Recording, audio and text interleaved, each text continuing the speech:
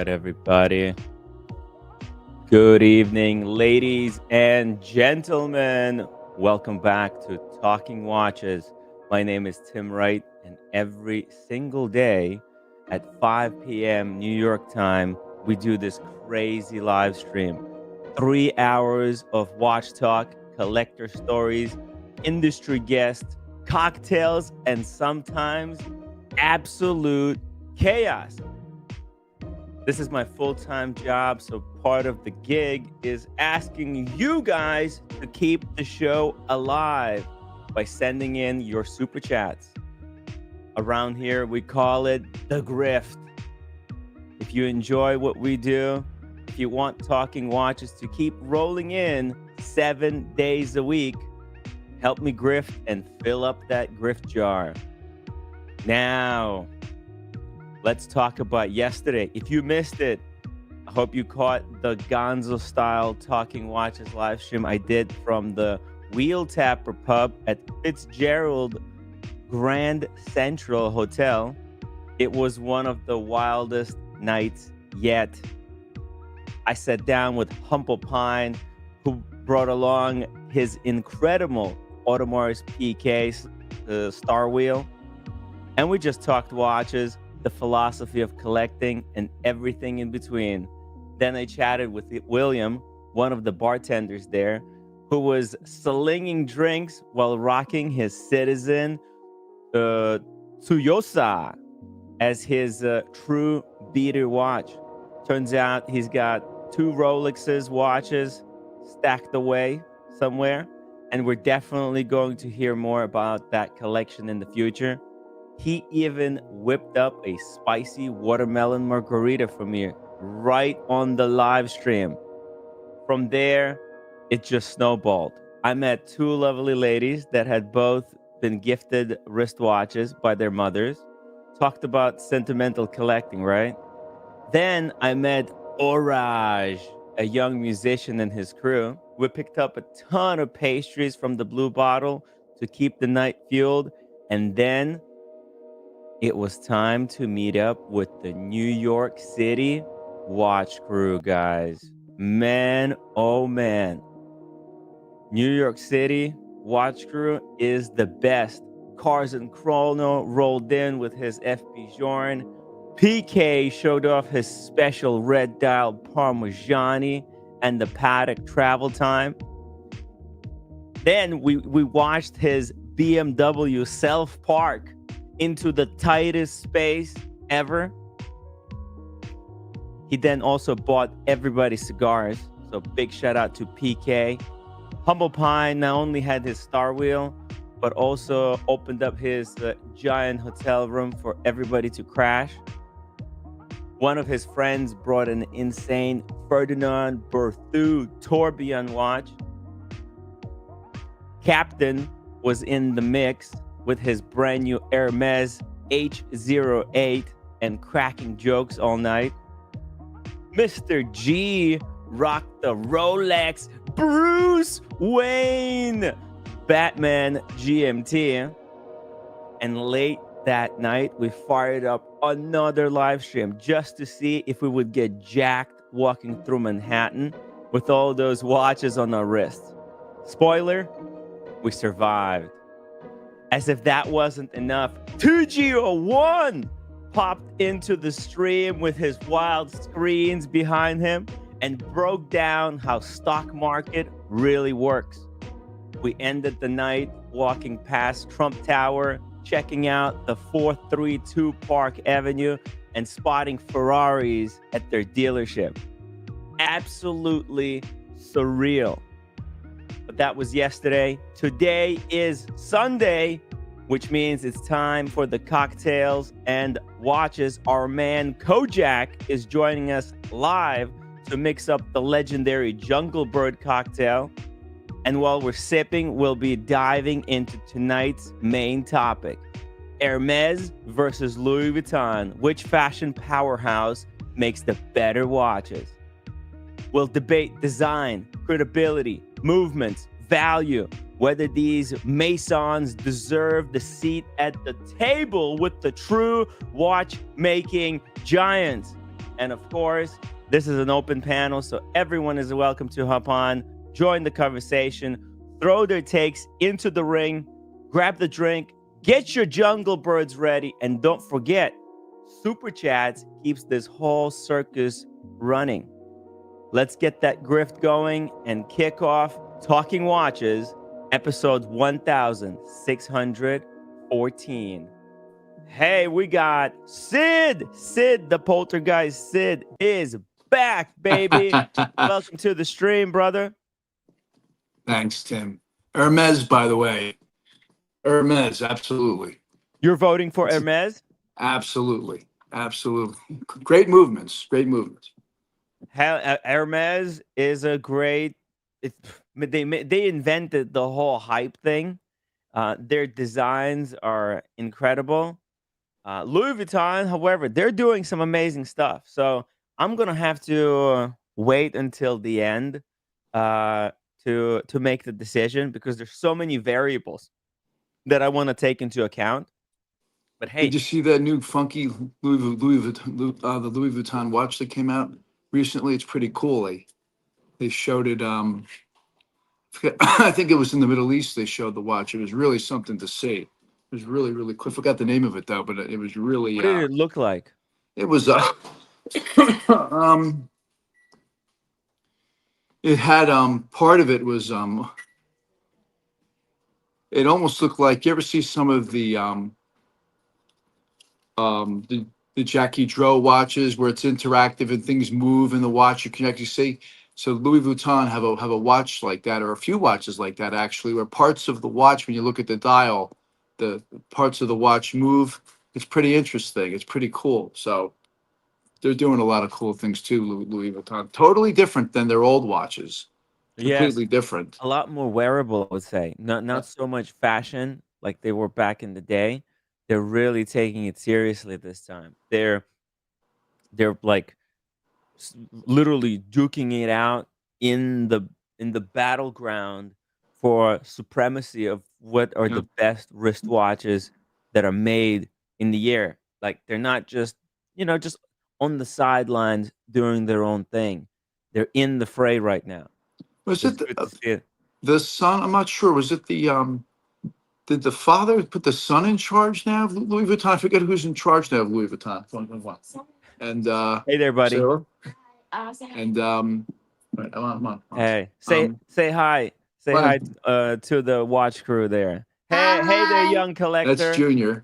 Hi. Soon to be, Junior, hopefully, good to right? see you, Junior. What? Yeah. I'm still not a watch person. Maybe when you're older. Maybe. Maybe when you're older. Oh, It'll be cool. thanks. Hey, if he keeps watching these live streams, keep learning about wristwatches. I'll try to keep the cussing down to the bare minimum. Uh, it's good education here, and like wristwatch knowledge, it relates to all the different fields. I Yeah. think. So I want to get this out of the way, and I'll make it brief. I owe an apology to all the A. Lange and Zona fans and watch owners out there. I misspoke the other day. I did more research on the brand and realized I was mistaken about quite a bit about the brand, and I have a lot of respect for the brand and the watches. So I took another look, and I'll tell you, it's a top-notch brand with top-notch watches. So I apologize, and the brand has won me over. Wow. Definitely a great brand. Okay. Absolutely. Hey, fair enough. Maybe it's not so much of an apology as a correction, right? You're correcting the record. You gave your opinion at that time, and you want to correct the record. Fair enough. Absolutely. Fair enough. Absolutely. It's really good. It's not without its drawbacks. There was this crazy incident with this guy. He sent in his Lange for service, and they sent it back to him without the moon phase wheel. Like, how the heck did they miss that? Yeah. So even the That's best, it's madness, right?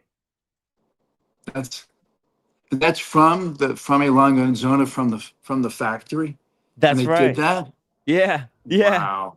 It happens. That It happens. The more complicated watch, the more difficult it is to just making sure everything runs smoothly. I just want to very quickly take uh, opportunity to tell everybody. Let's do a wristwatch check. Let me know. Let us know what watches you guys are wearing on the wrist. I'm gonna say hi to the beautiful people joining us in the chat tonight for today's episode. We got a super chat goal to get Kojack on the live stream, and he's gonna do a jungle bird. I actually even went out and got my own ingredients, so I'll be joining you guys on this one, but just for one cocktail. I can't do anymore. I was drinking so much yesterday. You guys are lucky I'm alive today doing the stream. So just very quickly, Kaloy, thank you so much for the upvote. We got Magic City with the upvote, JMB, Goldfinger, the legendary Tim G in the chat. We've got Mickey joining us. Mickey seems to think the cocktails are so simple. Well, how about you do it, man? Let's see. Let's see you try. I think I'm no Kojack, but if I was Kojack, I would challenge Mickey to make a whip up a cocktail on the live stream. He says it's so simple. Let's see you do it. Let's see you do it. Mickey. Guys, everybody join with me. Mickey, Mickey, Mickey. We need Mickey join us and whip up cocktail. He's got an amazing kitchen there. It'll be no trouble for him at all. He says it's so easy. So easy. Well, let's put it to the test. We got Dave F451 in the chat. Marco. We've got, let's see what else we've got. We got Dingo Dave. Dingo Dave pulled the trigger. We might do an unboxing. By the way, I left my phone somewhere. Jesus. Okay. I'm gonna have to find my phone in a second here. Maybe we'll have a few more people join in, and we'll do it. Good to see Dingo there. Hey, when are we doing the unboxing, Dingo? Let's see here. Just going down the line here. We got Sean. Timmy is looking sexy. I don't know about that, but thank you for the compliment. Speaking of the truly sexy people, here's the sex fiend himself, the legendary Daniel Katz. Daniel, please meet Sid, the poltergeist man. Hey, good to see you, Daniel. Thank you for the encouragement the other night on the live stream, by the way. Thank you. All right. Okay. Thank you. Good. How do I send you a super chat, Tim? I wanted to send you a super chat. Is there a way I can do that from my phone? You would have to close the stream and come back in. If you want to do that, I could drop the link in the chat, or you could do it after the stream, after you go. Like if you have to, eventually, you know, when you have to leave, you can just on the way out drop a super chat. That could be cool as well. Thank you. So wouldn't worry about it For now. me, I have to drop out of life into a coffin 6 feet under, and then maybe come back. If Daniel drops off the live stream, he drops straight 6 feet under. Yeah. Could be. Good to see Kevin Hawthorne, Miami Manny in the chat. Let's go. Happy Sunday, everyone. Happy Sunday, Manny. We got the Watch Apprentice. Miami Manny's going to join us sometime soon as well. Dr. LM says, love the OG music. Thanks for bringing it back. Let's go. I had to bring it back. I had no choice, actually. It had nothing to do with me. It was full on. It was financial decision. Playing. I'm still gonna play. If somebody wants to request an intro or outro song, it's just gonna have to be $50. Unfortunately, that's just the business. Because when I do play copyrighted music, it puts a strike on the video, and then it's just it doesn't get played out in the algorithm. So I'm not gonna do it unless we get a mini compensation for it, and it'll make, whenever there is music, it'll make it so much more special. Okay, I'm not gonna talk about that probably anymore. Let's keep going. Let's keep going here. We've got Matt, Dr. Bob's Nightmare. Bless you, Daniel. more ghost stories, maybe we'll say, hey, if you guys have a super chat ghost story request, what's the scariest watch? You know, if you get your super chat questions, feel free to throw them in. Otherwise, we're just gonna chat some watches. We got Red and Wrist. Watch this 2 pound super chat unboxing my new watch tomorrow on the Red and Wrist. Wow, guys, make sure to tune in to Red and Wrist. I wonder what it is. What could it be? What could it be? We'll have to find out tomorrow. We got Kojack in the chat. Says we'll join later. Still trying to get things set up. Very cool. Very cool. We got a super chat here. Here we go. Now we're talking. Gatsby in the house, everybody. Stand aside. Stand aside. Gatsby says today is the day our every very own Kojack has the opportunity to achieve greatness. Every day is an opportunity to achieve greatness. If you're a part of the Tim Wright Talking Watches watch community. Okay, let me just, hey, Daniel, I have an ominous feeling. I'm smelling lime. are you smelling salt? No, I'm smelling lime. It must. Oh.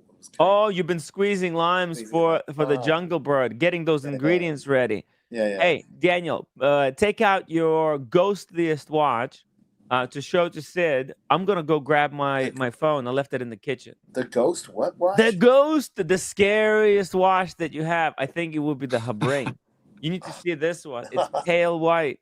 Oh, right. Yes. Okay. Go. Do what you got to do. Okay. You guys chat. All right. Okay. Get to know each other. Daniel Katz, by the way, he's our in-house comedian, poet, writer, and a yoga aficionado.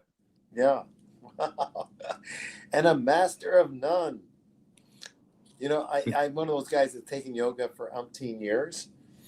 And I forget one thing and then I learn another. So I get to the point where I know a bunch of stuff. So thanks, Tim. One day I might get published. So nice to see you, Sid. Great to see you, Dan. How are things today? You just keeping it steady for now with all the things going on? Okay. Yeah, finally starting to feel a little bit better. Yeah. And physical therapy for the arm is coming along, and so the conference for the surgery for my spine has been set. So I don't know.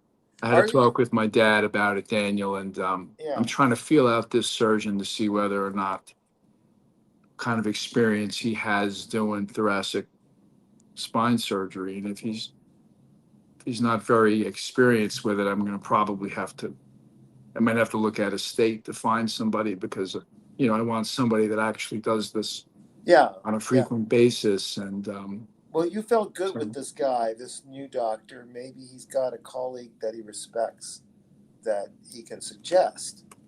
That's what I'm hoping.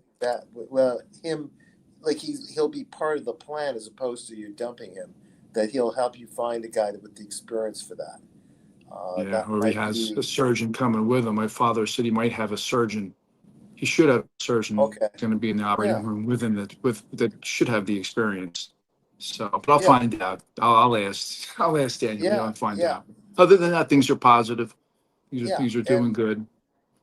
And if there's a while after the procedure, which may not be until a year from now or a few weeks from now, I don't know when that's done, that there's a rehab that you're really devoted to, and you got to think positive, I guess. And also, if there's room, are you able to sit on a bolster, by the way? Do you have a bolster at home? They're like a pillow. I've got one. I'll show it to you. It's like a heavy pillow, and it just helps levitate your spine. Believe it or not. Here, I'll show you. It's going to be not the only thing levitating in Sid's house. Got Sean in the chat, member for 34 months. Where has Daniel's hands been? This is like a pillow. He's smelling them. Oh, smell. I think he just done the business with the lady glue. in the stilettos. Like smelling glue. No, it's this thing. You've seen them, I'm sure. And can you sit cross-legged on something like that, levitated? It actually feels better in a way than sitting on a chair. but I'm talking about maybe moments during a day or during the week as sitting down, listening to your breath. But the idea is, as you sit down, your butt, as you feel you imagine that your pelvis sinking into the ground, and then from there you're elongating your spine when you breathe in. But then you do that a couple times, shoulder blades down, and just arms to the side, and you're just relaxing into your breath, listen to your breath, and let the thoughts come and go. It's a bit trying because emotions come sometimes, but it's really chill. It's really good, especially for what you're going through. I'm just a suggestion. That's all. Thanks, Tim, for letting me suggest that. I just no problem. Some It's good a advice. Thank you, Dave. Thank you. Yeah. Good advice, Dan. Okay. Anyways, we got Red and Wrist. Watch this. Another £2 super chat. I once see a ghost in LA, but it was just Daniel Katz. Yeah, I thought it was a ghost as well when you were doing yoga outside of my room yeah. on the patio. Right, you saw from the room. Scary moment. I thought, oh, what is that? I couldn't believe you woke up that early. You actually, you don't just say that you do yoga. You actually do it. Well, I'm going to the thing is, I'll go back to bed, but I'm feeling a little rough with the breath, the diaphragm, because whatever I ate yesterday, the day before. So I get up, do a few moves, then go to lie down for half an hour again. Sometimes in the middle of the night, like I told you, I was hoping there's a space in our place in Dubai, because I'll get up 3 in the morning like a ghost, sleepwalk over to the living room and do some moves. Yes. Not on the lady with stilettos, because she's not coming, but just yoga. Whoa. Yeah. We're gonna have some ladies staying with us in the Airbnb, so you be careful. Oh no, I'll be lock your doors, everybody. Right. This is the ghost watch he's referring to. I think you've seen it. Oh yeah, that's nice, Daniel. Habring. That's Habring.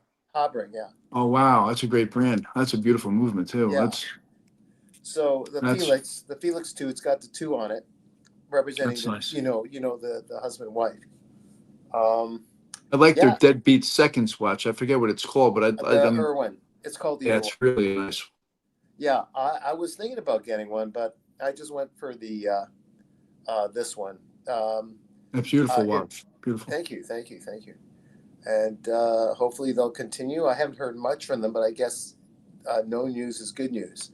So that's good. And Daniel Katz couldn't stand being, being next to another deadbeat.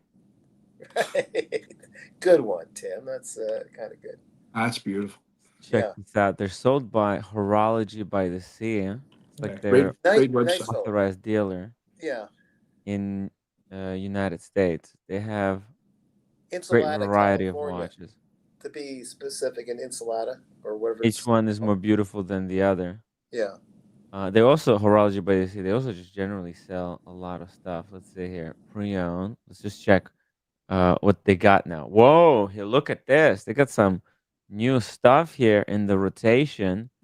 Pascal, Cayenne. I've never seen this. Then there's another. Look at this Habring. What the hell is that? Contemp VS 3 COS-ZM pusherless chronograph. Have you ever seen such a thing? Pusherless chronograph technology? That's something different, eh? Right? I've never seen anything like this. That's pre-owned too, so it's yeah. It's only 8,500. Well, only, but look at this. I don't. Right? There's a lot to see here. I don't even know what I'm looking at. It looks like the crown is there's a start. So I guess you turn the crown towards you to start the chronograph. And then you reset it by turning it the other way. And then when you pull it out, you can set the time. Yeah. But regardless, it looks really cool. On the back, there's some kind of an engraving. It says telemeter scale graduated for storm weather conditions. Look at that. Temperature 18 degrees Celsius, humidity 80%, altitude 990 meters. This is a number 18. Commissioned by, oh, look at Chronotemp VS as a club watch and a singularly manufactured in Austria by Habring. What? Hmm. That It's, is that yeah, an only one? Maybe they just made that one. I don't know. it might be the only watch. You can Yeah. see here a little video of how that works. Look at that. That's stop. Let's see. Start. Oh, okay. Let's see. Stop. Reset. Oh, wow. I've never seen anything like that before. It's really interesting. Right? There's a lot of Habring amazing was an stuff out engineer there. for IWC for a long time, right? He was a watchmaker working for IWC, yeah. And he was assigned by a chap that was revered. He passed away with cancer. He was assigned by the guy to work on what they call the Doppel chronograph, which is there's two extra hands that go, at different times, like a stopwatch for swimmers. Let's say it's a coach and he's drilling sometimes. They're doing their interval stuff, so he's keeping track of two swimmers or a bunch of them, but he knows they keep mark of the 2 seconds that take off at different times to do the work, and then he records it. But it's for many other reasons too. But it's that extra complication that was unique, and he was good at it before he started his own company. Now this is something a little bit more affordable. Let's see here. This is the salmon dial Dauphine with Dauphine hands. Oh, wow! It's 1/8 of a second. Oh, Look so at this is that. the deadbeat seconds with 1/8 of a second at 9 o'clock. So you see, it's got the deadbeat, but then also each individual deadbeat is broken down into 8 divisions of a second with the special hand. What a marvel! Look at this, let me play it full screen. Look at that. I don't know. Can Yeah, you Yeah, can you see it? that's something. Right? How quickly that's going, right? I wonder what the wear and tear on this stuff is. We got red and wrist, says Daniel, cleaning cigar ash off a yoga mat at 6 a.m. Oh yeah. Thank you, Red. We were smoking cigars. Oh, Daniel left his yoga mat and we were just smoking cigars and had that's right. ash Actually, all over it. that's right. I didn't want to do yoga moves with cigar ash on the mat. That makes sense. I didn't remember that. Okay. No, it wasn't Ghost that left the ash. No, it wasn't. Okay. It was us. I'm sorry, Daniel. It wasn't me. But I don't know. Whoever it was, I bet they didn't do it on purpose. They didn't even see it. It was pitch black in that area. Yeah. Um, let's take a look at the few more watches. Sid, what kind of so you guys want to get into this Hermes debate? We can get this thing fired off, right?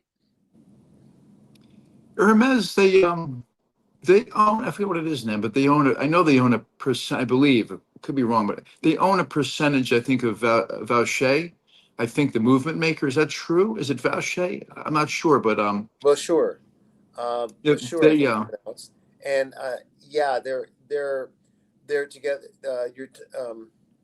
They're together. What was the company you mentioned, Tim? That's the Parmigiani or who? yeah, Yeah, Parmigiani. Uh-huh. Parmigiani and am I pronouncing it right? Sure. They're all the same company. That's why I know Hermes is starting to make big moves. They're really, my understanding is going forward, Hermes, they're really interested in movements. They're really making some big moves, Hermes, which is interesting. Well, so is Louis Vuitton, to be fair. So, but Well, I'm just excited Louis, I'm to see not sure that. how big Hermes is as one company, but Louis LVMH, which is Louis Vuitton, is gigantic. There's Richemont Group, LVMH, and Swatch. Those are the giants. It's like the big four in the auto industry: General Motors, Ford, Chrysler, and Tim Wright Motors. Okay. So I'm looking it up over here. The Tim Wright movement. Tim Wright Motors. The That fell flat, Tim. It's okay. maybe someday we're gonna start our own car company. You never know, Yeah, right? This is okay. just the beginning.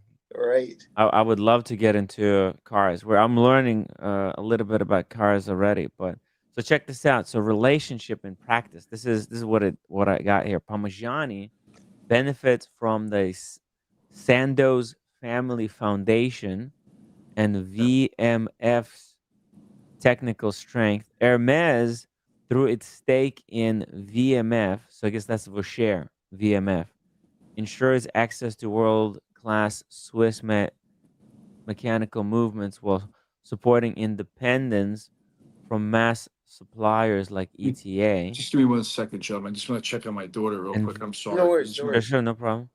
Ricky, VMF you all acts right? as a bridge. Parmigiani is Junior, its house brand. can you check on Brooke for me, please? I'm just gonna put that. Oh, so just to finish this one, VMF acts as a bridge. Parmigiani is its house brand, but Hermes is a shareholder and a client, ensuring Hermes watches carry real horological legitimacy. And Vaucher, that's the guys that were making all those Richard Mille movements. How much of a Speaking, shareholder is Hermes? So it's already a participant with Parmigiani, but what's the percentage? Like, I'll look it up. Yeah, I'm not sure. I don't remember. yeah. Okay. I thought it was like 20%, maybe. Speaking of Vaucher, check this out. I had a rare opportunity yesterday to That's nice. handle a Parmigiani Fleurier wristwatch. Beautiful. This is P-case that he just recently put Wow. out. Really, that's Yeah, beautiful. custom commissioned Yeah. by factory Nice. uh, Look at whilst he that. was there touring the floor. Yeah, Oh, that's beautiful. right. And it's got a platinum bezel, incredible finish on the movement. Is that the Retropont? I think that's, is that the, I th- I think that is. Is that the Retropont watch, Tim, with the push button on the crown? It is, That's beautiful. Look at that movement. Wow. right. Wow. Th- Oh, this watch is insane. Um, Parmigiani, it's a high-end independent Swiss watch brand founded by master watchmaker Michael Parmigiani in 1996. It's based in Fleurier, and they do a lot of these in-house movements. So it's sometimes like we forget that how much of the watches are in-house because there's a lot of watchmakers that they look like they're doing everything in-house, but there's a lot of ETA supplements.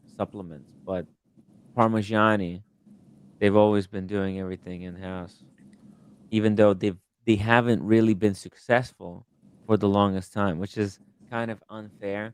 But but also I think it's because they were kind of doing their own thing. They were they were just so focused on their watches. And now if you look at this watch, right? This has got a lot of elements of kind of Gerald Genta, Roger Smith, with a guilloche. They modernized the logo. They're innovating with the simple dials, right? Like no date. This shows that Parmigiani is listening to watch collectors and making watches that collectors would appreciate getting. It's And it's just like it just like an OP on steroids. It's just a little more refined, not a little more, quite a bit more refined. Mhm. There's nothing wrong with having a really nice OP from Rolex, but this is that next level of design of the movement, their own movement, but it's got the micro rotor, a different approach, and beautiful to look at, and just the overall piece is, dare I say, prettier, maybe a little more refined. The dials are something else. So, is it worth that much more than an OP?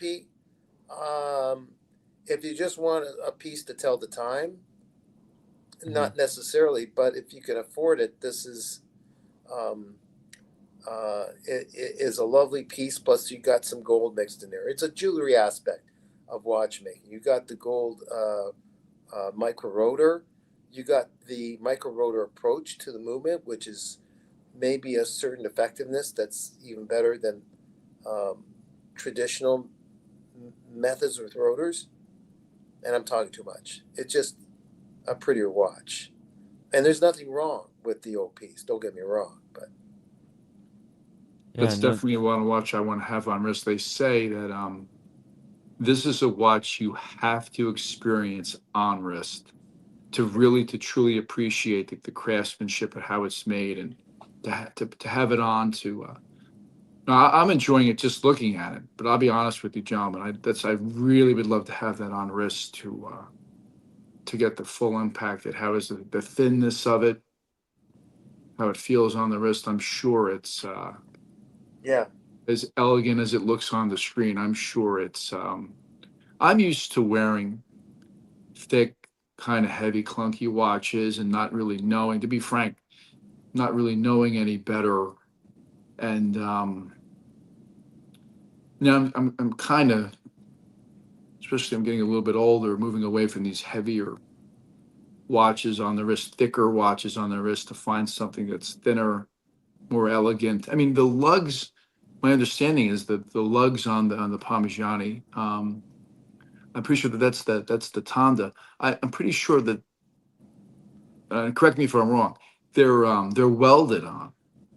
They're not Yes. screwed on or done by machine. They're welded on, Yes. which is that harkens back to true Swiss craftsmanship. That's a big deal. yeah, That's not something to just sort of glaze over. That's they don't have to do that, but they make a point to do that. You know what I mean? Because you're making an elegant watch, but you got to have it on wrist. I really want to take a look at one in person, and I just don't have the money to buy one. no. I don't have Well, the money to buy that's one. Yeah, that's that. the beautiful thing about this hobby. You don't have to buy a lot of these watches. I've had a chance to handle this watch meeting PK. If you're ever coming through New York City, we've got both Cellini and Wempe that are authorized dealers with these brands. They'd be more than happy to let you try on any of these watches. Once you see it, it's good to try it on, and then if you like it, could be something to kind of build towards, because they're not in the impossible price point category, especially on the gray market, especially with the way the things are going. Yeah, This is going to be a great brand to pick up a piece from. they've been so highly underrated for years. So very few Hmm. people in. You gentlemen, I'm sure you heard. And I don't know what happened. Something happened not too long ago where the Sandoz family they were contemplating selling Parmigiani Fleurier and Vacher. I don't know why. I don't know what happened. I think there was something going on with the pharmaceutical side. I think they took quite a bit of a hit a year or two ago, and so there was some contemplation about actually selling the brand. But what happened was, my understanding is, Parmigiani have a new CEO now, and they're starting to become profitable now, and more people are knowing about and learning about the brand, and so I think that selling them has kind of fell by the wayside. So I don't think they're gonna sell the brand. To be frank, I don't know that they were actually really gonna sell the brand. I think they just wanted to jar the company a little bit, wake them up a little bit, and get their attention, and it worked because if you look a few years ago at the Parmesan, and they're still nice watches, but if you look at a few years ago, to what they have offered now. I think people would agree that what Parmigiani Fleurier is doing now is preferred to what they were doing just a few years ago, because no one really talked about Parmigiani. You know what I mean? Years, nobody really knew about the brand. If you mentioned it, it's a few people would know here and there in certain circles, but in a wider audience, nobody really talked anything, concerning Parmigiani Fleurier then. And then all of a sudden, the Sandoz family were like, you know what, we're going to sell the brand. And while we're at it, we're thinking about selling the Movement Maker. And everybody was like, whoa, what? What are you going to do? Whoa, hold on, hold the phone. And then Parmigiani got a new CEO and kind of turned the brand around a bit. So I admire the brand. I like the brand a lot, and all the facets that go with the brand and all the different divisions that go with the brand. It's highly impressive. I compare them to, maybe this is not a fair comparison. Excuse me. I don't know how you gentlemen feel, but it's like H. Moser, very high end. They have their own movements too. H. Moser. Yeah, I Those are would very, say they're close to H. Moser, if not like right on par. Let me check here how they compare in wristwatch manufacturing wise. H. Moser. Let me just Google it here. H. Moser. Because the problem for Parmigiani is for the longest time they were more known for their cheese. Oh no, that's we know. why they did like a mini rebrand where they took off the Parmigiani Fleurier from the dial. It looks so much cleaner now. So check this out. I'll Yeah. go back here. Here I'll show. Let me show you this. They have some monstrosities like clapography. What in the world is this? Clapography. Who designed this thing? I mean, I'm sure it's technically it's impressive, and it was probably extraordinarily difficult to make this watch, but it's like one of the ugliest things I've ever seen, Yeah. unfortunately. And it's good to see them doing this pivot. Like for example, check this out. So here's the old one, Parmigiani Fleurier, on the dial, as you can see. Tourbillon 60 seconds with the name Parmigiani Fleurier. And Yeah. then let's look at the new updated tourbillon. Boom! It's a night. Oh, there we go. Night and day. It's the same Yeah. movement, but man, we're talking kind of a Gerald Genta inspired steel sports case.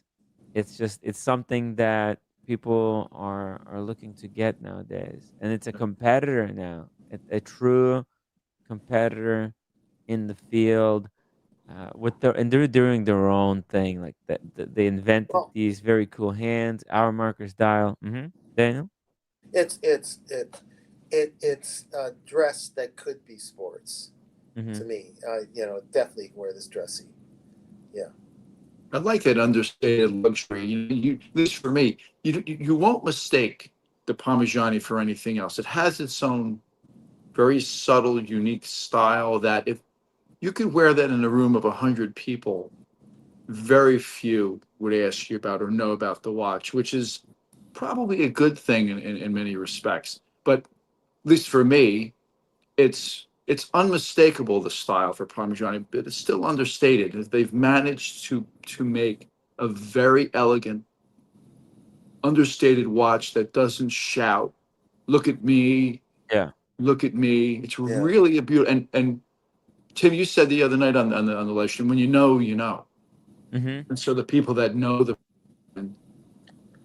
Exactly. The Parmigiani is the connoisseur's choice. It's less well known to the public, but deeply respected among insiders for their quality Yeah. and elegance. Case in point, some guy was walking by with a Beauvais piece, and I said, Oh, okay. Oh, "Yeah," beautiful brand. and the same one that Sean wears sometimes. And I said, Recital. Yeah. "Is that what it's called?" I say, Yeah. hey, Yeah, sir. beautiful. What? So I said to him, he appreciated after I said, hey, nice piece. And he said, so? No, I just being dramatic. He said thanks. Oh, he did? Oh, that's funny if he said so. There's all kinds of funny people out there. They want to Yeah. leave. They want to make a Beauvais is statement. Yeah. another wonderful brand. Yeah. Beauvais Yeah. is another brand that I admire. And They're Tim's met Audrey and yeah. That's right. And Audrey, she's very cool. She invited me yeah. to visit the castle. oh my Did she goodness. really? Yeah. I'd Yeah. love to go. You can buy watches right there. Is that correct? You can actually go right there. I think you can, and go to the castle I think you can. You see, Maybe. you can go to the castle, I'm sure. stay overnight, stay in their whirlpool, and then if you say no to the watch, you get up 2 a.m. In a bathtub. You wake up somehow 2 a.m. in a bathtub of ice. Oh yeah. And a phone call. Hello, you got so many hours to get to the hospital because you don't have a kidney anymore. Be careful Yeah. because they traded it for a beautiful Beauvais wristwatch. Yeah. Hey, speaking of Beauvais owners, Yeah. Sean, welcome to the live stream. Nice sunglasses. Thanks. How are you Nice guys? to meet you, Sean. Nice to Nice to meet meet you. you. Meet Thank the you, poster thank you. guy, Sid. Daniel, you still haven't answered. Where have those fingers been, man? You were smelling them. Yeah. I think the lady in the stilettos was over 14. But, I hope so. The line. That's too much like over the line. Come on. Over the line. Line. Sid, I'm going to share something interesting. When I landed in U.S. Back in the 70s, I went to a boarding school, and our dorm parent, there was a gentleman, great guy. We call his name was Mr. Sparfield, and he nicknamed me Sid. Do you know why? Why? I was a troublemaker. I was the one that would do the short sheets. Do you know what the short sheets are? No. We would take the bottom of the sheets where your feet are at the end. We would bring it up. So at night when the kids wanted to go sleep, they would lift up their top, the what do you call it? The blanket and the sheet underneath. Right. And they would try to stick their feet in there. But the back side, we had brought it and we had looped it in. So they couldn't get their feet in. That's called short sheeting. And then at night, me and my buddy, we used to go and put shaving cream in their shoes or their slippers. So in the morning, when they would get up to go take a shower or go to take a pee, they would put their feet in. It would be shaving cream in there. So he called me Sid for lack of consideration. So I had no consideration for anyone. So they thought he called me Sid. He would call me Sid. The SID. I'm actually Steve, Sean. But SID comes from. It's my first name Steve, my middle name Ivor, and then my last name Duvall. So SID. I see. Okay. Very 203 is from the SID. Well, 203 is from years ago from the police academy years ago. So I just so go by Steve gets a SID. buy. So you get a Steve buy. is. Very cool. But yeah, so seeing your name, seeing the the tag that's under your you have on the screen just brought back memories. Anyways, cheers, guys. How's everything going? Cheers. Well, I got to get a drink. I don't have a drink. I got to see. Say hi, please. I'm gonna go look in the. Junior too. He looks like a fine young man. Enjoys time being around his dad. Thank you. Yeah. The future cool. super collector. Very cool. I had a fun. Timmy, what a day yesterday for you, my man. Oh yeah, it was brutal. It was fun though, wasn't it? Oh yeah, ton of fun. Trust. I've enjoyed it really much. It was a great like day off. Yeah. Yeah. But you know, Yeah. it Was it? it was still fun. I managed to squeeze in 2 live streams, just something sneaky for everybody to check out, something different. Yeah. And What's this? I was just good time catching up with everybody there. That Yeah, was it was great seeing the cars. And by the way, you said the New York crew. Don't you be hijacking Cars and Chronos. He's an LA crew, man. You can't be hijacking him. okay, you got it. You got it. Oh, originally he's from New York, but it's okay. We'll keep it even. We got a lot of I was big originally in collectives New York there. too. Oh yeah, that's So, right. That's right. yeah, Ooh, so from Long Island. You used Long to Island, baby. Yeah, your stomping ground. Yeah, yeah. I was on Long Island as well.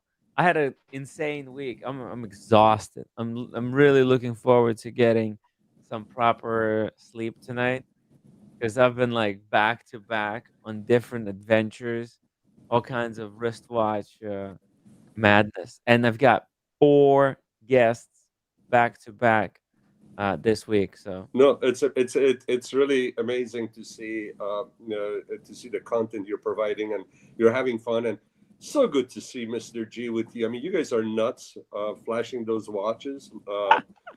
2 o'clock in the morning in New York, but Right, two in the morning. yeah. yeah. Oh, you were not on. You were snoring last night, early this morning, Daniel. How did you know that, John? Oh, we can hear it all the way in California. Oh. We actually measure it by Richter scale. Oh, is that how it was? Okay.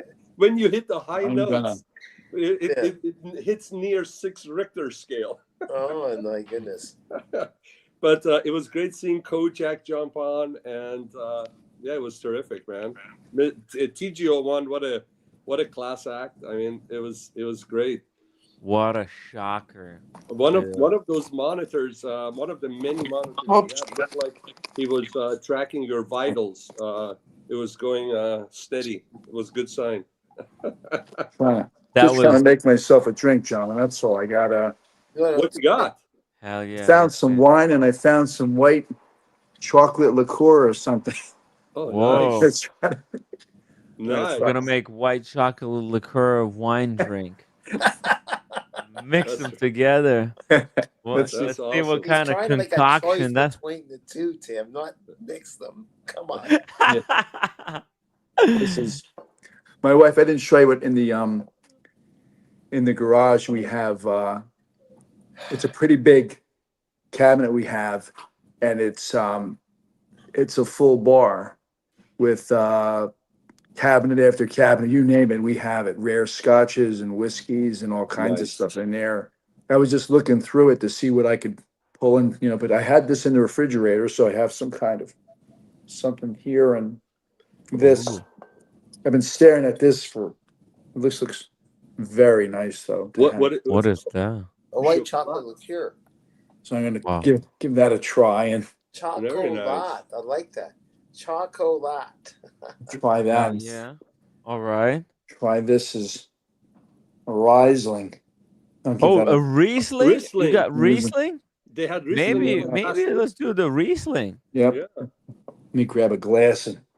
Or get maybe that. save the Riesling for next week and then have the chocolate liqueur just over ice. How's that? Because Sounds that would good. match the jungle bird. Yeah, let's All do right, that. all right, all right. I'll put this back in the fridge. Yeah, there we go. Timmy and Daniel and Steve, yesterday, I got in touch with my brother. I said, "Hey, bro, I haven't seen you. Let's go get coffee." And typically, he brings his son and his daughter. We go for a drive. We meet up on PCH, but because the fires, the mood is a little bit different by the ocean. So we said, "Hey, you know what? Let's go to one of the OG get-together car meets on Sundays." Which is the one at Pierce College, Woodland Hills, and you get a lot of cool stuff. You get a bunch of classic American cars. You get a lot of Di Tomasos and so Oh, forth. nice. Old vets, That's- 57 Chevys, the Nomads. You can see a lot of Nomads, and you don't get you get some of the new exotics, but hey, roommate, how are you? Cheers. Hey, roommate, how are my- you doing? Oh, she, Roommate is Pretty sure. tired. Just got home. oh, she You're just showed I'll exhausted? be up. right back, Yeah. John. I'm gonna put this back, and I'm gonna All right, come right brother. back and grab a glass. Okay, that's all right. So, anyways, Uh-huh. I contacted. I said, "Hey, let's get together over there." And then my neighbor he's a wonderful. He's a French gentleman into cars, and I said, "Hey, how about if we go out there?" He said, "Fine." I said, "You know what? If you don't mind, drive one of my cars, and I'll drive the other. These things are sitting, and I don't drive them. I would like to." So he grabbed one of my cars. I gave him a choice. He grabbed one of them, and I grabbed the Nice. other. Get those fluids That's right. running through the car. You need to get these cars out. If they just sit, all the oils are gonna congeal. So it's good. The Which car? gaskets and everything. Yeah, and then he met up outside at 7 o'clock. We went to like about 3 miles away where I have my car parked in a underground, 3 floors down, filtered garage. So he picked one. So we went up, met up with my brother, and we met a couple of gentlemen, Ukrainians, and we were talking about the 80s. The cruise nights and all that. And he was telling us a story, great story. He goes, in the 80s, he was driving in Sunset with 3 of his buddies. And there was this beautiful Volkswagen convertibles. If you guys remember it back then, they were just, you weren't even born, Timmy. But the top was down. And he said from the back, it looked like 4 blondes. And he goes, 3 of them, they looked like they were triplets. He goes, so we're going, and then the girl starts going fast, like trying to get away from us. So I'm going through and if you know the twisties on Sunset, so he pulls up next to him, and this driver is scared, and he looks over, and the other 3, other than driver, they were Afghan dogs. What the? What? We were talking about how Sunset after the movie released all out, and the Porsche and the Ferrari, all of a sudden they became crazy. And then overnight, the Sunset was full of kids just driving crazy. So there were police everywhere. And if the police would see you going once, coming back twice, they would pull you over, because they knew you were cruising on Sunset, the canyon. So anyways, those 2 gentlemen, one of them, his name was Igor, funny dude. And the other one was Boris from Ukraine, my man. And I told him, I said, my buddy Tim Wright. Cheers, Sean. Cheers. Okay, Tim, Tim. Slava Ukraini. What was that, Tim? What did you just say? Slava Ukraini. Oh, It's an expression. And to you too. And, That's good. pull up the Actually picture good. I sent, Tim. That's really Okay. Pull up the picture I just sent. How's that liqueur? White chocolate liqueur? No. actually really good. Is it, That's good. what are you just What is drinking it? straight, or what is he added? Vanilla. It's very good. Some What is it? ice? My wife said there's a special. What is it called? Where'd she get it? Chocolate. Where's it? CHOCOLE. Where's it made? Do you know where it's made? Is it made in the United States? The US. Really good. It's really good. Cheers and hello to Mrs. Sid 203. So They said hello. They said hello. is that the convertible, Sean? Is that the No. It looked like, you remember when Volkswagen before the Bottled GTS, in they came up with a Boston, Rapid. Massachusetts. I don't know if it's exactly made. It was Okay. That's see, good. all the cute girls in the 80s used to have those, and Kids they are were fun. California. Most of them were blonde. It's not. So okay. this guy was chasing these. He thought 4 blondes on Sunset, and then he pulls over, and 3 of them end up being Afghan dogs in the back. It was just crazy. That's funny. Those Afghan dogs, they look scary like people. Yeah. Yeah, they do from the back. Yeah, they Yeah. got pointy, like they got round, pointy heads. And he said the driver, the poor girl, thought we were gonna, attack her. She was so scared. Oh my God. Yeah, from the back. Wow. They were like 4 blondes. Typical LA hair. Looks like one of Tim G's girlfriends from the back. Asked them if they know what New Jersey hair was. No, talking about Afghan dogs. Oh, we had the hairdo up high. But Huh? what about the hairdo? I was In the 80s, we had it up high. it was in New Oh, Jersey in the 80s. with the Yeah. Aquanet. It was like Yeah. Bullwinkle. Was poofed up. So when they were saying about the dog, it wouldn't be Yeah. any different. Yep. Yeah. Well, these Wow. two pictures that Timmy had, one of them had the side parted from the side, the other one was smack in the middle. I mean, just human like human beings. Yeah. These hairdos, it's just out of control. And then after that, we took the canyons, guys. We took the canyons, the van went into Mulholland, and we went to the legendary rock store.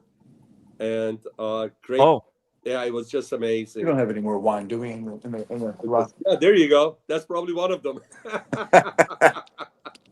That's what did the Ukrainian guys say? The other guy said. Do you remember? No, we were just talking about, all the meetups because the guy was, he was about my age, and we were talking about father how should they be. were, on Westwood Boulevard by UCLA, the Village used to be, on Friday and Saturday nights, especially Friday nights, there used to be cruise night, and it used to be so crazy that it would take you 10 minutes to go block to block. And then we were talking about Van Nuys Boulevard. Wednesday nights there used to be cruise night, and people would drag race on Van Nuys Boulevard, and there was a movie about it, by the way. They made a movie. Really? About it.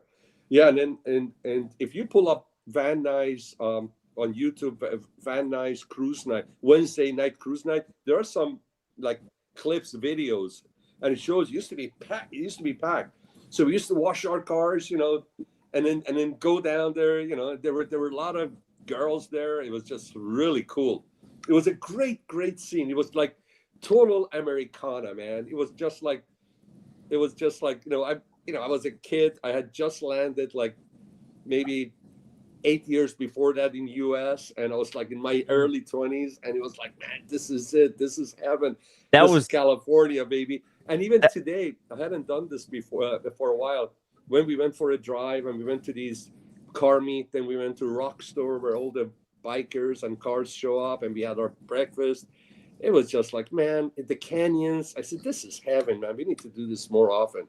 Sometimes, you forget how blessed you are to have all these stuff around you, and it's good to go out there and enjoy it, So we're gonna start doing this more often. And my motorcycle, my British mechanic, the older gentleman, he's gonna probably get it done for me by the end of the month. So I'll take you guys on some motorcycle rides through the canyons in my. There you go. There you go. Wow. Yeah. Yeah. Oh yeah. Where's the application? How do I apply? Those shorts. Nice. Wow. And look at that Mustang. That's Yeah. like my dream car. If there's ever been one car that I ever wanted in my life, it was these Mustangs. My brother had from it. the My 80s. brother picked grew up up a watching this stuff. 69 Mach 1. And the Wow. car was for like, this is late 1990s. And there you go. Is that's a truck, or is that an El Camino? That's probably one of those Chevy trucks.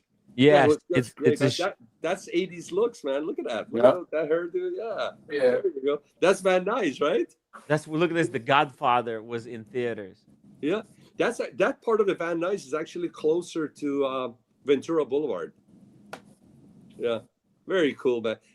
Well, no, but there used to be a lot of cars. Did you put cruise night, Van Nuys, Wednesday night, cruise night, cruise night?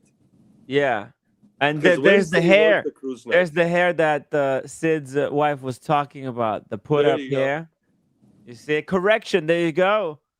We were corrected. Hey, roommate right here. She wants to shout out Humble Pine for letting us stay in his hotel room last night Oh, wow. instead of going home.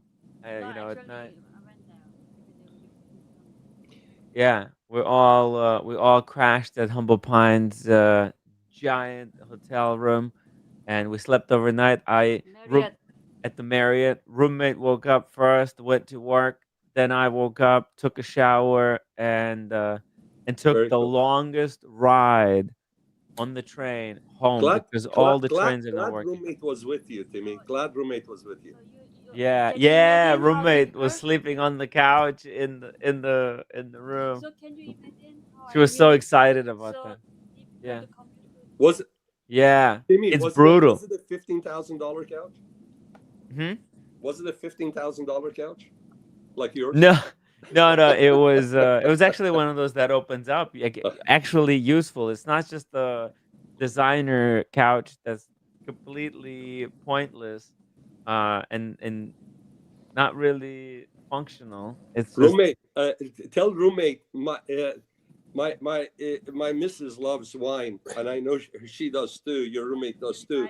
Tell her my wife loves cognac, and she has to try this.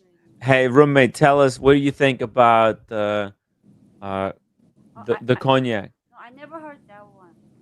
This Really? is XO Royal Courvoisier, and this is unbelievably good. Sorry. I got this one last week, and you remember, Timmy?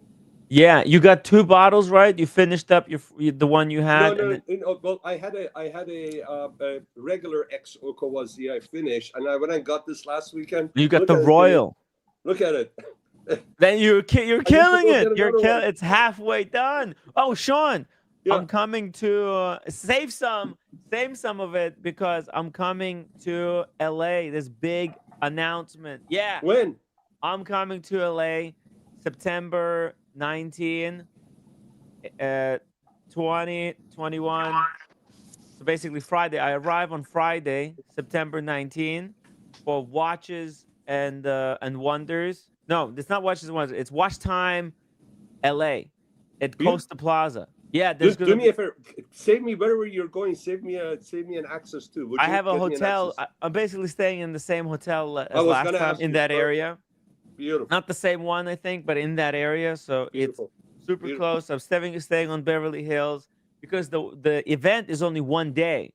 I know it's the Coast Plaza is apparently hella far away from kind of Where's the event Beverly again? Hills, huh? Where is the event? Coast Plaza. Here, you know what? Let's Costa look it Mesa. up. South Coast Plaza. South Coast Plaza. Yeah, and it's free. What day? What day? Next time. I think Alex had sent me Wristwatchaholic had sent me something on that. Yeah, he sent Oh, me. he just sent it to me, Alex, again. There you Alex, I go. love you, man. You're listening.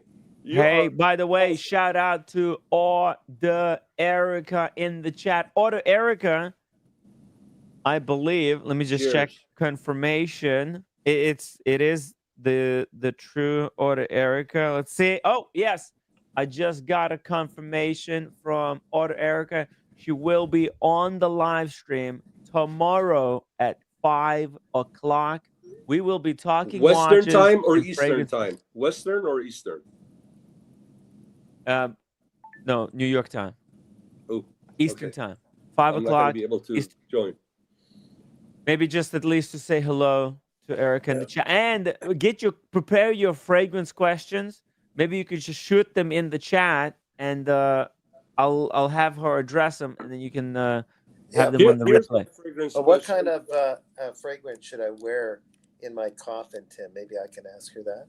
Ooh, that's a great question. Order Erica, what is the best fragrance to wear in the coffin to send you to the next life? Here's a question for Erica. In my Porsche 911, one of my perfume, the Marley's, the cap, the bottle where the spray thing is, the cap goes on, it snapped. Oh. So it poured on the passenger seat. I wiped it down, and this happened probably 2 months ago. Still smells like the cologne. How can you get the smell out? Oh, how to get the smell of a cologne out of a seat? Is it like a car seat? Inside my 911. Okay, that's a good question. Smells actually. like Parfum de Marly. Parfums de Marly. Nah, that's it. You know what? At least that's a good fragrance that you Yeah, have. no, but after a while, it's just like it's the same thing. You want variety is the spice of life. It's which Parfums de Marly, by the way? The orange one. So very Oh. orangey, citrusy. It's a sweet. It's very nice, but Yeah. it was almost. I mean, it was almost brand new. I only had it like for a few weeks, and Is I the don't know whole what happened. bottle? It just the you know where the cap goes. I Mhm. think I might have tossed it a little bit and landed a wrong, in wrong angle, and I didn't know till I picked it up to and tried to spray it. When I picked it up, it just poured out of the bottle.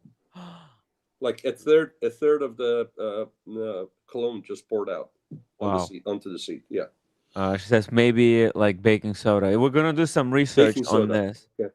Yeah, but we'll do some research. Get ready for tomorrow. Order Erica. Get the answer for this question tomorrow, so that Yeah. we have it verified. That's an important question, I think. By the way, Timmy, these glasses, I got these probably about 15 years ago. Mhm. There's a connection to watches. I used to wear these because they slide really nicely, easily into my helmet. Yeah. I used to Oh, put these on when I went motorcycle riding, and it's so I didn't have to put a goggle on with an open helmet, open face helmet. These are Tag Heuers. oh, really? Tag Heuer from how many? You said 20 years ago? No, 15 years ago. 15 years ago. That's pretty Yeah. cool. So I picked. I Let- said, you know what? I'm going to put these on. Yeah. Because if you put the top down in the Porsche, if you're driving fast enough, it's cool. Yeah. Just, if there's any kind of a wind, I put the screen up on it when I put the top down, but pretty cool. The thing is, those glasses, they're good because they hug the They side wrap of your face, so Yep. there's no glare from the Yeah. side. If you're riding a motorcycle, Yeah. you don't want that light to be hitting you in the eyes and Yeah. blinding you. So it's good to have variety of sunglasses. I actually got new sunglasses as well. Can you believe it? Let's see it. Let's see, baby. Come on. These are absolutely insane. These are the craziest sunglasses you guys will have ever seen. Period. I think these are bonkers, bonkers. And Daniel Katz has Wait a minute. something to unbox as well. Well, not really. It's not worth an unboxing. I'll just say that you'll need those sunglasses to break off the rays of a new thing I got off a street vendor, and it's a plant, woven plant. Here it is. Oh wow! Oh, look at this. Daniel Katz got an unplanting. Unplanting, and so it'll block the sun with your sunglasses from this. Wow! Very cool. Daniel, what Wow. are you wearing, by the way? What's on your wrist? It's just the Seiko enamel. Nice. Yeah. I like it. Yeah. How about you, Steve? Same watch. It's the Chronoswiss balance. They don't make it anymore, but it's a nice. See if I can. First, I'll try to show the movement too of the watch if I can. It's Yeah, I love what they do with their hard dials. to see it. Sorry about the light, gentlemen. It's hard to No, it's beautiful. hard to see. Yeah. It's like a guilloche movement. dial, right? Oh, there was something. Flight flew back. There was something that is a retrograde. I think it's a retrograde good. second. It's Right. guilloche dial. It's retrograde 30-second display and the retrograde date with a 2-register chronograph, and Beautiful.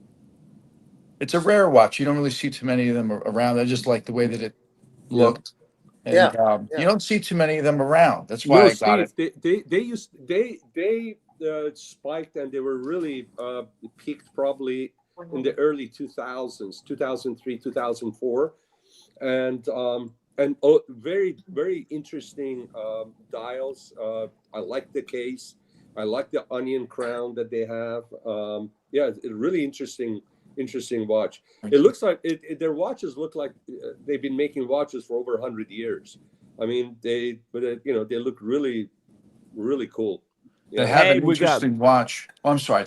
We got Manny joining us. Hey, Manny, I completely spaced out. I don't know how long you've been sitting in the back row. A little while, no worries, no worries. Okay, my bad. My Nice brother to meet you, from Manny. another mother. Nice to meet That's you. right, my brother from another mother. Cheers. Cheers. Cheers. Cheers, guys. Sorry about that. Good to see Manny. I had a great conversation earlier with Manny today We about stuff. did, We're yes. doing Manny. So we're going around circle. We're doing a wristwatch check. We're finishing up here with Sid, and then we're gonna take a look at what's on your wrist, and then we'll go to Sean. Sid's got this Chrono Swiss watch. It's kind of a chunky watch, but it's got a lot of heart to it, I think. It is. And PG, he's like a super collector in the watch community. He had two of the Chrono Swiss, and if anything changes, he might get another one. It's just he traded one of them towards a different wristwatch. But There's something interesting with the brand, Tim. I'll Yeah. mention just briefly. I just found this out the other day. You gentlemen have heard of Benzinger, Johann Yes. Benzinger. Yeah, the Yeah. one-hand watch. Well, Benzinger is famous for both hand engraving and also hand guillocheting watches. He has a studio in Germany, Benzinger, and his watches are they're very nice watches. Well, this is going back, oh my God, well over 30 years ago, maybe 35 years ago. Now, before I go into his connection with Gerd Lange from Chronoswiss, Johann Benzinger is one of the few master artisans that work for Fabergé on the Fabergé eggs. Wow. So when they need an engraver to engrave the Fabergé eggs, they exclusively go to only a handful of people to do that, and Johann Benzinger is one of those people. Just to give you an idea of the level of his craftsmanship that he's at. It's phenomenal work. If you see his watches, it's really phenomenal to see his work. He does hand skeletonization of movements and hand guilloche, and he's one of the best, if not the best in the world. And Fabergé go to him exclusively to engrave their eggs, the imperial eggs, for Fabergé. So, but 35 years ago, nobody knew Benzinger because he was just starting out, fairly young man. Nobody knew him. Guess who gave him his start? Who's that? Gerd Lange from Chronoswiss. Oh, wow. And Benzinger made certain watches gold, and these are gold watches, 18 karat gold watches, for Chronoswiss. And one of them actually is so rare, it's for sale now. It was commissioned from a prince from Dubai with I think a falcon on it. And it's selling, I think, with an unbelievable amount of money now. But those watches are very rare, but highly collectible. And it was Chronoswiss. It was Gerd Lange that actually gave him his break.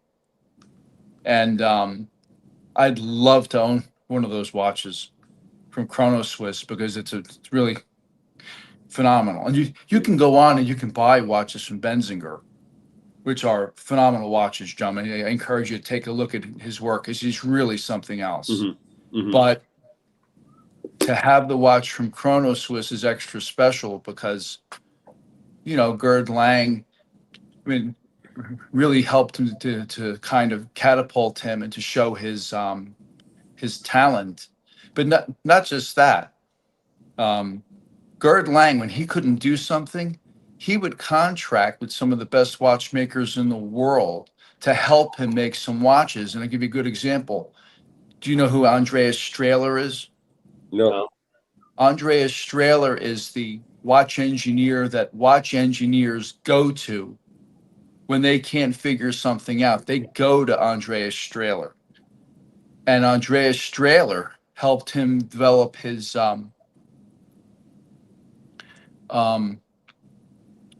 Retropont watch. So the movement was actually made by Andreas Strahler and essentially delivered to Gerd Lange. And he also made a deadbeat seconds watch also that was designed essentially by Andreas Strahler, and Andreas Strahler still has that watch for sale today. Mhm. So there is, if you do the research, there's a couple of interesting when it comes to Chronoswiss, there are a couple of very interesting watches. They're collectible. The problem is I just don't have the money to buy some of these watches. Some of them, I mean, that Falcon watch, I think it's selling for hundreds of thousands of dollars. Mhm. But even the one from Benzinger, the solid gold one, there's a few of them. I think he designed 4 or 5 of them for Gerd Lange. They're selling for $20,000 and up. Oh, wow. If you can find one, and I think I found one on Chrono 24 in the United States. The Sid, rest of them. do you see what Timmy was showing? That was pretty. Oh, was that interesting. Benzinger? Yeah. Beautiful, right? Beautiful. And then the second sand was a observatory second sand. It was it was pretty cool. No, the craftsmanship is all there, and it was all hand turned. It was yeah. He has outside of Breguet, Benzinger has more guilloche machines than anyone. Really? Yeah, outside of in fact people go to Benzinger to learn how to to get into the craft with the guilloche, the hand guilloche. But you know who else does that also? I should have mentioned this. Mike Penziera from Chronoswiss, who does the hand guilloche and hand enameling for Chronoswiss today in Lucerne. He also was a master jeweler for Fabergé. So because Chronoswiss, one thing that captured, got my interest. I remember the very first time that I saw one in person was 2003 or 2004. And I remember the watch. I remember the gentleman that had it. It was at a meeting. We had a meeting in San Francisco, and I saw the gentleman, and I had seen him in the magazines. And back then there was no YouTube channel like Timmy's to whet our appetite. You had to wait a whole month or every 2 months to get one of these chronicles that came out. And for the first time I saw it in person, and I was really impressed. And obviously I knew about Breguet, but I was never sure if it was stamped or it was machine turned. So these are manually made. These are true guilloche, manually made. Correct? These are not stamped then. It depends on the watch that you get from Chronoswiss. You have to look at they have the older watches that are also hand guilloche, but it depends on the one. In other words, I would say you want to look at what's called their artist collection, because those are all hand done, and and it's all hand enameling as well. So it's hand guilloche and hand enameling. There are some watches from Chronoswiss that are stamped. However, even same with today. Depending on the watch, and also you can approach Chronoswiss and you can actually have them design a complete watch for you. They just made one with an 8-day power reserve watch for somebody in Dubai. Yeah. Beautiful watch, beautiful. But it was a lot of money. I think it was like $50,000 for one watch. Wow. But they can do that too. So it does depend on what you're looking at, but you can get, in fact, you can call them and you can tell them exactly what you want, and they will make the watch for you. They will do it but again, you have to, you're willing to pay. You have to be one of their trusted customers. By the way, guys, ladies and gentlemen, today isn't just about Hermes versus Louis Vuitton, which we're going to get back to. Oh no, this is cocktails and watches Sunday. That's right. And for that, I had to bring in the legend himself, a man of mystery, a man of spirits, quite literally, because tonight he's showing up dressed like a ghost. That's right. Kojack is going to be haunting the live streams, and he's here to help us hit the grift goal by mixing up the legendary Jungle Bird cocktail live for everybody to watch. So here we go. You ready? Look, just don't be scared. Ready. Drum roll. Just the drum roll, please. Don't don't everybody get scared. Here we go, Kojack. That's great. Ooh. Ooh. I am the spirit of Kojack. Forget I got the out one of his bottles bartenders. behind him. How are we Forget doing, the guys? bartenders tonight. We got a bar phantom. That's right. This is Daniel, I am coming for you. No. That's why I'm hiding. Spirit of Kojack. All of a sudden has German accent. He does. But Spirit of Kojack, you got to give us your salute. Come on, 2-hand salutes. Ooh. Oh, There we go. This is holiday. this That's is right. one time that the real guy is scarier than his spirit. Yeah. Oh my Oh, God. jeez. That was hot in there. Oh, my God. Hey, Kojack. Kojack, you messed up your hair, man. What hair? Yeah, that's right. I'm still hiding. Nice I'm still monocle. hiding, Nice monocle, 'cause that Kojack. was over. Oh, yeah. That's Yeah, it. baby. Yeah. Yeah, there we go. Beautiful watch, Kojack. Nice to meet you, I Kojack. saw- Beautiful. Nice to meet you, Sid, as well. I mean, look, we all joke around here, so hopefully you don't take any offense or anything like that. But if you do, talk to my agent. Anyway, If so you the Monaco, do- I wear- if you do, apologies. the Kojack No got like apologies 2 allowed of on these. Tim's channel. yeah. Okay. By the way, Kojack, you're not the only one who's gonna be haunting tonight's live streams. We're gonna be joined by the legendary Dingo Dave. Dingo Dave. Whoa, How are you, my Dingo! Hey, attaboy. Oh, to he's meet you, wearing Dingo. the Nice to meet community you. watch. Brothers. Oh, Oh, we doing? let's see. Oh, Yeah, Maldives watch. There we go. Maldives. Beautiful. Maldives. Maldives. Right. Maldives. Whoa.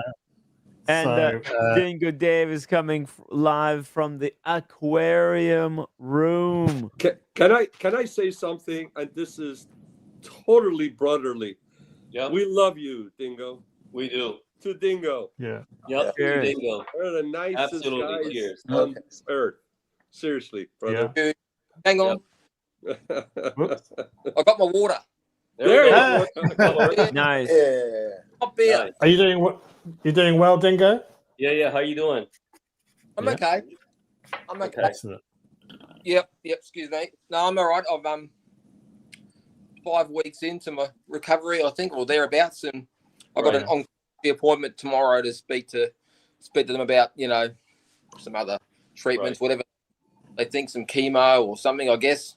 Okay. Got it all out, so I'm cancer free as far as I'm aware. That's what they said. But because it spreads to the lymph nodes and which they got out, they want to just make sure that I guess they just any chances of it sort of reoccurring, hopefully, but we'll see. Yeah. Time will. I'm only Hell yeah.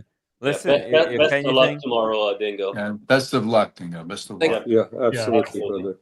and you're always welcome to haunt these live streams as a ghost if anything goes I'll wrong. be back. That's right. Yeah. Dingo, guys, Dingo doesn't have much time on the live stream. He's got a work thing to get back to. So Can I put a request to Dingo? Can I put a Yeah. request before we do any kind of what do you have planned? Dingo, Australia is not that big of a country, right? Can you just reach out, knock on AKB, Air King Ben's door, and tell him to jump on, please? I miss that guy. Yeah. Yeah. Okay. Seriously. drive to his house? Yeah. Well, yeah, I'll give him a call if he takes my call, and Give him and a I'll- tap on the shoulder. Yeah, get that Oh, done, right. man. He might be listening, so we don't know. Oh, well, he's another sweetheart of a guy. I mean, that guy is beautiful. Hey, Something about the air or the water in down under. I don't know. No. Good Right. chaps from there. Look, for example, my God, it's everywhere. It's all of us. We're all beautiful. Yeah. Hey, Dingo, you could pick him up in your BMW. I could, yeah, but he'd have a better car than me, so I'd rather him pick me up. Right, there you go. There you go. Yeah. Let's see. What do you got there? A sign. Fish tremble when they hear my name. Right. Look, I've been busy, and yeah, I haven't got much time because I got the work phones even diverted to me and everything today. So it's the worst day possible. But I want to really show off my my new watch. But just before I do, that's my. Oh wow! Look at you. Oh wow! Yeah. I've got the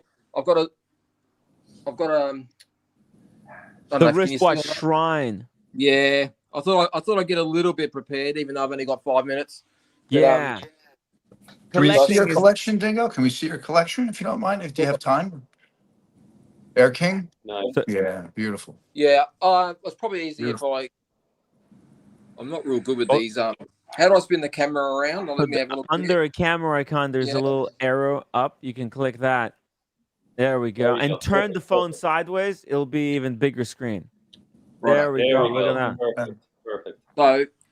So look, I started off probably back here somewhere. This is my first watch that kicked it off. And then because I really like the Victorinox brand with knives and stuff. So I got carried away with that. And then, that just escalated. That looks like a Gordon Ramsay, a kind of Swiss engineering. These are extremely robust, waterproof watches. Yeah. I've had that for a long time now. And then, this is just shitters. There's a lot of shitters, but whatever. They're okay. They got memories, though, right? Good times that you wear them to many different occasions. And there's different price points there. There's not all of them are total shitters. There's so much. Is there an Oris? That's a serious Oris right there. What? Look at that.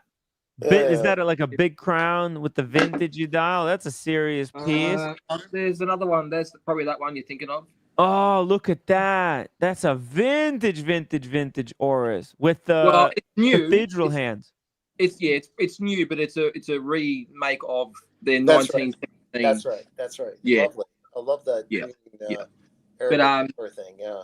Put it this way, they mean that much to me that I bought a couple of watches lately, and I shouldn't be buying them because I'm it's a bit naughty for me to be doing that sort of stuff, but I couldn't.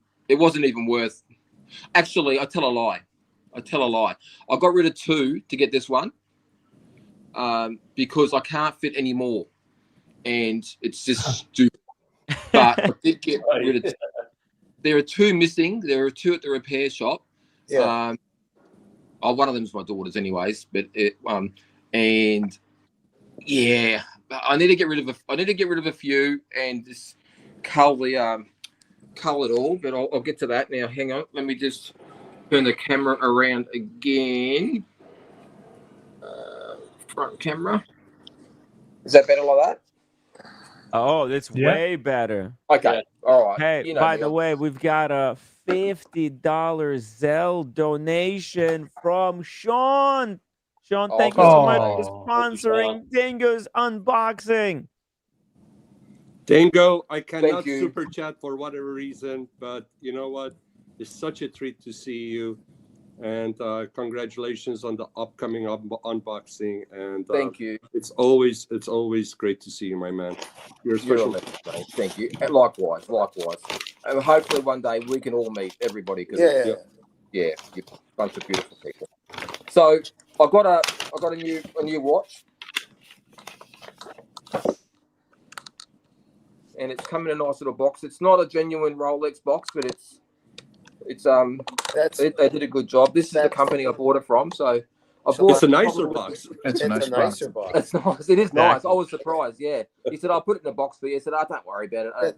I figured you just get a Rolex box or something. But what's the name of the company? What's the name of the company, Dingo? The Watch Dealers. Okay.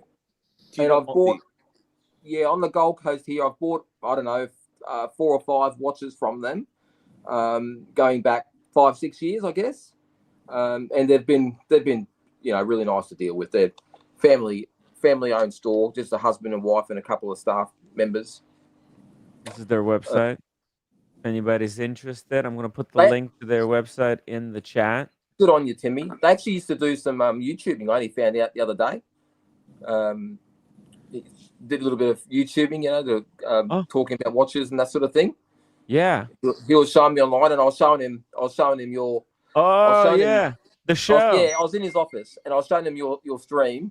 Yeah. And he knows Archie. He's been in the in a room with him. He said quite a few times. We probably He knows bought him Nico. some watches from him as well. Yeah, maybe. He Chance knows enough. Nico, and he said, well, I shouldn't say anything anyway, but he knows who we all Okay. are. And he was very, once I showed him the stream, and he said, oh, you're Dingo Dave. He didn't know who I was, but he goes, oh, I'll keep an eye out for you now. That's amazing. He was having a great laugh, and he was one of the only people he could speak to that had half an idea of what happens. Like, he actually understood. It was bizarre to tell somebody about the stream and them actually knowing what you're talking about, because it's nobody can work this stuff out. It's crazy. Anyway, here we It's go. very Here's one. niche. Shout out to Miami Manny for $20 super chat for my good friend Dingo's unboxing. Cheers. Thank you, Manny. Woo! Cheers. Thank you, Also, man. shout out Thank to you, mate. David H and Humble Pine who are joining us in the chat. Dingo, Hey, tell us guys. about this day-date. We've been looking at it for quite some time. Beautiful. I think That's a we beautiful gave watch, you some Dingo. advice. Yeah, regarding this thing. Tell us about how you end up pulling a trigger on it. What made you really like this piece? It's a day date as well. Beautiful. Well, I went in there, and I really had something like this in my mind. Like, Yeah, I've been eyeing these off for a while because they're affordable for me. yeah. And I looked. Oh, at, this is completely next level. Like this is a great watch, no doubt Yeah, about it. that's beautiful. Omega, Yeah. that's a gold watch. It's it's a little bit. It's like a dressy, classy watch. But this day date, this is it's a different league. I think this is it's a dress watch of dress watches, right? Yeah. Bring it closer to the camera. Just really stick it in the camera there. Oh, gorgeous. Slightly to the you side. got diamond, you got baguettes on there. Oh, yeah. Yeah. A Beautiful. bit of glare. Fish tanks. I got fish Yeah. tanks. Beautiful. Beautiful. Yeah. I think What I year have is some it? pictures. I'm gonna pull up pictures here as What year well. is that, Dingo? What year? 1988. Oh, Beautiful. 1988. Okay. Look at I that. think. I don't Dingo- even know. Is it a 18013? Is that what it's called? Any chance of seeing it on your wrist, my friend? Of course. Yeah.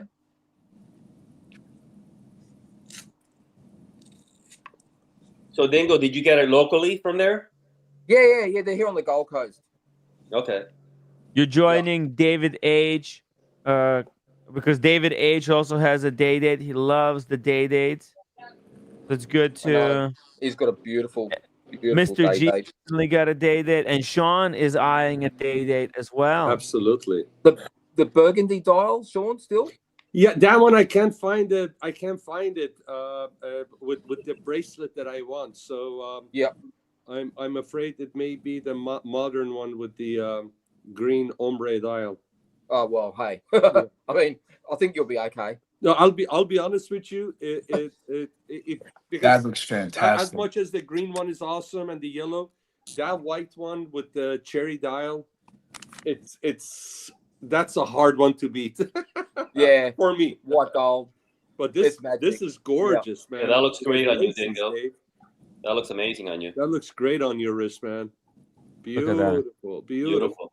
It's a Rolex, everybody. Rolex presidential. Beautiful. Champagne dial. Yep. Diamond indices with just a little Yeah. bit of that sparkle. Yeah. And those are cool diamonds. I have a picture here. I'll show you guys a little close up. Dingo took a little video for us there with the fishes. The fish in the background, nice. That's Yeah. gorgeous. Oh wait, let me go. It's There more you about go. the fish. Sorry. Oh yeah, that's Yeah. even better there. Okay. You see that? Very classy configuration.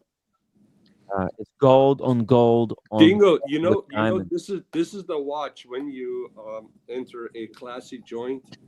The doorman not only opens the door for you, he'll take his cap off for you Oh, as you enter.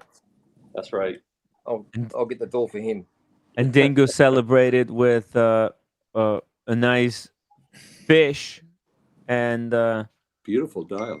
what you had there, side of spinach. Very healthy food I see in the background. Got a little gravy, slice of lemon for the fish. Lemon sauce. Yeah, no, Yeah. I'm learning from you, Timmy. Yes, whole food. No more fake food. Fake food is like fake watches. Yeah, It has to be But made out of 5 ingredients or less. I've always sort of had that theory of real food. That's what I've always eaten. So, Yeah. but sometimes I eat too much of it, and that's not good either. Mm. Yeah. David H., who's a member for 53 months as a movie star, says couldn't have happened to a nicer guy. That is true. Hell yeah. That's right. Thanks, David. Thank you, mate. And thanks everybody. I That was can't really read the chat, so I'm spectacular. sorry. I'm watching the TV a little bit, but I don't know how to put the chats on here. But Hey, let's see here. Let's say I'll get let's better see at what one the day. community's saying. Captain Kirk says nice dial, Yeah, Dingo. JMB. JMB, congratulations, always stunning and classy. Versace Gorgeous dial. boy says congrats, my Versace boy. friend. Put her on. We've got Pacific Turtle who says congratulations, Dingo. We've got Dr. Bob's Nightmare says it's a cold. I'll be right back, gentlemen. Excuse me. I'm sorry. I'll be right back in a minute. Okay. Fantastic watch, Dingo, by the way. It's really Thank you. beautiful, honestly. It's Yeah, beautiful. yeah. Thank you. Very classy. I'll be right back, gentlemen. I'll be right back. Please excuse me. Please excuse Okay. me. Thanks, Steve. Go ahead. Yeah, Dingo Dave, it looks really great on my wrist. Yes, we can share. Actually, what have you got that? Oh Jesus, I'm not good. One of your watches, Daniel. I've been checking online. It's beautiful. The one that you can't wind very well. It's hard to wind. Oh, I gave it because Tim was going to The send. Baltic. He's going to send his muscle after me because I owed him money for the lunches, so I sent him the Disco Volante. That's right. That's the one. Oh, Disco Volante. Yeah, that one. I like Timmy. that. That's cool. I have it. Timmy, Yeah. real Have quick. you got a Timmy? I do. AKB Yeah. blocked. AKB is not blocked, is he? He shouldn't be. I can double check. Please. I don't think he is. I just blocked him on like WhatsApp. Sorry, on Instagram because I was like, Oh, it was Timmy. just All you know, it was the Get my over it. soy Get over moment. it. Yeah. Yeah, Now I'm that over it. you've got all It's this a new clarity chapter. in your It's a mind. new chapter and everything, right? Yeah, I'm Yeah. over it. Good. Hang on, I'll be back. Now I've always been cool with AKB, yeah, he's with he's AKB. one of the OGs, man. Let's see here. I thought I better, in case Kelloy's on. Oh, they changed up the way the whole panel works here. Wow. Let me see. I don't think he is. Yeah, you know. Please, yeah, No, he's please. not. He's not. not, He but- never was. That's what I thought. Yeah. AKB is a sweetheart. It's just it was the yeah. No, he's not blocked. He's not Oh, blocked. he's What do you not. think? No, he's What's not. this? What do we got here? You're way out the top of the screen. It's Here gone. we go. Here we Oh, go. there. We got a message from Gatsby.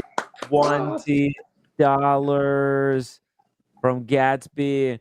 Congratulations to Dingo Dave. Great Glad job, to Gatsby. see you went for that gorgeous day date. Enjoy it, buddy. Kojack, all this unboxing is making me very particular I kind love of it. I thirsty. love it. We're Yes. coming up. We just had to do the unboxing first before we All get right. into. Cheers, Hopefully, Gatsby. Kojack is waiting patiently. He's getting things finalized there. Love the poppy. Give us like final story. Just tell us a little bit about how you made the deal with the watch. What was the rules? I kept on going back to the same watch. I looked at some. They just You fell in love with it. You couldn't stop. Yeah. Did you dream about it? It was 2 weeks. I mean, I think I told you a couple of times, Timmy. Oh yeah, we talked about it many times. Yeah. Oh yeah, Eric King Ben, congrats, Dingo. Oh Really? yes. Yeah, He's yeah, on. it's the He's jumped real on. AKB. AKB's watching. I love it. Shout out to Legend. AKB. Legend. I'm gonna call you today, AKB. Absolutely. Yeah, real quick. So and Mhm. then look, it was always there, and I was trying on other watches. I said, what else? Because I couldn't really afford it. And I showed him all my watches here, and I said, you know, can we do a trade? And he picked out the best watches that I don't want to sell, like, of course. And Right. it was, you know, it was never going to be nice. He said he's going to make $1. So, and I left it. And then he showed me some other watches, like the Breitling, and the Breitling was a gold Premier, rose gold. It's a beautiful watch, but really big dial Yeah. because the way it's designed. And I know it's not a horology piece or anything, but what he said to me was, if you can't afford the Rolex, and he said if you buy this, if you want a gold watch, or you want this is what you want, if you buy this, I would buy it back off you in 6-12 months whenever you're ready. Mhm. And I'll get you a day and I'll basically give you your money back, because it was like he got it 60% off, a bit like a James shop deal. He got Wow. 6 or 7 Breitlings, and he got them all at 60% off retail. It was brand new, had stickers, and it was a bit of a, I thought, well, you know, I could wear it for a little while basically for free, but don't damage it and give it back to him. But then you guys just said nah, so I'm like, yeah. And we were $5,000 away from me being able to really just buy the watch without having to get rid of any of mine, because I didn't want to sell those ones. I will sell a bunch of other ones later. I'll just sell them privately or something. But I want to keep one little box full of watches to play with. And I just went in there and I said, look, because he said, oh, you won't like this offer. He had an offer for me with my watches for the trade. Oh. And I was prepared to give him a counter offer. I said, well, you're not going to like mine. I want to make you an offer just to buy them. And he said, hit me up. And it was on consignment, the watch. So he rang the guy in the office. I could hear the conversation. He was right there in front of me. And there was a couple of swear words here and there, politely. But and the guy was driving his car. I could hear him. And he's like, geez. And I think he had 3 watches there in consignment. And he was a bit confused as to which watch it was at first. He said, he must have too much money. He goes, oh, you know that one? Yeah, okay, right. Yeah, just do it. And the guy that I bought it from, he said, look, just give me $500 as because they normally charge 7% commission. Mhm. And he said, well, just throw me $500 out of the deal, and the rest is yours. And he goes, yeah, righto. And that was it. Nice. Beautiful. Yeah, so I got it for $5,000 off. So I got it for I think it worked out to be just under 10,000 USD.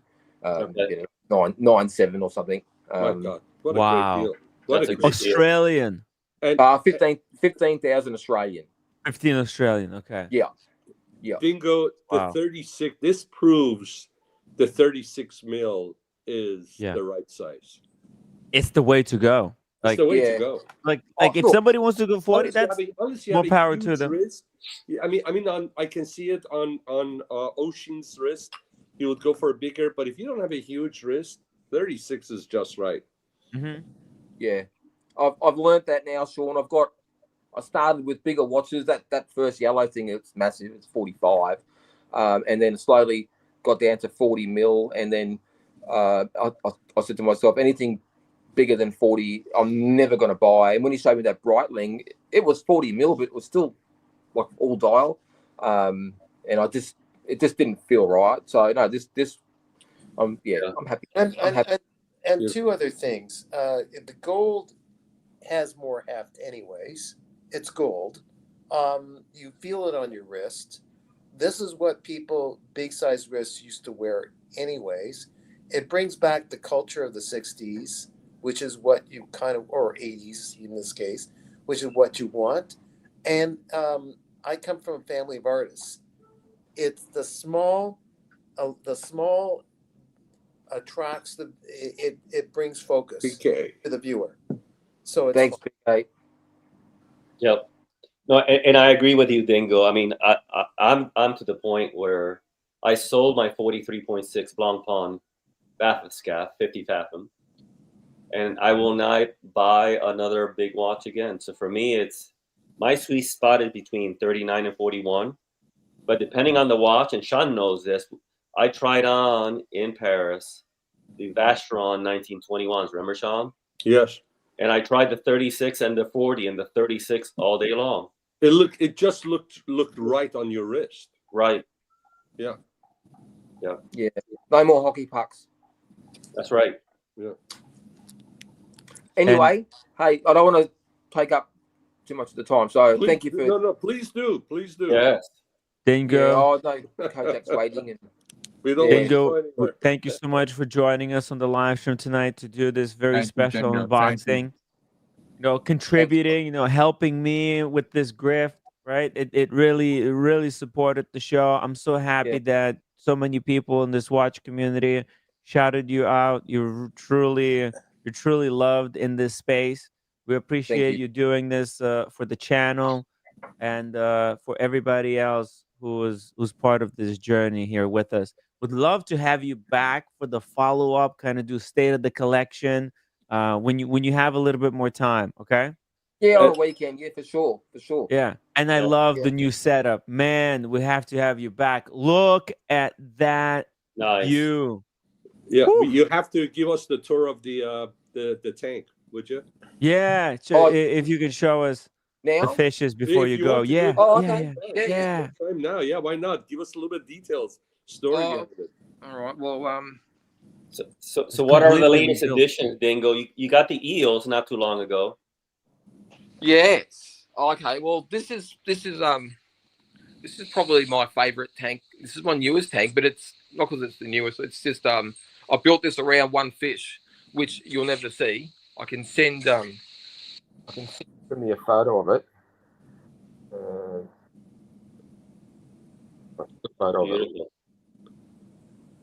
And it's not the very good photo, but this is a fire eel.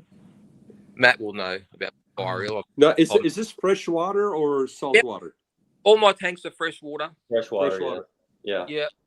The moray eel, he was in there last night getting out and about, but you can't see him. There's about 10 or 12 eels in here, but they're nocturnal, so they're not about.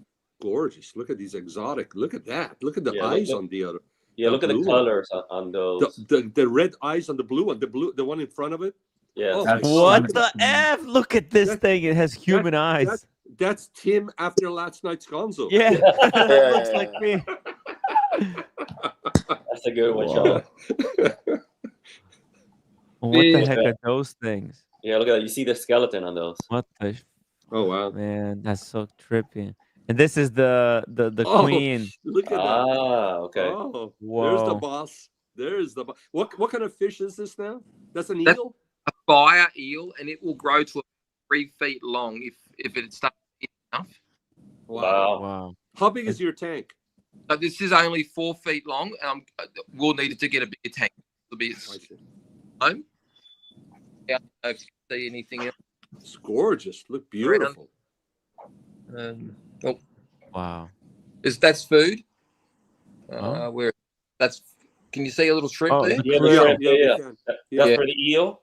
That's food. Yeah, there's lots of. That's alive. They're hiding. It's an ecosystem. Now this little tank here is just it's overgrown, full of plants. You can't even see in it really anymore. Amazing. But it's okay because I'm just propagating out of there, and I can put them into other tanks. Wow, that's very cool. These Dingo. Giant plants. They're all the fishes are hiding and having a good time. It's like a roller coaster for them. Yeah, Dingo, you can just visually dive into these tanks and you'll forget physically where you are. Huh? Yeah. Yeah. And I'll be real quick because I think I've got some work stuff going on here. But there's another wow! Look at Dingo. I love it. What? This is like a completely different environment. This is the rocky. Look at this. Yeah. Wow. This Oh, this looks like the neighborhood Tim was in last night. This the sump, right? The sump. Oh With man, that thing is gorgeous. Look at that. nice. Dingo, that's a beautiful piece you just acquired, man. That's gorgeous. Thank you. Thank The you. dial is just beautiful. Diamonds on the dial. That's a big premium at Rolex. So you're getting the diamond dial is like just a thrown Hey, in. this guy for knows free you, at that Dingo. price. This guy knows Hey, that's the AKB fish. The newest acquisition is in here, but it's the biggest fish in here as well. Yet you can't see it. Oh, there it is. Oh, What? whoa. Oh, what the F?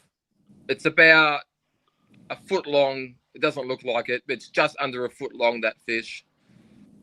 What? Dingo, how many fishes do you have altogether? How many? Yeah, do you keep count or? Oh, no idea. Here, if you ask me how many watches, I haven't counted my watches, so I'm with you. It's just like it's just like poker chips. When I'm at the table, I kind of know where I'm at. I don't want to know exactly because Right. if you know exactly, you're gonna lose. That's right. No, that's cool.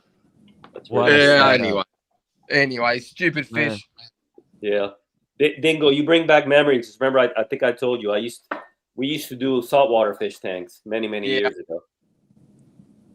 Beautiful fishes, man. Yeah. Beautiful. I caught these ones. Really? Yeah. These are local Australian gudgeons. Okay. I was going to Native. ask you if you have any local fishes there. Okay, cool. Yeah. I got rid of all my rainbow fish because I just ran out of room, but I kept the gudgeons. Right. Gudgeons. Yeah. They sell them over in the States for a lot of money. Look at the eyes, man. Look at I those know. eyes. Yeah. They're looking at you. Manny, they're staring at you. They are. How do you catch them, with a net, or how do you catch? Just a little fish trap. Daniel, you just put some bread in it and throw it in the water and just leave it in there for 20 minutes or so, and then pull it out. Yeah. Daniel, just like the stiletto lady. That's right. That's right. Okay, thank you, Sean. All right. You bait them like the stilettos ladies. Okay. You know, He Daniel's a does it. hunter. Thank you. That's very cool that Dingo does that, because I used to do that too. I used to go snorkeling at night at Hallover Marina many years ago, and we would get the saltwater fish ourselves. Oh, yes. Yeah. Yeah. I did a bit of the same stuff when I was a kid too. Right. Dingo, thank you for the tour of the tanks. That was awesome. Beautiful. I have setup, another man. one, but that's for Beautiful. another day. Yeah. Thank you for Yeah. introducing us to your world, man, to your passion. That's right. Thank you. Thanks for having me on, guys. Yeah. Listen, all the best going forward. And for sure we're gonna have you around for a long time, longer than me. So I'm gonna drink to that. That's right. To your health, my friend. To All Dingo's the best. health. All the best, Dingo. All the best. And for an upcoming visit, go see him. Would you come over, please?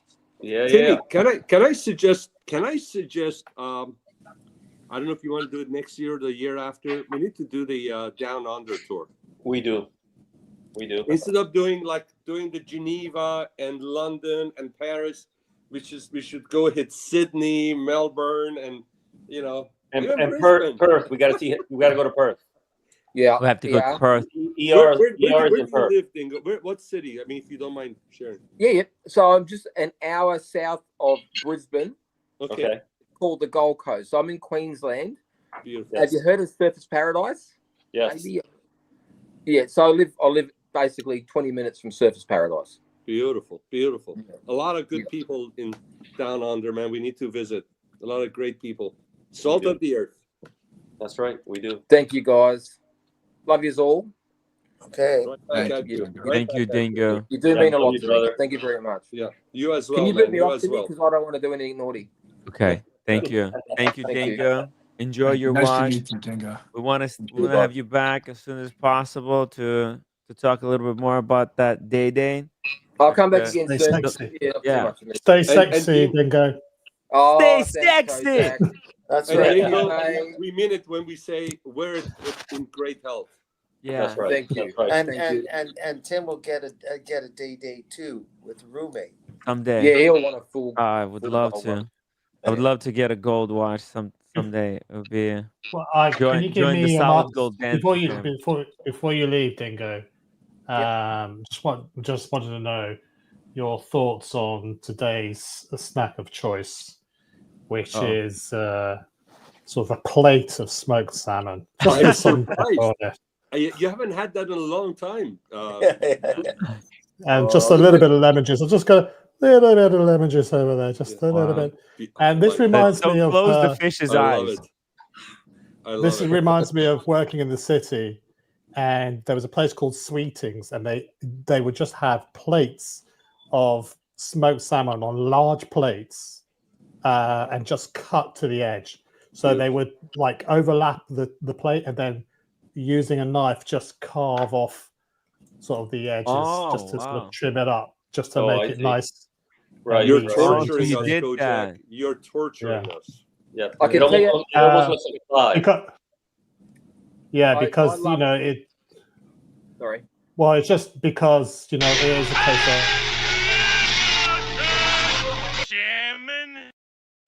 Yeah. Yeah, no, I love it that much. I once ate that much of it that I came home and threw up. Okay. Yeah, yeah. Oh, well, there you go. So that's for you, Dingo. Sorry. Right on. All right. Get me out of here. All right, Thanks buddy. for your candor. Stay sexy. See you guys. Stay sexy, Right. Dingo. See you Stay then. sexy. Take care. Shout There out we to go. AKB for Yeah. also, being in the chat.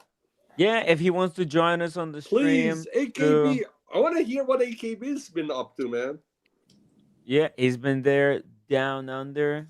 Yeah, As everybody knows, I think he told everybody he's kind of retired he's a and great he's guy. been great enjoying guy. more time Yeah. with the family, but also AKB, doing some if business you on the join, side. if you join, I'm gonna bring out the cigars, and you tell me what cigar I'm gonna light up to smoke with you. Hold on, Ooh. AKB. You know what? I need somebody to And that's tell a me to deal. Smoke a cigar. Huh? That's right. That's a deal. I'll smoke one inside the house if you guys do that. Come on, Ooh. AKB. Whoa. Come Jeez, Manny, you naughty boy. I The will. link is pinned. on. Link it for AKB, would you? The link is pinned. I'll drop a link just in case Steve, one more you- time. Steve, do you know who AKB is? Air King Ben? No, I don't think so. I don't think I Oh my remember. God, he's a legend. AKB is a legend. Air King Ben, He's from Australia as well. great guy. On the great other guy. side. He had a Ducati dealership. Oh, he did? Yeah, and then he sold the Ducati dealership. That's why he's retired. Oh, nice. And look Exactly. who's here Mike. talking about Hey, legends. Mike. Lewis. Mike. What's going on, Oh, boy. fellas? How are you, buddy? Cheers, Guys, man.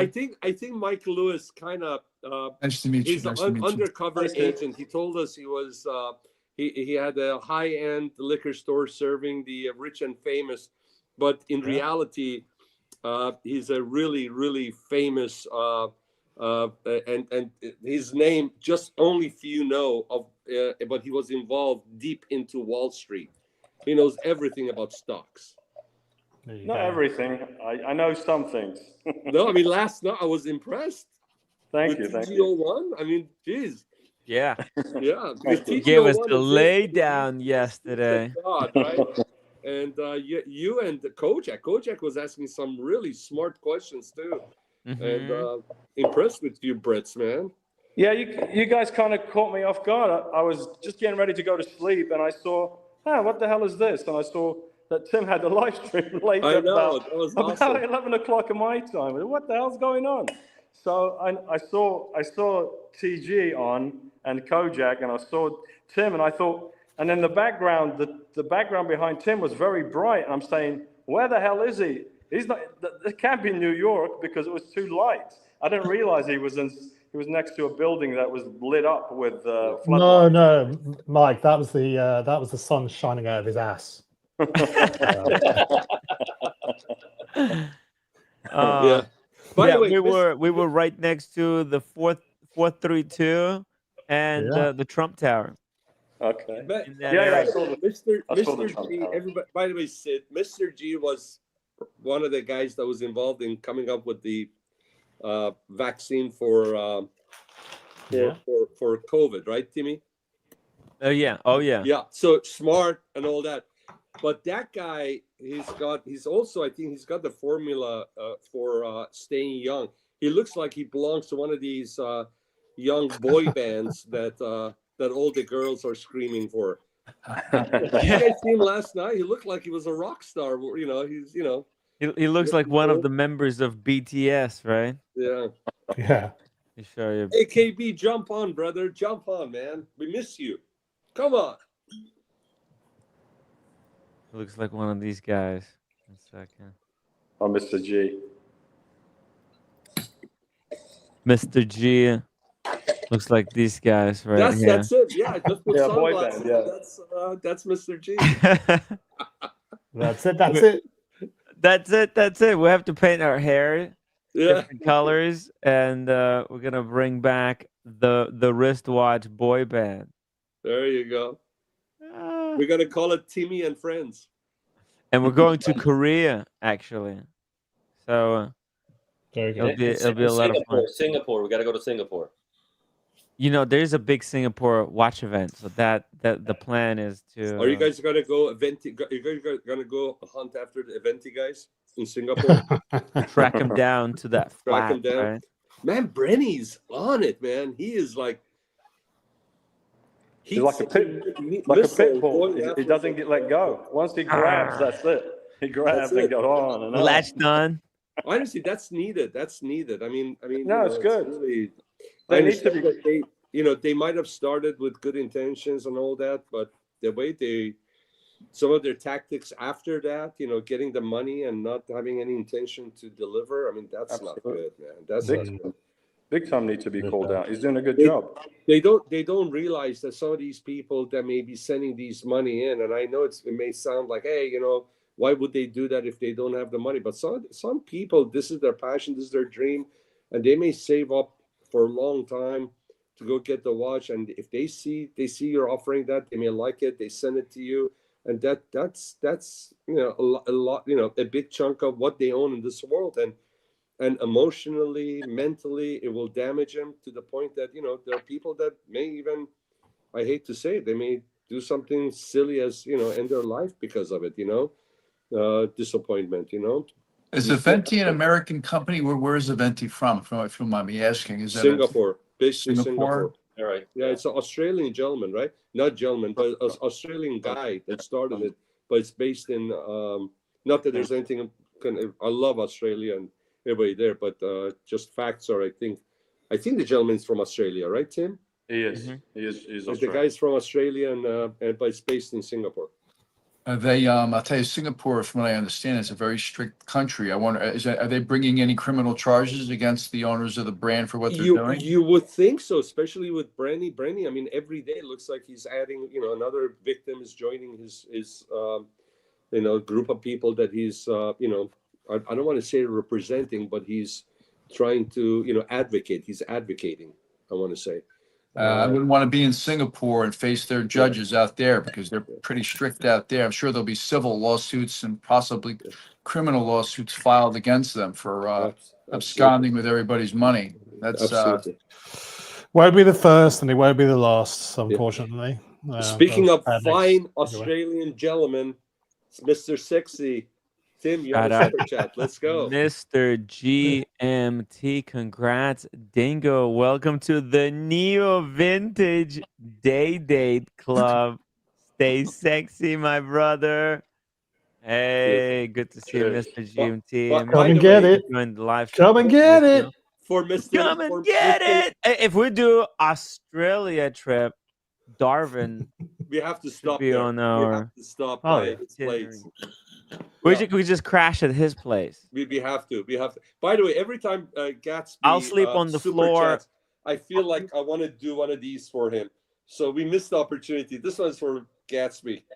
Gatsby, Oh yeah. here you go to you, brother. By the way, guys, dibs.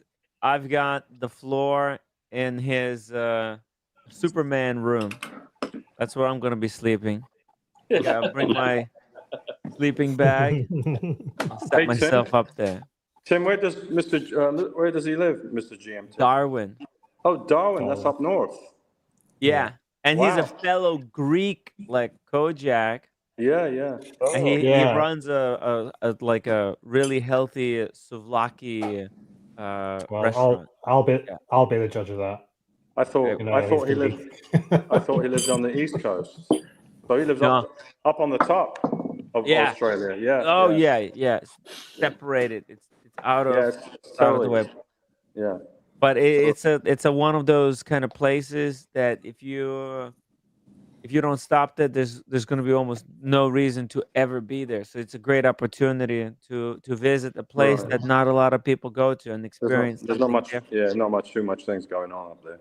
No, there's probably things going on all the time. It's just But it's yeah, they're not not like like Sydney and so Melbourne. heavily advertised in, everybody's pushing Sydney. They got the Sure. Opera Right. House plastered everywhere. Right. Opera House is beautiful, but if we're not gonna listen to an opera whilst we're Yeah, there, but it's a happening city. It's a big yeah, city. There's a lot going on, a lot of sightseeing. So it makes sense you go visit Sydney. yeah. But I'm sure Darwin has a lot of rich, incredible history as well. Something different. Yeah, So it's different. it could make for a great stopover. Yeah. By the way, also shout out to Humble Pine. G is K-pop. I'm K-pop. Okay, poop. Crazy late Sorry. stream. I was sleeping like biatch. Oh, To Mr. Humble G. Pine. To Humble Another Pine, great yeah. guy. Humble Yeah, Pine, Humble- everybody. Yeah. Another Very great good. Mr. G was keeping me Cheers, Humble safe Pine. Yeah. on the streets of New York. We got phone calls afterwards. Said, "Oh, you guys are actually made it safe. What? How is that possible? We thought that New York City wouldn't be able to survive." But hey, shout out to TGO1 for making it happen. What a dude. Timmy, can I ask you a question? Do you realize that the average age of the panelists and your supporters is a lot higher than your actual age? Which is What's great. up with That means I could do this live stream for many more years to come. I mean, And I'll be closer in the future. If I can do it, if I can hang with you guys, being, my age, can you only imagine how I'll be able to be a lot better, when my pan, as I grow. Right. Hey, But I Sean, mean, Sean, what are you talking about? We're around 35. Yeah. No, Daniel's 135, but we're on do 35. you know what I want to know? I want to know who was the bastard in human history that came up with the concept of keeping track of age. I know. And once we know who that person is, it could be a she or a he. I want to take the trip to go find the tombstone and not just pee on it, but leave a little bit of a present on that tombstone. That's my mission in life. That's right.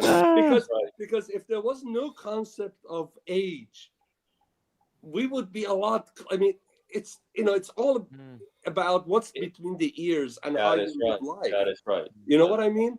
Yeah. And you know what? And there's no better representation of that than this whole group here and everybody Exactly. else. We're And all everybody on in the stream. age. Yeah. Yeah. Age is not a factor, right? We're all We're friends. all the same. We all share a common interest. Exactly. Rancher. Diversity is Rancher. spice of life. Oh, wow. Shout out Is to this the OG rancher? This is the real rancher? right. the Cheers, legendary My- OG rancher, My Lurique buddy. compadre. Australia, can I give you a map and buy you some spray paint? Thank you, Rancher. Really appreciate that super chat. We need to get Rancher sometime soon on the live stream What for a an plus. Sid, you exclusive know, update of his you know collection. who Rancher is? No.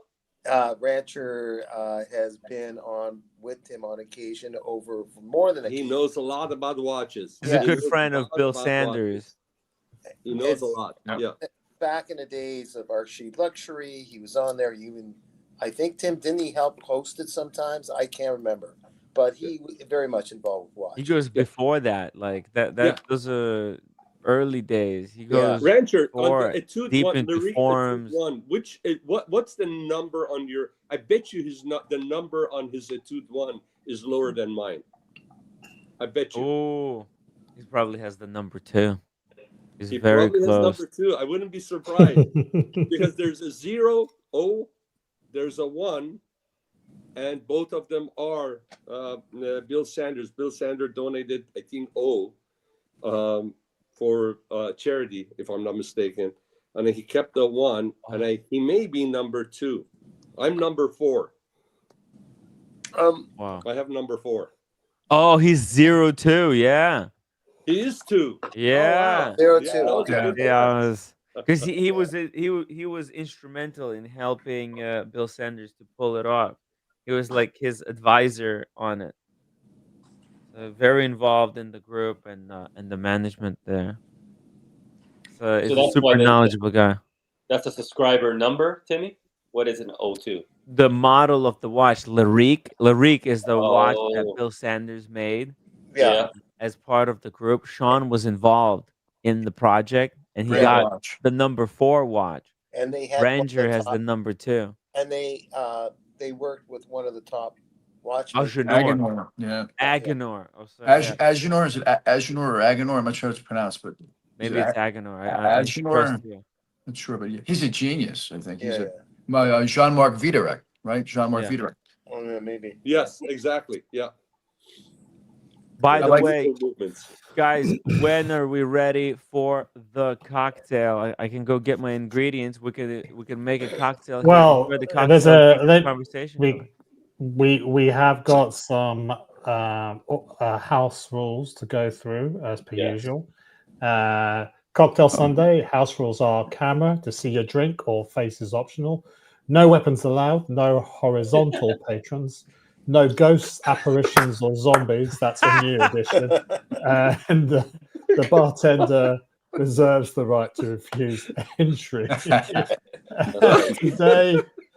Today, we're going to be doing the Jungle Bird, which is a cocktail from the new era, circa 1973. But we're going to go through right through to the 2010 specification. But there's also the question of the Pousse Cafe. The Pousse Cafe. Kojack, really? No horizontal participants? Are you?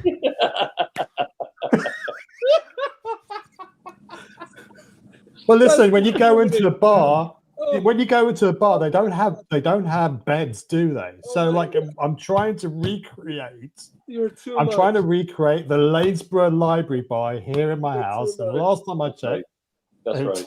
Oh my god. Oh my okay. god. So the question is: do we crack on with the Jungle Bird, or do I attempt? Here we go. Or do we go with the Pousse Cafe? Now, the Pousse Cafe is something that when I started doing the cocktails, Gatsby was at the very beginning pushing for this, and he has resurfaced recently with a request to make sure I make good on that. Not that I made a promise, but to make good on that challenge. So I can either do the Pousse Cafe now, or we can do a version of the Jungle Bird, and then I could do the Pousse Cafe, and then we do another version of the Jungle Bird. Oh, I think that would be good because that way we could drink our Jungle Birds and then While you do enjoy the other. making Poose Cafe, and then we'll make a refill with the version 2. How's that? Okay. Yeah. All right. Absolutely. So Kojack, let me show you what I got. I had to do some shopping today because obviously my stuff is in Atlanta. Yeah, exactly. Yeah. But I said, you know what? While I'm at it, so I got, of course, the mandatory. There you go. Okay. That's the daddy. And then for my rum, I said, you know what? Since I'm buying it again anyway, why don't I up it a little bit? Hey! Oh, boy! Yeah! Right. So I went from the 8 to the 12. Yeah, well, now you're playing with the big boys, baby. That's right. That's right. Excellent, excellent. Well, that's so good that you're going to be able to join in the fun, because I know you're in the middle of moving from one place to the other. So, so listen, let's I suppose let's crack on with the cocktail. Probably need to get a few things. Let me just check to see the jungle bird. Yeah. So whilst you guys get your bits and pieces, so we'll need a dark rum of your choice, Campari, pineapple juice, lime juice, and some simple or rich simple syrup, and a garnish of your choice. We're going to be putting it into a largish glass, which I need to go and fetch, because as you can see from the recipe, there's quite a lot of pineapple juice in it. And so I'll explain why that is after we've made the first jungle bird.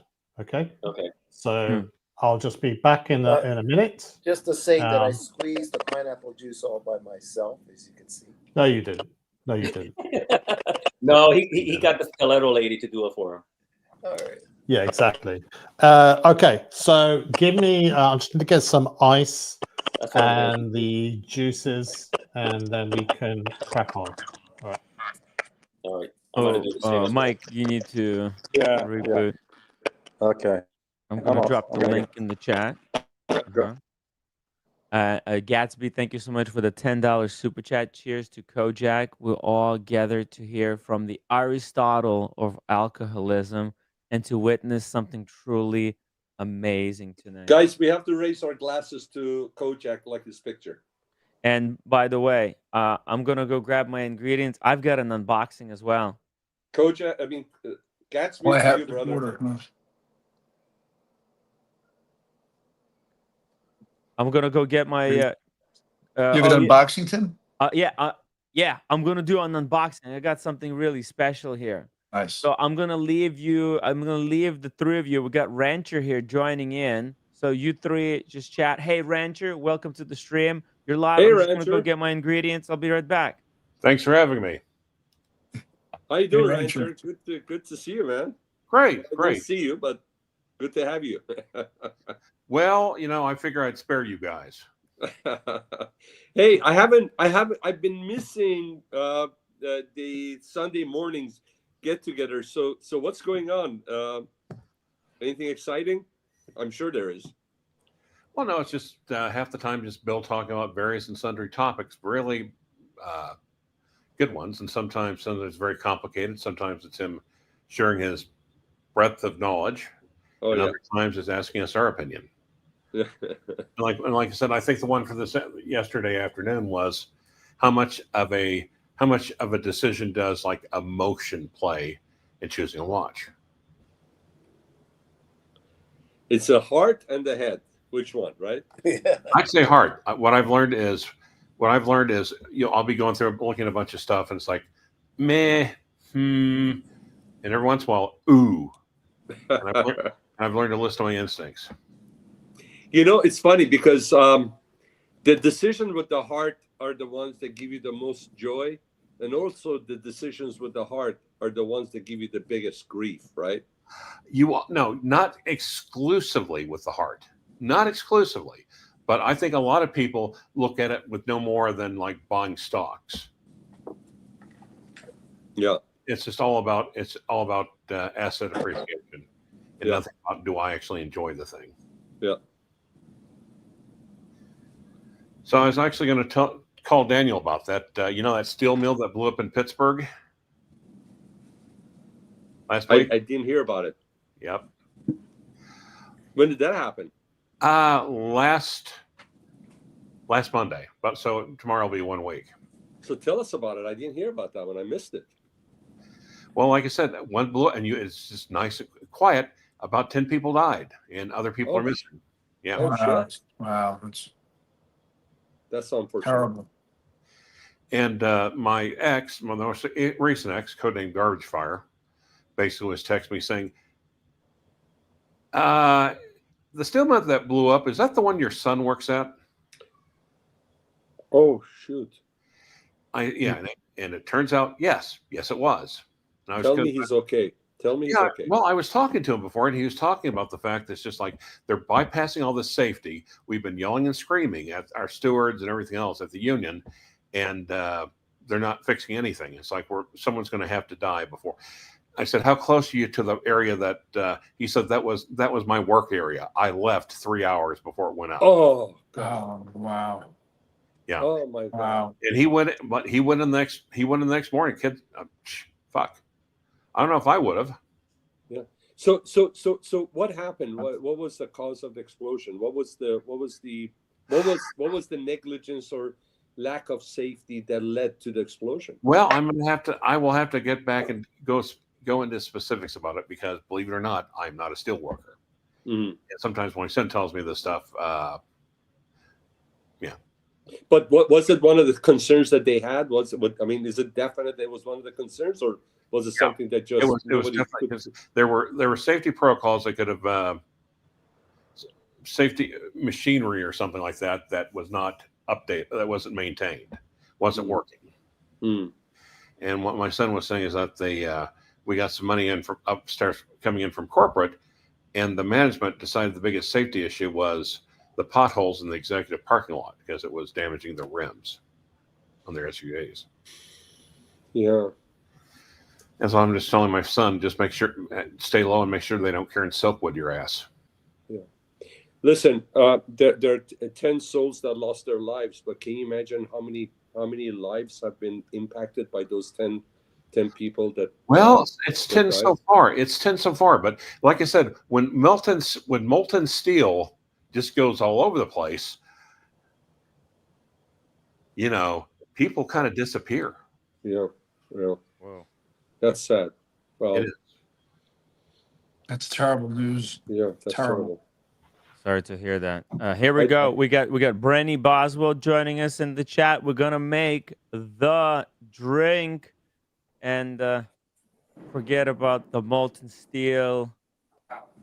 On flesh. Well, contact. our thoughts and prayers are for those that lost their lives and their families, because Absolutely. the families are the ones that really they're going to be dealing with the consequences. So Yeah, absolutely. Yeah. All right, guys and girls, cameras on, please, or just put them just have something on there that we can see, because we're in the bar now. We're being social, and that's the whole point of it. The jungle bird. What if the person is horizontal and they don't want to be showing themselves in horizontal position? Well, what's worse, no camera or the horizontal? Well, no. We As I want to said, see Rancher. If is he a real person, or is he just like Tim G? Let me remind you of the house rules. Camera to see your drink. If you don't want to show your face, that's fine.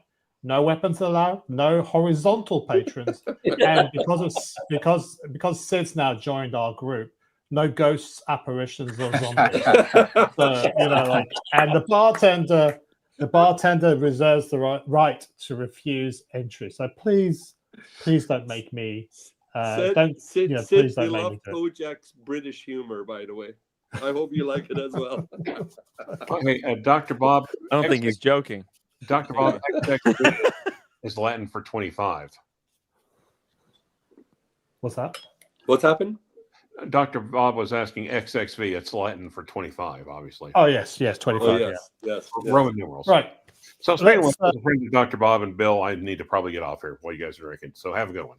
Hey, it was great having you, Rancher. Thanks. I'll tell you guys about the latest project I'm working on, but even Bill's kind of interested in this one. And also, I was told that, Nicholas Vidirect, right? Yeah. I was told he's a fan of mine. Well, I was told he likes me a lot. What happened? I missed it. Hold on a second. Oh, we just lost him. We lost. Hey, Kojack, don't kick me off. I have to put my camera on dark because I'm not wearing any pants. No, that's okay. If you want, Sean is like Mr. Wonderful. You weren't kidding, Sean. Well, just like in a real bar, when you go to the toilet, we don't really need to see your pants or anything else south of Right. the border. So let's crack on because it's midnight midnight here, Let's do it. and we Let's do still it. haven't had our first drink. All right, the Jungle Bird is not really a tiki drink. It's sort of like an aperitiki sort of style drink because it combines sort of bitter aperitivo with the sort of traditional flavors you find in a tiki drink. So that's what the Campari is doing. I need to get the Campari, don't I? God damn it. Yep. Yeah, I just opened it. I got my Campari right here. I just Get your opened mine. Campari ready. Yeah. Okay, found it. That's good. All right. So let's just measure out and start getting ready to mix it up. It's a shaken drink. So if you don't have a shaker, if you just have a mason jar with a lid or even an old jam jar, that will work. Okay. So let's just go through the list here. It doesn't really matter which order we're going to do, but let's start off with the rum, since that's already on the top of the list. We need 1.5 ounces of a dark rum. I'll talk about that later, but I'm going to be using a blend of a few different rums, just because I've already been experimenting with other stuff. Dark rum. All right. So 1.5. 1.5, yeah. Or I like this 4 ounces of pineapple juice. That's gonna be really nice. All right. So there's the yeah, rum. next is going to be actually 3/4 of Campari. an ounce. No, that should be 1/2 ounce of Campari Half? actually. Okay. Something like that. Yeah, maybe half or so. All right. Dark rum. Yeah. Okay. That's Next, not gonna So work. half the Campari. 4 fluid ounces of pineapple juice. Okay. That's All right. That's I don't think I have any pineapple juice. That's okay. Do you have orange juice or anything else? So 4 of these guys. 1, 4 Let's ounces. see Yeah. what do I have? 2. And we're moving on to the lime juice, which is 1/2 ounce. That's not gonna work. I have 4 of these. dark rum. I have. All right. So the lime juice, I have it freshly squeezed already. Half. They're here. Lovely. Oh, what's this? Okay. Got it. I'm just going to mute you, Sid, because we can hear everything that you're doing, and it's Okay. Yeah. I got it. Okay, cool. All right. Okay, and the final bit is to have the simple syrup, depending on your preference. I'm using rich Demerara simple rich syrup, so I'm using only 1/3 of an ounce. I think all of you guys are using rich, so that should be fine. So you can see there's quite a lot, of liquid.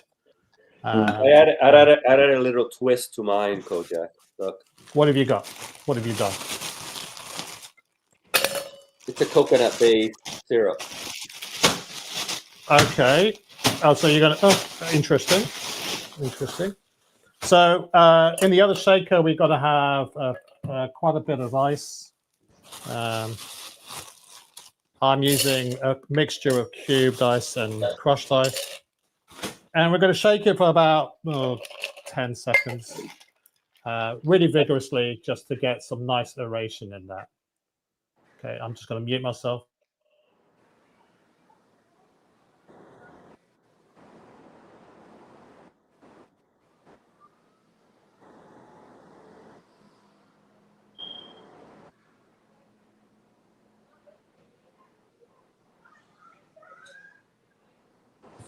Now, pineapple juice, when you shake it, sort of aerates because it has sort of like proteins in it. So it's like it froths up quite a bit, which is what we want.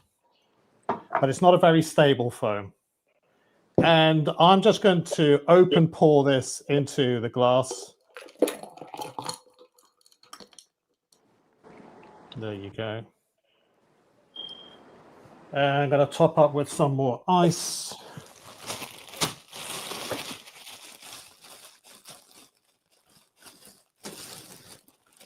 There you go. Wow. That's really good. And as a garnish, I have sort of a pineapple, cherry, and pineapple, sort of pineapple fronds. Yeah, there you go. That Look at looks gorgeous. Beautiful. Oh, my God. Professional. Very much so. Yeah. And he's got the right glasses for it too. Oh, yeah. Mhm. Sean, you know what that's going to say in my grave. I don't fuck about. You If I'm going don't. to do something, do it right. Can I say something that's in line with Mr. GMT's? That's a sexy glass. Yeah. That is. So look, Kojack, I follow the directions. Look at mine. Let's have a look. Let's bring up the. Oh, Bring yeah, up, yeah. This is all Great right. job, Manny. Manny. Look. Where's? Oh, you've got the right glass as well. Hang on. Yeah, yeah. Let's take a look. Oh, I don't get that glass now. Tim, can you? Yeah, put Where me is big. fucking Tim? Put Manny big. Manny. Yeah, let's look Put at Manny. Manny. Holy shit! looks good. You Yeah, guys are killing it. See? There you go. Nice. Wow. Wow, you got Okay. the glass. Yeah. Yeah, look. it's got a proper hurricane glass. Yeah. I've got Yeah. not quite the right one. So My- look at all, my- this wouldn't count. This wouldn't count. This is a beer glass. No, this wouldn't count. that's okay. You can use a Yeah. Pilsner Hold on. glass. I You think can I use got a the right Pilsner glass. glass. Hold on. Yeah. You can Wow. use a Pilsner How's glass. it- You can I use. just use regular glass that I use for everything. Okay. All Tim, right. yours looks like shit. Yours Yeah. look like shit, Tim. Now watch this, Kojack. I did. It tastes amazing. Watch Does it taste this. I good? put a little twist on this. I Okay. made pineapple. Uh-huh. By the way, I put on my pants, guys. Go. Nice, Thank you. nice, nice. Well, I don't made have the made like hurricane pineapple garnish. whipped cream. Look at this. Whoa, What is look. that? What is that? Watch this. Look. What is Oh. that, Manny? Crap. I That's good. put fresh pineapple in the food processor Oh, Oh, yes, yeah. yes, and yes, made yes, a yes. cream out of it. Oh, Wow. fantastic. There you go. Huh. See? Nice. Yeah. Well, how come it's green? Cool. Why is it green? It's the camera. No, it's the camera. It's the camera. How did Oh, you, it's a camera. Okay. Kojack, how did you get that nice foam? It was just did you shook it better than me? Yeah. Or what? Well, I shook it. Yeah, I Um, did, but I didn't but do well. I shake. You see, the difference is I shake the cocktail, whereas the cocktail shakes you, Daniel. So it's Wait, the other wait. way around. Kojack, if I may interrupt. Daniel, first Yeah. sniffing your fingers, now you're picking your nose with it. What's some of the fingers? I'm pouring it back in. I'm going to shake it some more. All right. So Where's the Daniels' drink? I haven't seen it. I haven't seen it either. It's here. It's here. Anyway, so there you go. That's what it. No, That's what it looks- should look. It looks better than mine, actually. Yeah, he hasn't Daniel shaken it. one up me. You haven't shaken it, Daniel. What? What did you You say, haven't Kojack? shaken it. You haven't hasn't shaken shaken it. All right. But don't worry about it. No, it's My fine. shaker is It's broken. fine. As long as it tastes It's good. fine. Does It tastes good. It's All right. fine. That's all Okay, that so matters. this Yeah, is let's try it. That's all that This is matters. what it Who should cares look what it looks like. Wow. Looks great, man. Holy shit. Even Yeah, the It's awesome. man. It's awesome. Jeez. You and Manny did a good job. yeah. Yeah. Man is my best student. That's Yeah. right. No, I learned from the best. Kojack, All how much the time rest did are you flunkies. spend- How much time did you spend? And how many drinks did you make to make it look like that? What was the This is the preparation and effort? This was the first time I've done it this way. Oh wow, you nailed it. You Yeah. nailed it. I mean, a couple of days ago, I did make it for my wife, but I made smaller portions and I used smaller glasses. But this is the first time I've made this specification in this glass. Beautiful. So That's good, there yeah. you go. Very Good. impressive. Okay. Gorgeous. Damn it. Cheers, guys. Damn it, Kojack, you're Cheers, talented. cheers. Great job, Kojack. I'm drinking my lousy XO Royale, and I'm envious of you. So, Manny, since you're the one that seemed to have gotten closest to it, I'm running out do in you 1 wanna- week. oh my Oh, you God. almost half the bottle's gone? Yeah, I have to go next week. I have to go get another one. You don't like it. You don't like it much, Sean, do And you? by the way, my friends are coming over. They're grabbing Thai food, and they're coming over. So we're gonna drink some of this. So they can drink that, yeah. Yeah. We gotta Guys, sit together. I have a special unboxing to go with this drink. You do? Let's go. Okay. Let's go. Yeah, Do it. this is to commemorate Kojack's mixing up this beautiful pink drink for everybody. Check Well, this I'd out, like, guys. before you do the unboxing, I was just in the process of asking Manny, Okay. since he seems to be the only one capable of following the instructions, Yeah. the instructional videos as well. I'm interested. What do you think of it? How does it come across to you? I love it. I love it. And you know what? And doing this was a good idea to do this pineapple kind of mousse that I made. Right? Or pineapple whipped cream. I mean, look at this. Yeah. To put it on top. This was a pretty good idea. I kind of made How's this it up. taste? How do you taste, Manny? That is it nice and sweet? Not too sweet. Oh, okay. Because Mike, all this is fresh pineapple. See the juice in the bottom? Yeah. But I put it in a food processor. Wow. Yeah, but that's pretty cool. Yeah. Did you have to add anything to it, Manny, or just put it in? No, this is fresh pineapple that I will cut. Yeah. And I threw it in the food processor and just ran it for a long time. Oh, okay. So when you if you guys are doing fresh pineapple juice at home, you're supposed to press it to squeeze the juice out of it. If you're liquidizing it or using a Vitamix or something similar, yeah, you have to add a bit of water and a little bit of sugar as well, just to sort of balance it out. Otherwise, it becomes that sort of mousse. But that's still a nice. I think what you've done is a great idea, and I love it, Manny. Yeah. You've taken the instructions and you've taken it that step further. You're getting A+. Well done, Manny. Yeah, A+ A+ for you. Thank you. And A+ for F. Katz gets a D-. Well, this is essentially an elongated version of a pineapple daiquiri, but with the addition of Campari in it. And it's the Campari that brings that bitter element that, if you don't like Campari, it's an acquired taste. But this is a gateway cocktail to Campari drinks. So this was one of my first cocktails I drank with Campari in it many moons ago, which then led me on to sort of my Campari journey, including the Negronis. Go ahead, Danny. And a fun point, I went and shook it some more, and it's not as good as Kojack, but I got a little bit of it. So it foamed up. Yeah, it did foam up. Yeah, but Kojack is right. The Campari gives it almost a sweet and sour spin to it, which is really nice. It balances out the sweetness of the pineapple. So what'd you get? You're getting like sweet and kind of a sour taste at the same. A little bit, yes. A little bit. Cool. More bitter than sour. It's correct. It is easy to sometimes confuse bitterness with sourness. It's sort of sitting in that same realm. But it's a bitter aperitivo. You're going to get that bitter flavor coming through. But because you got so much pineapple juice, it's not aggressive like, say, a Negroni is, or a Milano Torino, or just a Campari and soda even. The pineapple, but you can still taste. I don't think you can taste a lot of the rum, not the rum that I'm using anyway. No, I can't. So that's why they would normally recommend something that is a blackstrap rum, or something like a Worthy Park 109, or a Myers, or even a Gosling's, even though that's from Bermuda rather than Jamaica. So anyway, it doesn't really matter. The thing is, if you like it, you like it. Now, that's great. I got a question. Just before you do the unboxing, Tim, let me just. I don't want to do it yet. I want the super chat for the unboxing. Yeah, exactly. That's it. That's it. Yeah. That's it.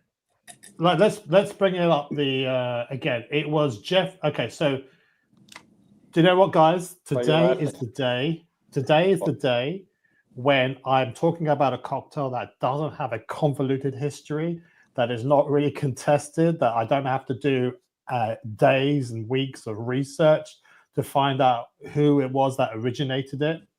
That was all done about a decade ago, or about 9 years ago, where they were trying to trace where this cocktail came from.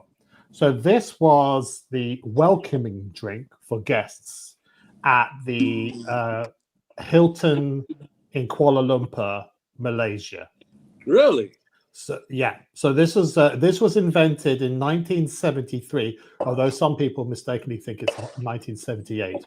So in 1973, when it opened, they had a bar, a beverage manager called Jeffrey Ong. That wasn't his real first name, but that's what it became known as.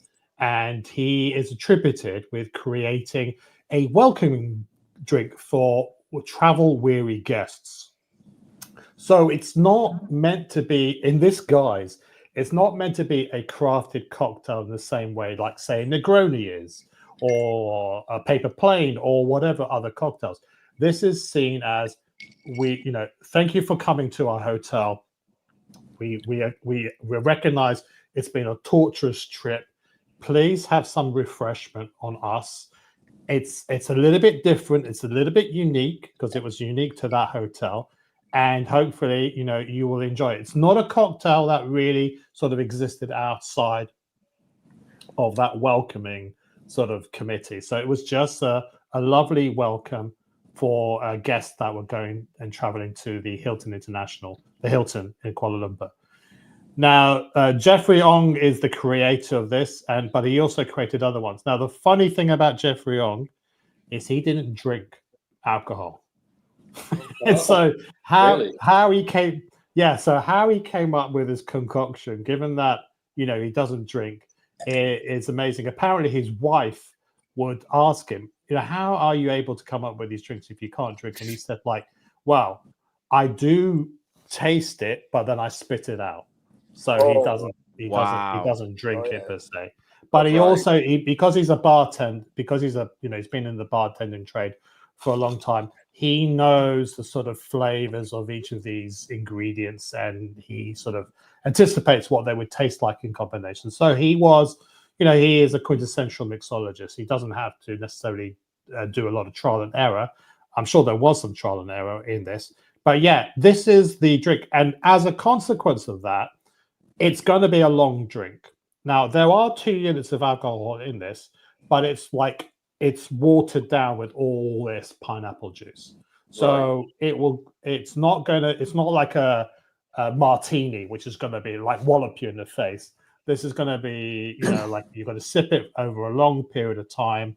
You're still going to get the effect of drinking 2 units of alcohol, but over a sort of a longer period of time. And it's a little bit hidden.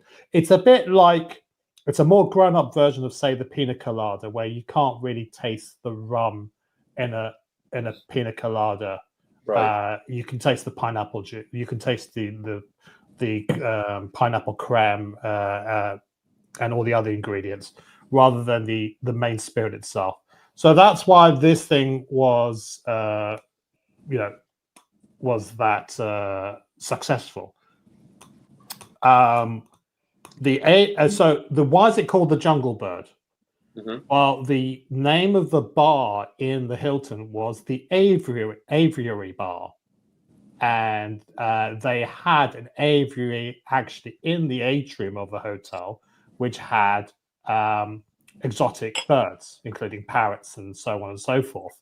So that's why they named it the Jungle Bird, because they had exotic birds in the hotel itself, behind sort of cages. And, where was the hotel? It was Kuala Lumpur, Malaysia. It's the Hilton. Ah. Okay. Now so obviously they wouldn't do that these days, and they served it actually in a glass that was shaped like a bird, and you would drink it out of the beak of the bird. Okay. With the straw that was in the beak of the bird. Now, the hotel changed hands. I think it became part of the Crown Plaza group, and then ultimately it ended up getting demolished because 1973, it's a long time ago, and I think around about the 2000s, it ended up being demolished to make way for development. all the glassware was meant to be kept or auctioned off, but all the glassware mysteriously disappeared. So there is no sort of like there's no available copies of that glass that would be used. But I think it's a little bit too kitsch, shall we say, to use that type of glassware. So something like a hurricane glass, which is what it would, or a Pilsner glass, I think it's far more appropriate. And it is, look, it's a holiday in a glass, guys. Come on. Yeah. Yeah. Holiday in a glass. And what are all those beautiful decorations on the top, outside of the cherry? There's a cherry, I get it. What's all that other There's stuff? a cherry, there's a pineapple chunk, Okay. and there's a pineapple fronds. Oh, the fronds. Nice. The fronds. I should have The known. fronds. And I could have put my favorite Cointreau in there instead of the sweetener, I think, or would have ruined it. Cointreau as my sweetener? No. Or could I? I guess I could have. Okay. You could. No answer. That's it. Would that make it healthier? Okay. You could. I mean, listen, but you're changing the cocktail. But it's up to you. The thing is, this is the foundation of the Jungle Bird. There is nothing stopping you from riffing on it and doing something else. Riffing. And if we have enough time tonight, we will be doing the modern version of this. If we have enough time, I'll also be doing a couple of other versions, which takes its inspiration from the Jungle Bird to create other drinks as well. Yeah. And Kojack, this was not a bad idea. Actually, I'm glad I did this because pineapple and coconut go very well together. And this syrup just has a hint of coconut. It's made from coconut. So well, there's actually a rum from Plantery called is it Fog Cutter or something or other? They actually have a coconut style rum. Right. But you've got that stuff over there. And listen, if you like it, there's no, just because Mr. Jeffrey Ong created it doesn't stop other people coming along and innovating and coming up with their own riffs and their own versions. Yeah. As we are going to discover later on. Now, as I mentioned before, it's not massively contested these days as to who it came up with. There were some names banded around about who actually originally created it, but somebody did the hard graft about a decade ago, 2017, 2018, 2019, and actually tracked down people that used to work there. And they and even the person that was attributed with it actually said, no, I wasn't the one. It was actually the beverage manager, Jeffrey Ong. And Jeffrey Ong, who passed away, I think in 2019, February, if I remember correctly, his obituary said, Jeffrey Ong, the creator of the Jungle Bird, the national drink of Malaysia. So it's now been immortalized. And so until somebody proves otherwise, we have to, there's no reason to doubt that Jeffrey Ong is the originator of this cocktail. And you can't call it a tiki drink because most tiki drinks are invented in the United States of America. But it's that combination of, it's part Negroni, it's part daiquiri, it's part, there's many things going on. It shouldn't work, especially if you use a bitter rum like Myers, but it does. It's just one of those things. If you have an acquired taste for it, and I bought a bottle. So the story was, guys, I bought a bottle of Gosling's to try out the Dark and Stormy, which is the trademark cocktail. It's essentially ginger beer, lime juice, and Gosling's. It has to be Gosling's. And I thought, oh, it's okay. I didn't really like it. So what the hell am I going to do with the rest of the bottle of Gosling's?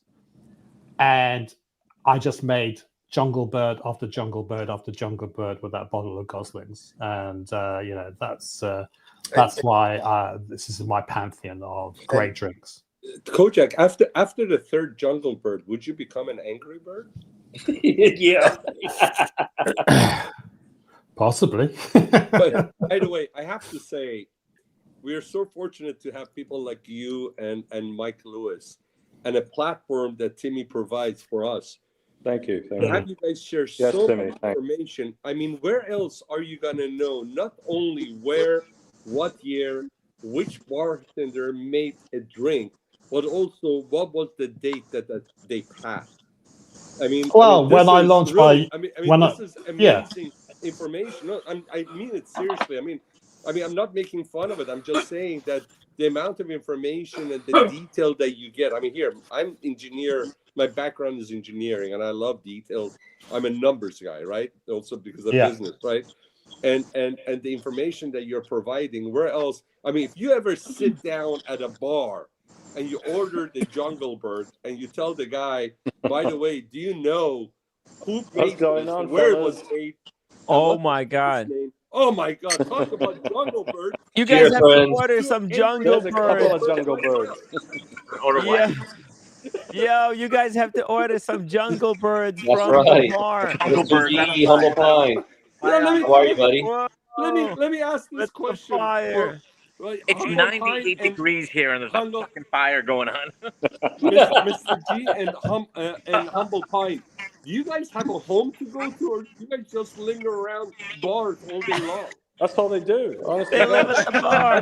Do you guys have a every home to time go we to? see them, they're at a bar. They're always at a bar. These two.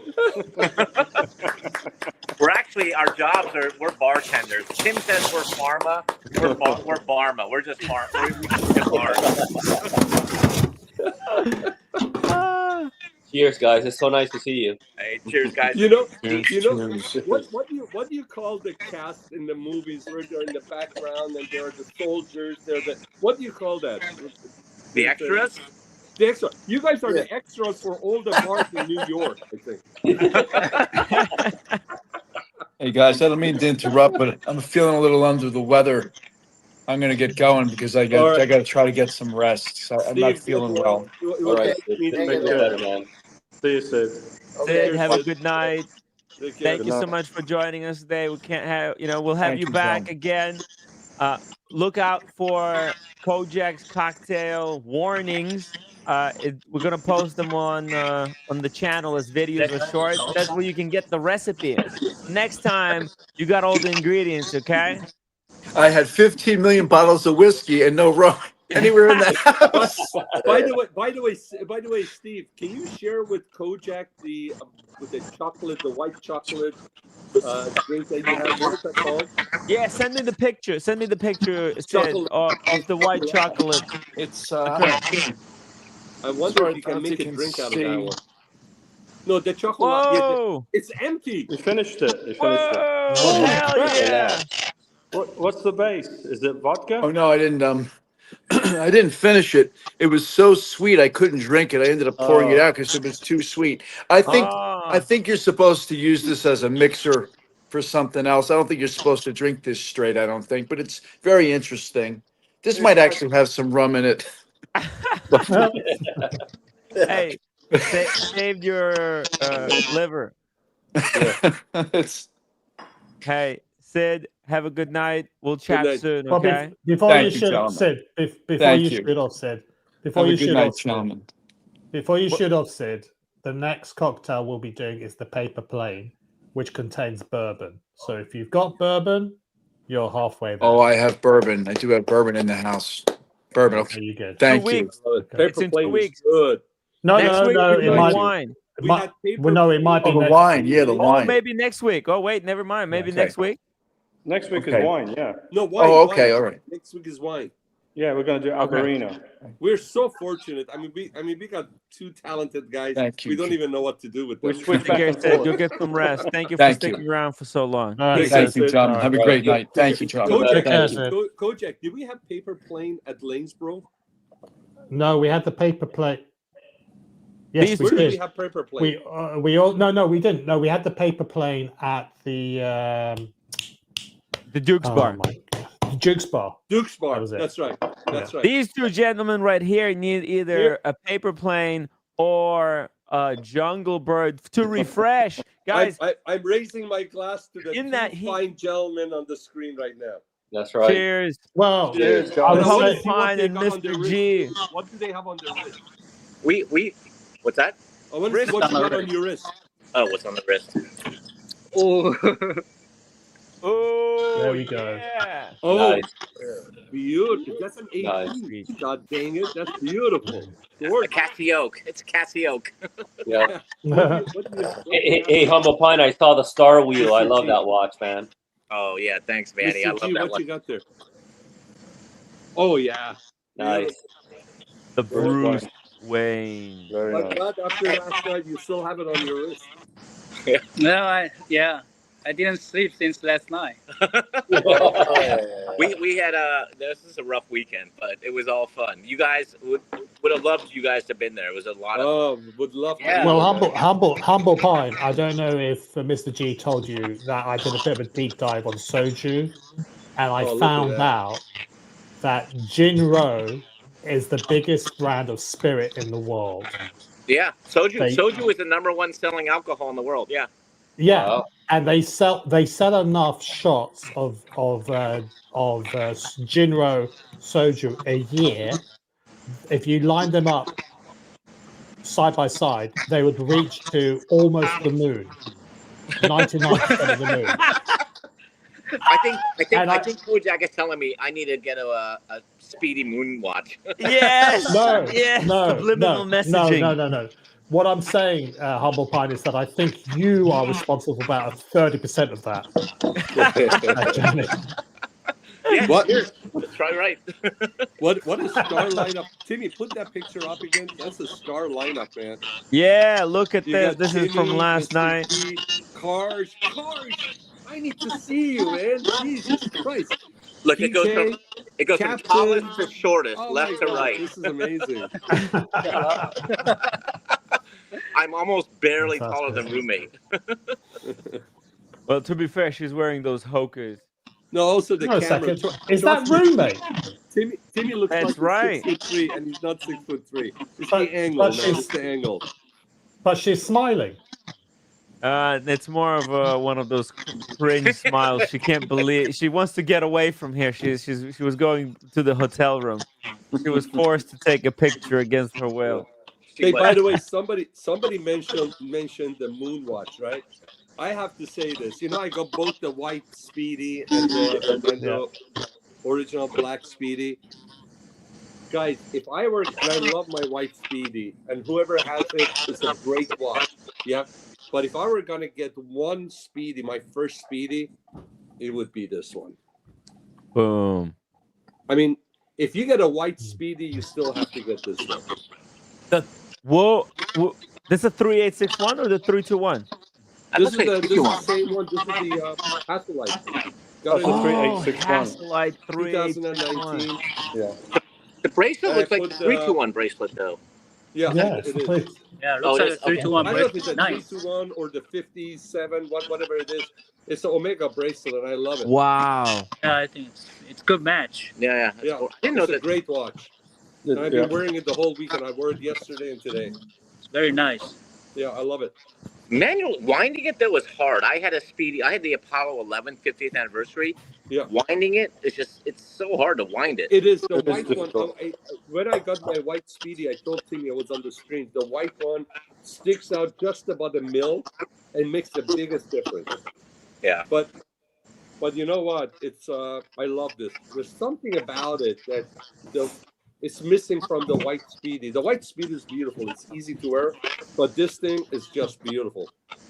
I love it. I really appreciate you waking me up to how significant the my Speedy is, and that I should always hold on to it and never try to trade it for another one that I Don't thought trade it. would be This better. is the OG.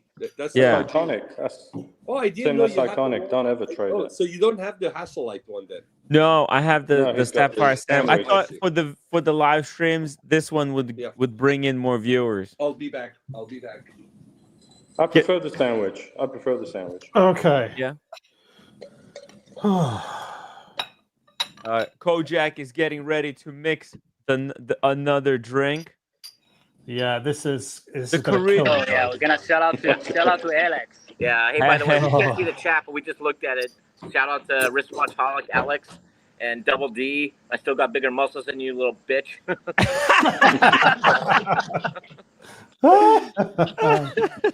All right, guys. All right, we So- don't want to interrupt because I know Kojack and Mike have their alcohol thing going on. We're gonna watch in the background. Guys, I'm gonna before you leave, let me unbox. I got new sunglasses. I'm gonna unbox Oh, these you have new not sunglasses. Yeah, I got new shades. you don't need Guys, it. this is unlike anything you so ever many. seen I think before. they're French. They're called Chinois Town.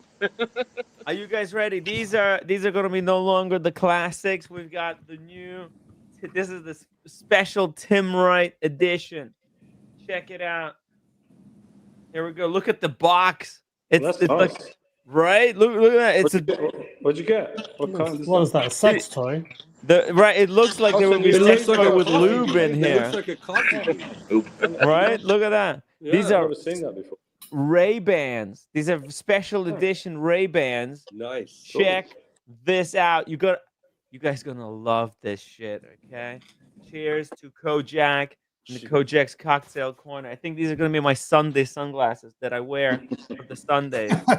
Okay? You guys ready? Let's Oh, see, let's whoa! Shout out to Quarters Eye. That's Sid. Very nice meeting everybody. Have a wonderful evening, gentlemen. Cheers, Sid. Cheers, Sid, Sid. thank you so much, brother. Check this out, everybody. Boom! Oh, pink. Ooh. Pink. Grab your Rolex. I want to see it on your Daytona. Yeah. I want to see it with your Daytona and your St. Dupont lighter. No. Boom. I love Look it. at this. I love it. I love it. It's you. It's you. Oh my Kojack, god. Mike Lewis. You have to know Tim. Oh I my don't God, know. they're looking out. Pink is his color. Sean, I don't like him. But on Tim, I'm telling you, this is Tim. It is. I know it's Tim. I know it's Tim. It is Tim. Because he's goofy, but It is Tim. Look at it. Oh yeah. Look at that. That's that, going to be a perfect match. Would that go well with my red glasses? Would that go well with my red glasses? Mike, it's not. Nobody else can pull it off but Tim. But it is. you're Tim. right. Because I would never wear them. That's Yeah. true. Hey, I hope that I didn't accidentally outdo Daniel Katz. Usually he's the one known for ostentatious sunglasses. I don't know, No, man. no, Daniel and his fingers. I don't know today. I don't know what's going on with those fingers today. I really want to see those fingers. So yeah, check this out. These are like limited edition special ones. You can see they're kind of puffed up. You've got the puffy design. You have to do your logo now, man. You have to do your logo with the pink. Yeah, I can. There's enough room. I can have it hand painted on the side. You should.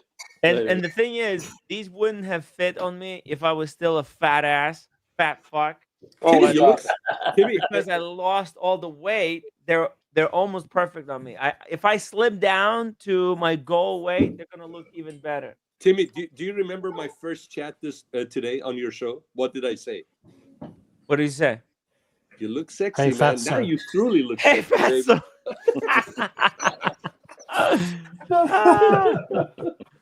All right. Hey, Kojack, look, I made a second one for mom. I'm gonna go give it to her now. Oh, okay. Well done. Oh, awesome. That's it. That's it. That's it. That's it.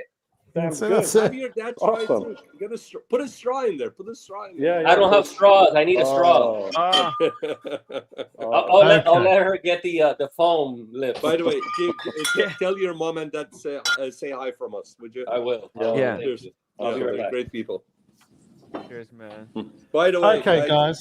here we go. Before Kojack starts on his Oh, the black, There you go. white, the There you yin go. and the yang of The the yin watch. yang. Where's Yeah. Humble Pie? Space. Where's Humble Pie and Mr. That was Cheese? good. I think they disconnected. They said goodnight. Listen, the and white jumped one off. is gorgeous. I love the white one. But I love the white one. But Me I'm telling too. you, I love it. you have to have this first. I'm Yeah, telling because that's Yeah. iconic. It's you, iconic. you have to have this Yeah, first. yeah. I agree with you. Double D says his Okay. 12-year-old niece has the same sunglasses. I'm sure Ouch. she does. Double D, jump on. Double D, jump on. I want to see your Gerard Perregaux, man, salmon dial. Let's go. I want to see those biceps. I think of all the beautiful watches he has the Breguet, he has the Rolex. To me, his salmon dial. There's some people that there's a watch that it's just them. When you think of them, it's them. To me, although it's one of his last acquisitions, that salmon dial, Gerard Perregaux. Here's a salmon dial. It doesn't get enough love. Yeah, Look at this salmon dial. He has Vacheron dress watch. Hey, Timmy. Yeah. Oh, let's see here. Boom. Here's a salmon dial. Oh, beautiful. Ooh. Nice. Is that the Breitling? Wow. It's a Breitling, yeah. Oh, it's gorgeous. Yeah. It's Oh, gorgeous. that's lovely. What's that called? The Torah? Mike, when did you I get got this about 2 years ago. Yesterday, Torah. That's beautiful. Yeah. It's got, you know what? You have to see it in person, actually. It's really a pretty dial. It's like a copper salmon dial. No, it's a gorgeous dial. That, They did great. Also, their pistachio is nice too. And it was this and the pistachio came out at the same time. It's gorgeous. Yeah. Right. Yeah. Congrats. Nice. Congrats, Mike. Did you get it in Miami, the Miami place? No, I didn't get that from there. It was a gray market. I bought it. All right, I got it so for you a guys good are deal. big As salmon you know, I dials. look for deals. Salmon dial. But I bought this a couple of years ago before I knew the guys from Miami. Oh, gotcha. Wow. Yeah, that's beautiful, Mike. I think this is one of the nicest. I think this is one of the nicest Breitling they make. Actually, it's a Premier edition. It's an annual, or is that like a perpetual? It's an annual calendar, right? Kind of It's an an annual with yeah, a chronograph. Annual calendar. Wow. With the moon phase. Wow. Yeah. With applied hour indices. It looks and very. beautiful It looks very syringe. similar to the Patek Philippe. It But does. this actually, but the Premier line came out back in the 1935. So it's been around for a long, long time. A lot of people say that they copied Patek, but they didn't. Oh, Because wow. because this has been around for a long time. Right. They just updated it. That's all they did. Very nice. What size is that, Mike? It's 42. Okay. The only thing about it is the thickness. It's about It is. 15 points. That's the only thing that when I put it on, that was the only thing that held me back on that. It's the thickness, yeah. Yes, the BZ01 movement, which is a thick movement. But it's All a right, great so you watch. guys- I mean, you guys for put it on $8,800, that ain't a bad deal. No, All it's right, not. so you got the salmon dial. I told you, Double D has. I don't have. I'm not fancy like you guys. I don't have a complication salmon dial. I only have one salmon dial. What you got? Yeah. Oh, yeah. Very nice. Very Yeah, nice. but I've also got a salmon dial. Oh, You do. let's You see do. it. The Yeah, yeah. plate. You have a salmon plate. Yeah. I knew by the tone of his voice. Yeah. Double D.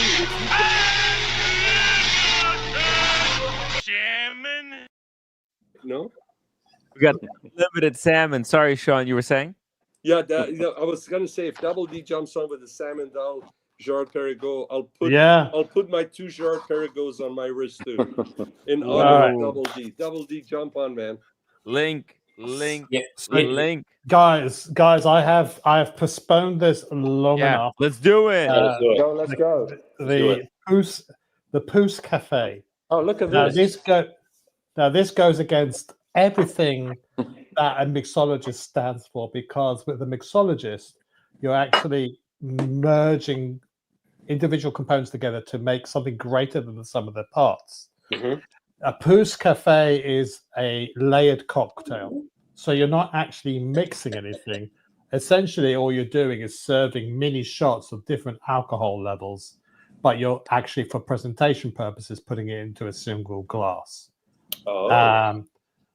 Now, this predates the mass adoption of ice. So this would be served at room temperature. Okay. And the word Pousse Cafe is, well, some people think it's was invented in France, which is entirely possible, but some people think that it's actually from New Orleans because of the French Quarter there as well. Now, Pousse, or Pousse, now is spelled Pousse, translates loosely as growth spurt, something like that, and it's meant to actually. The drink was meant to be served to push you into drinking your coffee with it. So you know, just like you do in an we know when you're at a dinner party and you're having your petit fours and you're having your coffee and your cognac, you know, you normally pair a spirit with a coffee. So it could be rum, it could be whiskey, it could be bourbon, it could be rum, it could be anything. So this has taken it to the sort of logical conclusion, or is the next logical conclusion or illogical conclusion. The problem with layering a drink is that you have to rely on the density of each of the alcohols that you're using. And so there's no point mixing a Pousse Cafe that is made up of brown liquids, because you won't be able to tell the difference between each of the layers. Even though they may actually be layered, you can't tell the difference. So finding drinks that are different colored that still work in a Pousse Cafe, which you're supposed to drink and sip like that, rather than, it's not a shot, you don't down it as a shot. It's supposed to allow you to taste each layers separately. So you start off, you might taste a bit of rum, you might taste a bit of curacao, or Cointreau, or creme de menthe, or cacao, or whatever. Now, most Pousse Cafes are only about 5 to 7 layers. Guys, I think I might go for 12 layers. Oh, no shit. 12 layers. Yeah. Wow. Now that's not the most complicated Pousse Cafe. There was a bar in New Orleans, I think called the Big Train, that did a Pousse Cafe with 34 layers. Ooh. So 34. God knows. Wow. Yeah. How big was the glass? Wow. That's a good question. But the issue is not so much the size of the glass; it's the steadiness of the hand. Because of the techniques, you have to sort of try and not disturb the layers underneath it. Wow. But the other issue you've got is I'm not making this for flavor purposes. I'm making it for visual effects. So some of the spirits I'm using, and I know you're going to force me to drink it, so I'm going to make myself a cup of coffee when I make this Pousse Cafe. But this is to take on the challenge from Gatsby from the very first cocktail session that we did all those many months ago. So let's see how we go. So it's going to be 12 layers, you said? Yeah, 12 layers. I'm going to attempt to do 12 layers. Okay. Now, I'm making the trick is having a steady hand, and you're not supposed to sort of dunk your sort of drink in the glass. You're supposed to sort of pour it over the back of a spoon to reduce the velocity of the drink going in there. Now, I've actually come up with an invention this week, which will make it even easier. I've got these sort of pipettes that will allow me to also sort of slow down how quickly I introduce the alcohol into the glass. That's a good idea. You're surgically introducing the alcohol. Yeah. I'm curious to see, how do you keep it somewhat separated? Well, that's because each of the liquids we're using have got a different relative density. So the heavier so they all, this is the relative density to water. So water is 1. So absinthe is like something like 0.89, whereas something like a creme de cassis is 1.18. So as long as you pour them, you don't have to necessarily pour them in order. But the problem because the heavier liquids will sink to the bottom of the glass. Sure. But in so doing so, you don't end up with crisp layers. And in fact, if you were to produce a perfect Pousse Cafe, if you leave it long enough, you'll see that the definition starts to haze and becomes a bit wishy-washy as the sugar levels normalize. Now, you could say, how do you know which one is more dense than the other? I've tried to use academic papers on this, but they're all bullshit and they're out of date. and I found stuff that should float ends up sinking, and vice versa.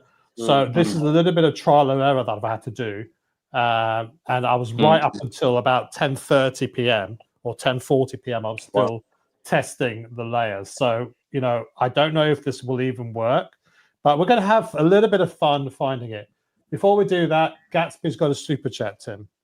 Gatsby, $10 super chat. Kojack, I was told this drink was inspired by Lewis Carroll, who described the drink that Alice drank to shrink to Wonderland size, presented different flavors in layers. Gatsby, I bow to your greater knowledge on this subject. I do know that you've got to be an absolute cunt to go into a bar and order this drink because it takes about half an hour to make. And if anyone is thinking of going into a bar and ordering a Pousse-Café, don't. If you still think of doing it, don't. If you still think of doing it, make it yourself first.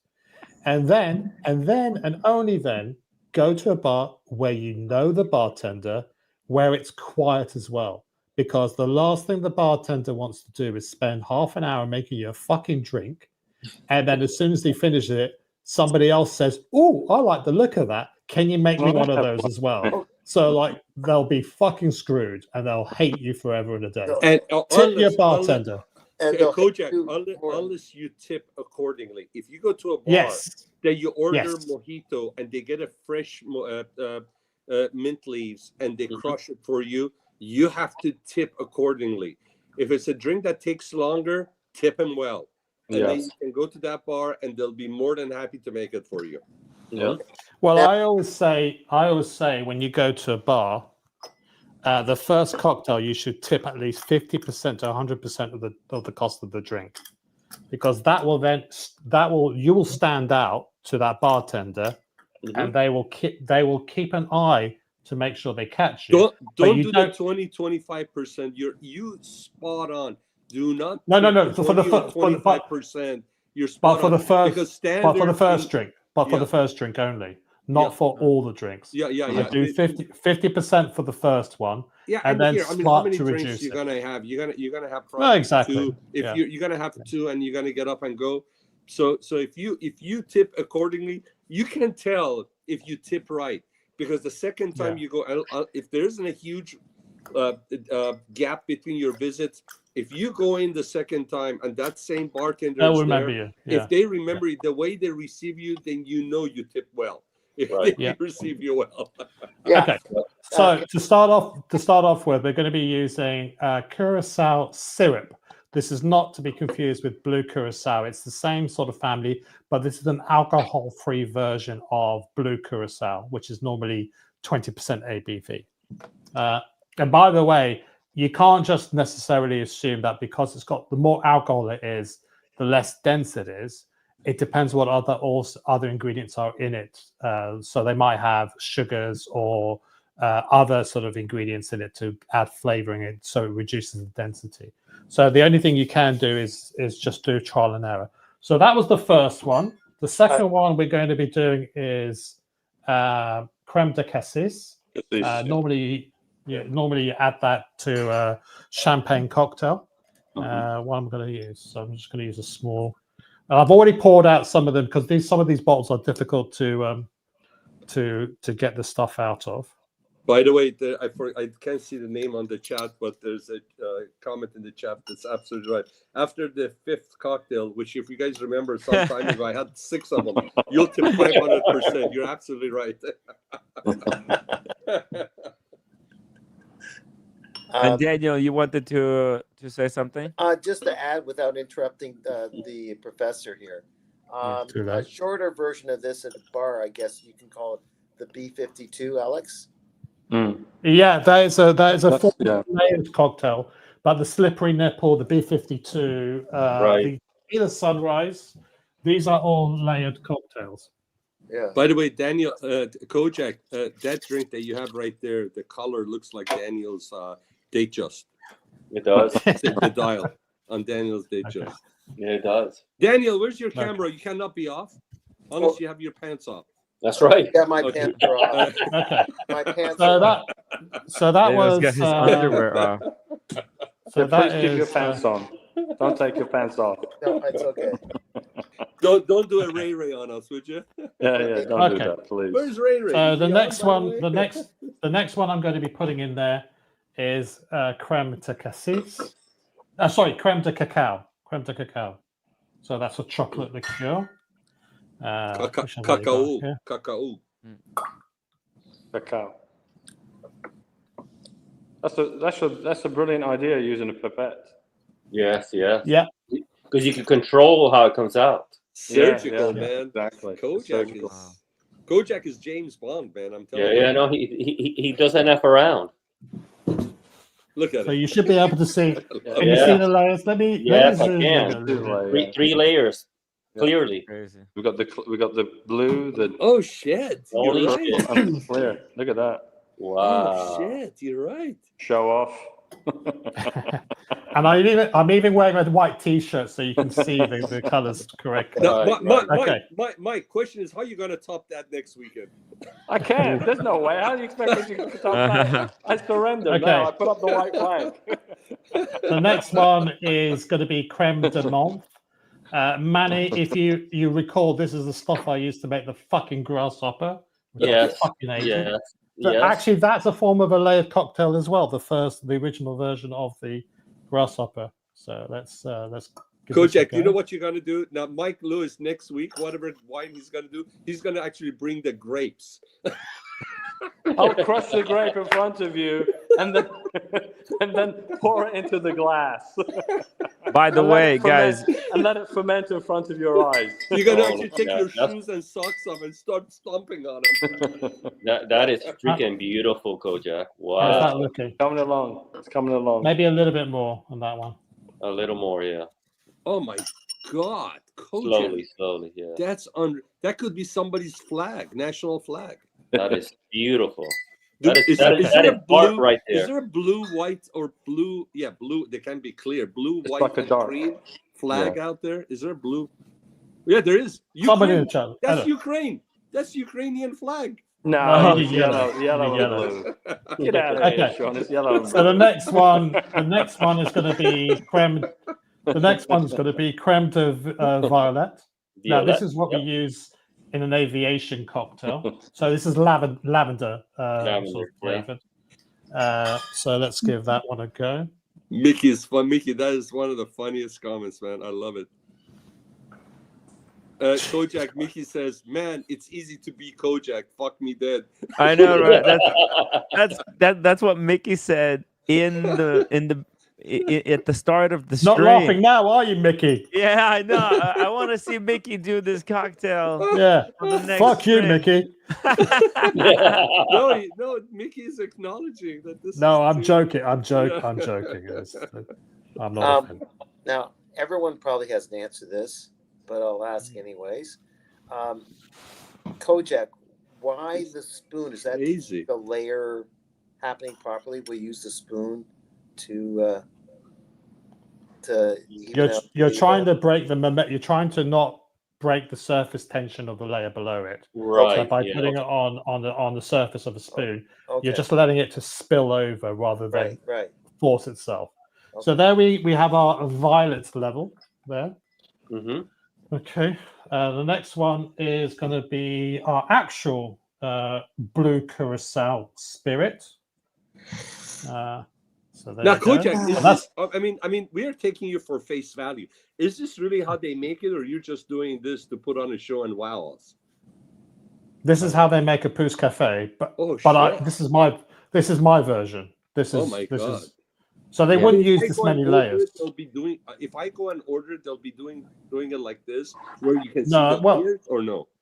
Yes, you will see the layers. Yeah, absolutely. Oh shit! Okay. That's the whole point. That's the whole point of it. It's Hey, guess otherwise. what? You gotta unleash me. They're gonna hate me at the bars I go to.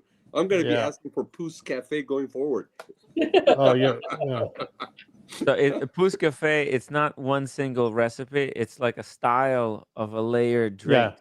The idea was It's a- to kind of Holy carefully pour shit. different liquors with varying sugar contents, so they sit on top of each other in in these bands. So let me ask you a Oh, question, guys. Let me ask you a question, Kojack. How many bartenders would know what a Pousse Cafe is and how to make it?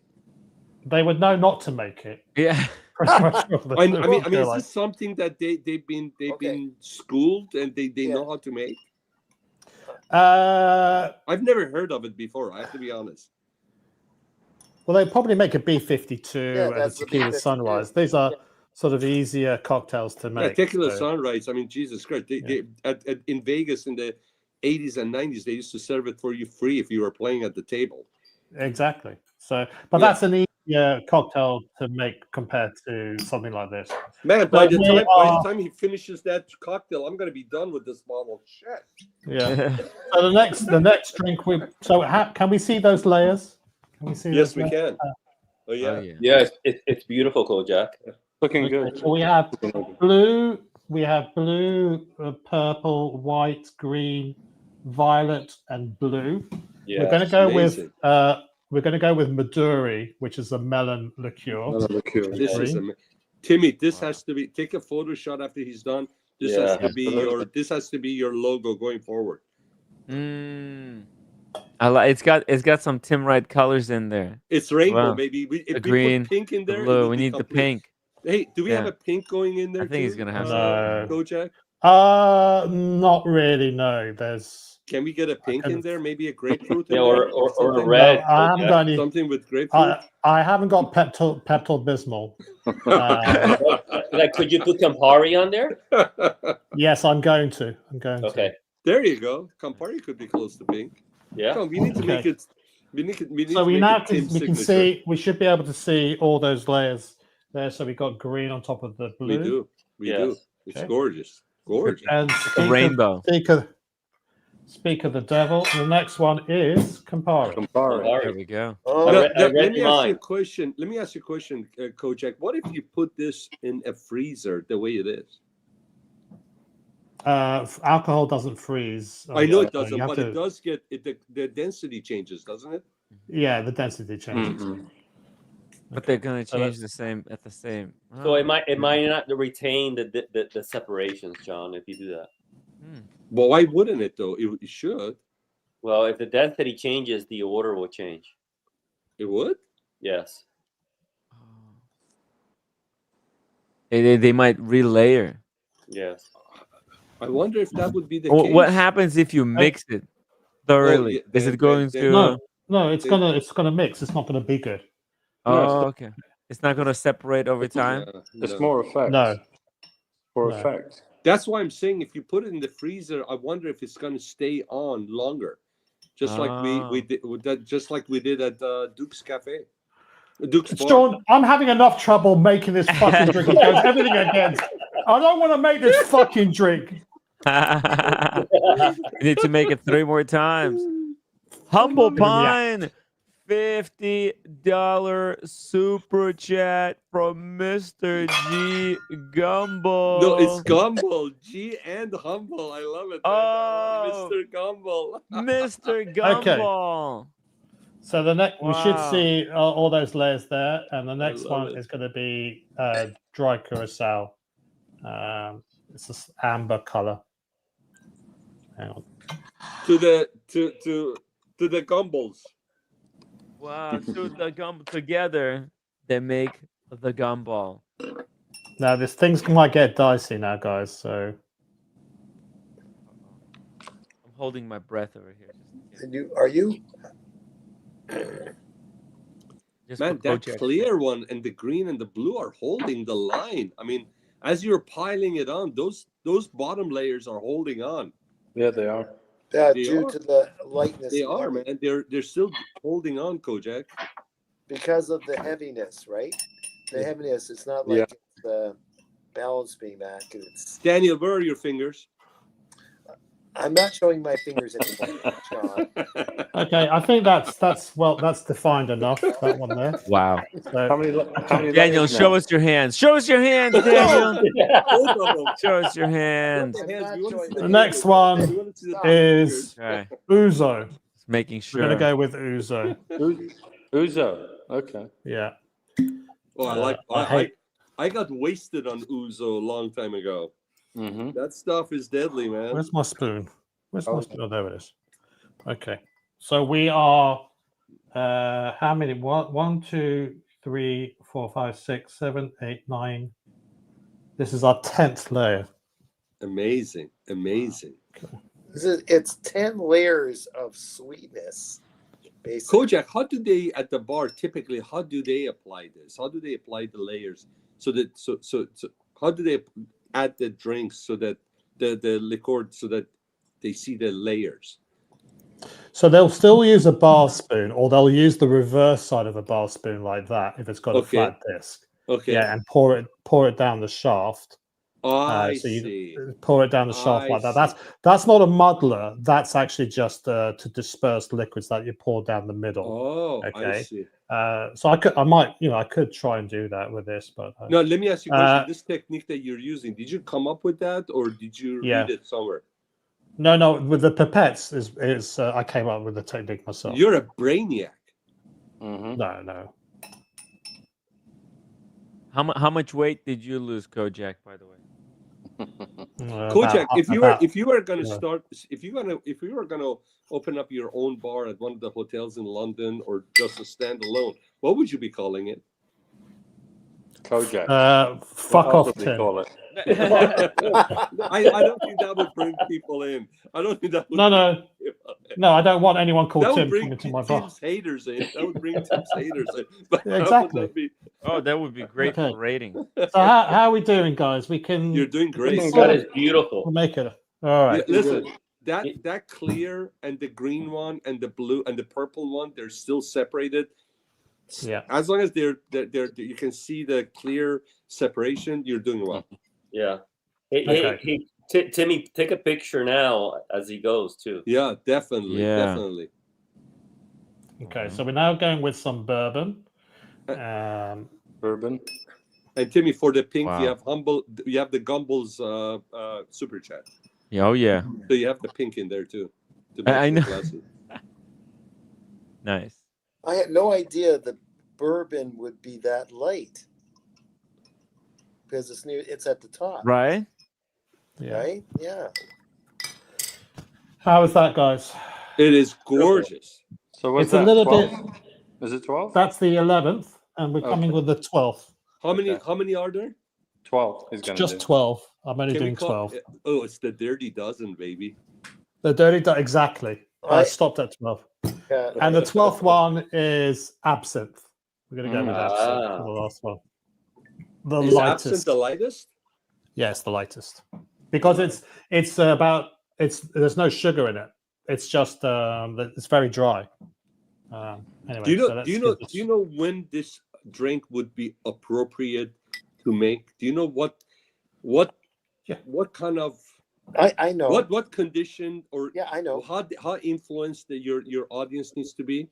If they smoke grass and they are high, this will put them. I mean, this will just take them to the space. I mean, if I'm high, this was very popular. This was very popular in the 1800s. God. This was very popular in the 1800s because it was novel. You didn't need to have ice, and you could just use it to accompany your cup of coffee. Oh wow! Look at this, guys. It's getting dark, isn't it? It's getting menacing looking. It's really accompany your cup of coffee. Interesting. That is 12 layers, distinct layers. I'm going to go and make myself a cup of coffee because I ain't drinking this without fucking. This is Timmy. Take a shot. Take a picture. Kojack, can you move your chair? Kojack, can you? Hang on. I'll be back in a second. Let me just get the coffee going. But if you move your chair, you can take a photo shot because the background would be white. I'm going to put I'm going to put a white piece of paper behind it so you can okay. make it better. Okay. I thought. Wow. After all this would be a waste if I make this drink just to throw it in someone's face. Hey Timmy, can you put the? That would be that would turn them gay, actually. Timmy, can you put the panelists around around the drink? Can you line us up around the drink, or I could do that. Just a second. you? We've got a massive $50 super chat from Gatsby. Congratulations, Kojack.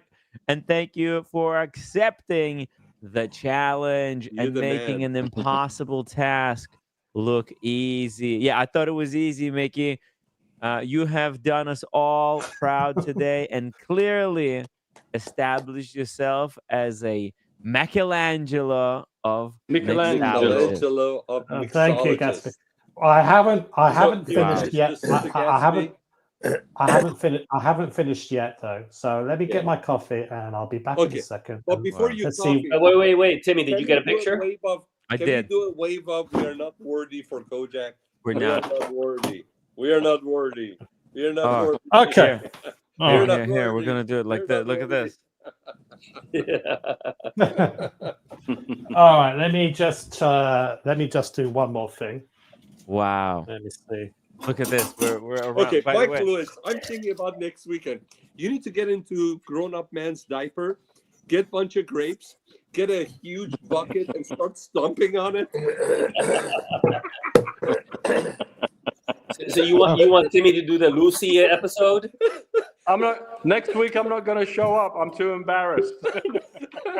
Mike Lewis is gonna have to make his own wine on the In front live of you. stream. Show us the process. Get the instruments. You have to start ferment making it up. right in front of you. Yeah. Yeah, gonna do grapes. You know, where you Get put the into grapes and diaper start and then- stomping them. Yeah. Damn it, Kojack! You made a lot of pressure on me. The stakes shit, he's have doing never the been. fire. No, what is he what? doing now? What is he Doing the doing? fire. What Don't is do the that? fire. You Dude, crazy man. What are you doing? kidding me? Crazy Put the guy. paper. No, take the paper off. Oh shit, you're right. Your God shirt looks damn. better. Yeah, there you go. Oh, there you go. Wow. Look There at you that. go. Oh, Hold on. man. Stay there. Hold on. holy crap. Holy crap. Holy Kojack. moly. Kojack is now That's just showing off. That's all Yeah. he's doing. He's embarrassing me. That- He's showing I- off. I got a great Kojack, you have earned. There you go. There you go. Kojack, Wow. you have earned equivalent of 3 Michelin stars for mixology. Yeah, no shit. Seriously. You get the gold. You get the gold medal. You are No, you have to Gold drink it medal now for sure. while it's on fire. Kojack. Kojack. Can we do it? We are not worthy, all of us now. We are not worthy. But Kojack has to light it on fire again. No, I'm not fighting a liar again. Jesus Christ. I am not. All right. So, what does that do for the drink? It looks Daniel, fantastic. Daniel, Burns you off gotta- the alcohol. The show. Daniel has to chug it. Okay. Daniel, That makes it extra cool. I know what Daniel is dying to do. He's dying to stick one of his fingers into that glass. Here we go. Here we go. Holy fuck, we got another $50 Oh my super God, chat. Gatsby's crazy, funny. man. He's crazy guy. Gatsby, for many years to come, people will gather at the bars and tell stories of the legend of the man I love called it. Kojack, who I'm getting dared goosebumps, Gatsby. Wow. to master the drink that shall not be named. We have all here witnessed it tonight, and we shall never see a drink like this again. Yep. You It deserve was Thank a you, master You class. did a fantastic job. I gotta Beautiful say. job, Kojack. The best. You are the master, sir. Yeah, and It the was- coffee. I realized how fortunate I was, and I was honored to meet you in London for a couple of times, and a couple of trips that I was there, and ride in your car, and share the same space as you, and breathe the same air, and drink the same drink as you on the sidewalk in London, in the middle of the night. It was a great time. Listen, It was a great time. the feeling is mutual. I Thank wish you, I could sir. say that the same about Daniel and Tim, but that would be lying. Anyway, so let's give this a bit of a sip. Cheers. So the thing, okay, now there is one place in New Orleans which gives you a straw, and you drink it from the bottom up rather than Ooh, the top down. Makes sense. Makes So sense. because the idea is that you've got the sweeter, less alcohol stuff at the bottom, and you've got the more alcoholic at the top. But traditionally, it would be served like this, and you drink it from the top all the way down. And you will be able, you just take a little sip and then a bit of coffee, a bit of sip and a bit of coffee. So you'll be able to notice each of the layers, the different flavors as you go from one layer to the other. May I dare, before you pick it up, may I dare to suggest, instead of picking it up, for you to lower your head and sip it from the glass while it's on table, so you don't mix the layers. No, it's fine. It'd be fine. It'd be The fine. weight won't change that. Okay, sure. That is beautiful drink. Yeah. Bro. That is a work of art, Kojack. It is. Seriously. Wow. Oh, Jesus Christ. How is it? Sweet. No, I have to ask you, Kojack, if you're going to sip it with the straw, do you first put the straw in there as you're adding the layers? All the way in. You got to put the straw all the way to the bottom. No, the straw need to go all the way to the bottom of the glass. I know, but I'm saying, would you They leave can the get the straw there flavors. as you're adding, or would you, if you put the straw, would you break the layers? That's a good question. You would I don't break the think surface so. tension between. You probably would think break this. I don't know. I don't know enough. Do you have a straw? Let's not ruin it. Let's just drink it as this Yeah, way. let's drink I it. would say it would be probably safe to leave So, the straw when it's empty and then just add the layers. Now, this is the first time I've successfully done the 12 layers. No as well. shit. Wow. How many Well, they times did it on have you camera. not done it successfully? Well, because I was still trying, up until about before I came on, I was still trying to figure out which spirits. If you go in the kitchen, there's no space on the worktops because I've got about 50 different bottles of spirits. Oh, fuck. And I'm going this. And what I'll do is I'll try a few layers, and then I'll use one like say amaretto, and it will sink to the bottom. And I go like, oh fuck, I've got to start. So you're telling me if this was a sports movie, this would be a Hollywood ending. Yeah, this would be the Hollywood. This would be the money shot. Beautiful. Very well done, Kojack. Seriously. I don't have a hat. If I had it, my hat's off to you. Oh, Jesus Christ, that's Uzo. No, that's absolute. Can we sign a card and send to your wife and tell her what a magnificent man she's married to? Oh, Jesus Christ, that's awful. Yeah, whatever. Hey, you know what? It's beautiful. Oh, fuck you, Gatsby. Yeah. So let me tell you this. That's why you do not marry the most beautiful girl you date.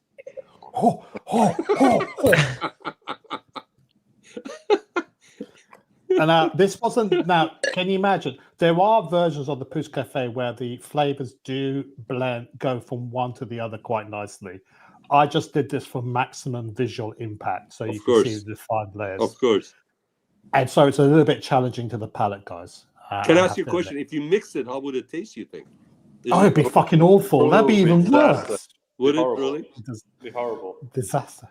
So this is a dirty dozen. This is truly a dirty dozen. I'm sucking off a dirty dozen. I am down. Yeah. It's really for show. That's all it really is. Yeah, okay, that's the bourbon. I can taste the bourbon now. Oh, thank the Lord. Oh, that means that the Uzo's next. Oh, fuck. Okay. Listen, I'm telling you, one of the, Uzo. I passed out. I got freaking wasted on Uzo. Mm-hmm. Uzo, it was just like crazy. Oh, God. It's not. Which one is better, the Poose Cafe or the Jungle Bird? Your mother's ass. Sorry, Kojack. It's so strong. If you remove your cap, you may have hair on your head. I've got hair somewhere. I think I'm going to call this the Kojack Ultimate Nighttime Tincture. The cunt. But nonetheless, I don't care how it tastes. It just looked very impressive. Yeah. It was a magic show. It was a magic show. It's like wristwatches. Sometimes the dial is better than the movement. This was legendary. This was legendary, I have to tell you. Oh, fuck me dead. So what's the purpose of drinking the coffee? It's just to... I was going to ask that question. This is supposed to force you to drink the coffee. So you just remind it might taste better now. So the coffee is the chaser. You have to No, drink well, it with coffee. yeah, It's yeah. undrinkable. Actually, this does mellow things down. And like when you're drinking absinthe with green chartreuse with coffee, tastes really nice, guys. That's a really good combination. And there's nothing. Oh, The and there's chaser. nothing. There's nothing in the coffee. It's just black. Coffee the chaser. That's funny. Timmy, I have Yeah. to say, guys, if you don't mind, if Kojack drinks that to the very last cup, everybody else other than Kojack on the panel, we have to super chat $25. Ooh. Kojack, you drink it to the end. How much of that do I get? That's I don't get torture. to That's see any of torture. that. What's the point? No, no. I'll buy that's you a torture. Pousse Cafe $25 at, no. at the Duke when I see That's you. torture. Bro, let's go, Timmy. Sean, that's cruel. Sean, that's cruel. Oh, I want to see him drink. okay. It's got to taste horrible. It's got to taste horrible. I want to see him drink it the Okay. last drop. Oh, now I'm at the Timmy, Curacao. Timmy, though, He's so off that's okay. tomorrow, so it is perfect night. Timmy, that would be $100 if he drinks it to the Oh. end. Just the panel alone would do $500. It would be on your PayPal. We'll do it on Kojack. Oh, you cheap bastards! It should be 50 quid each. I'm good with that. Kojack, a lot of money. I need to pay off these sunglasses. And I'm going to LA, so I really fucking need this money right now. And I'm gonna bring the best content from LA, South Coast Plaza, Watch Time, Los Angeles. Timmy, I bought the tickets. This may be the very last time you see Kojack alive, guys. So just think of me fondly. Do it for the community, or for me. No, don't do it for me. Do it for the community. No, don't force them to drink it. It's Oh, but if you don't want to drink it, of course. It's horrible. I'm fucking drinking it. Shut the fuck up. Kojack, it's a work of art. Kojack, listen, I've got an extra burial plot. You can have it if you need it for me. There you go. Daniel, we want to see your fingers. We want to see Daniel your is fingers. thinking forward. Where are your fingers? Here. No, wait. Oh, that's the blue curacao. That's the blue curacao now. Hang on a Gatsby, second. another $10 super chat. Kojack, when you said you'd make the drink, I didn't for a second think you would actually drink the fucking thing. Respect. Exactly. Yo. You know what I have to say, Gatsby? You made it this. I mean, you put this whole thing on freaking steroids. Thank you, Gatsby. Yeah, this was fun. And the challenge was amazing. Mark, the challenge, it was amazing. A fellow Canadian. The trash talking before this, it was just amazing. I love It's Gatsby. all fun and I games. love Gatsby. Yeah. Oh, you piece of Cool. shit. Gatsby's a cool cat. And Gatsby's a cool cat. I can't believe you're drinking that, Kojack. Yeah, it's horrible. It's horrible. Wow. That's why you need the coffee. You can't drink it without You're the gonna be in the coffee. bathroom. You're gonna be in the bathroom. Hey, can I be honest with you, Kojack? Can I be honest What? with you, Kojack? I'll never order this at the bar.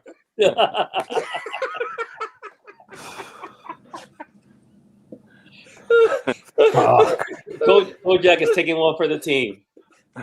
This is the drink that I want He's a Kojack to trooper. make for me when I visit him in No, I don't London think next we- time. Yeah. Are think you you want going to this. down that one? Oh yeah, I don't it's think all we want about the this. challenge. It's easy to drink delicious drinks like this Okay, Junglebird we've was. just this is going to be a viral thing now. This is the Dirty Dozen challenge. The Yes, Dirty sir. Dozen challenge. The Dirty Dozen challenge, and everyone who finishes it has Yeah. to call out somebody else, like the ice bucket challenge. The next They got to the next person. the next contender. Yes. Next oh contender my is gonna god. do what? What is the next contender going to do? Basically, Have to drink this shit. whoever drinks it Well, who's going to gets make it to for name that person? at the bar. You go They have to to the fly bar. me out. They have to Or fly fly me you out. Either go to London. I'll travel the world. Fly to LA, baby. Let's start with LA, Kojack. Oh Jesus Christ, Sean! You Let's don't go. want to drink this. Kojack, you should come with me to LA. Do me a favor, Yeah. Timmy. Yeah. Start a GoFundMe for Kojack to come to LA. Let me check my reservation. I And think set I have a room for two. Set a dollar amount for him. Kojack, what should be the dollar amount for you to come to LA? I don't know how much is a coffin.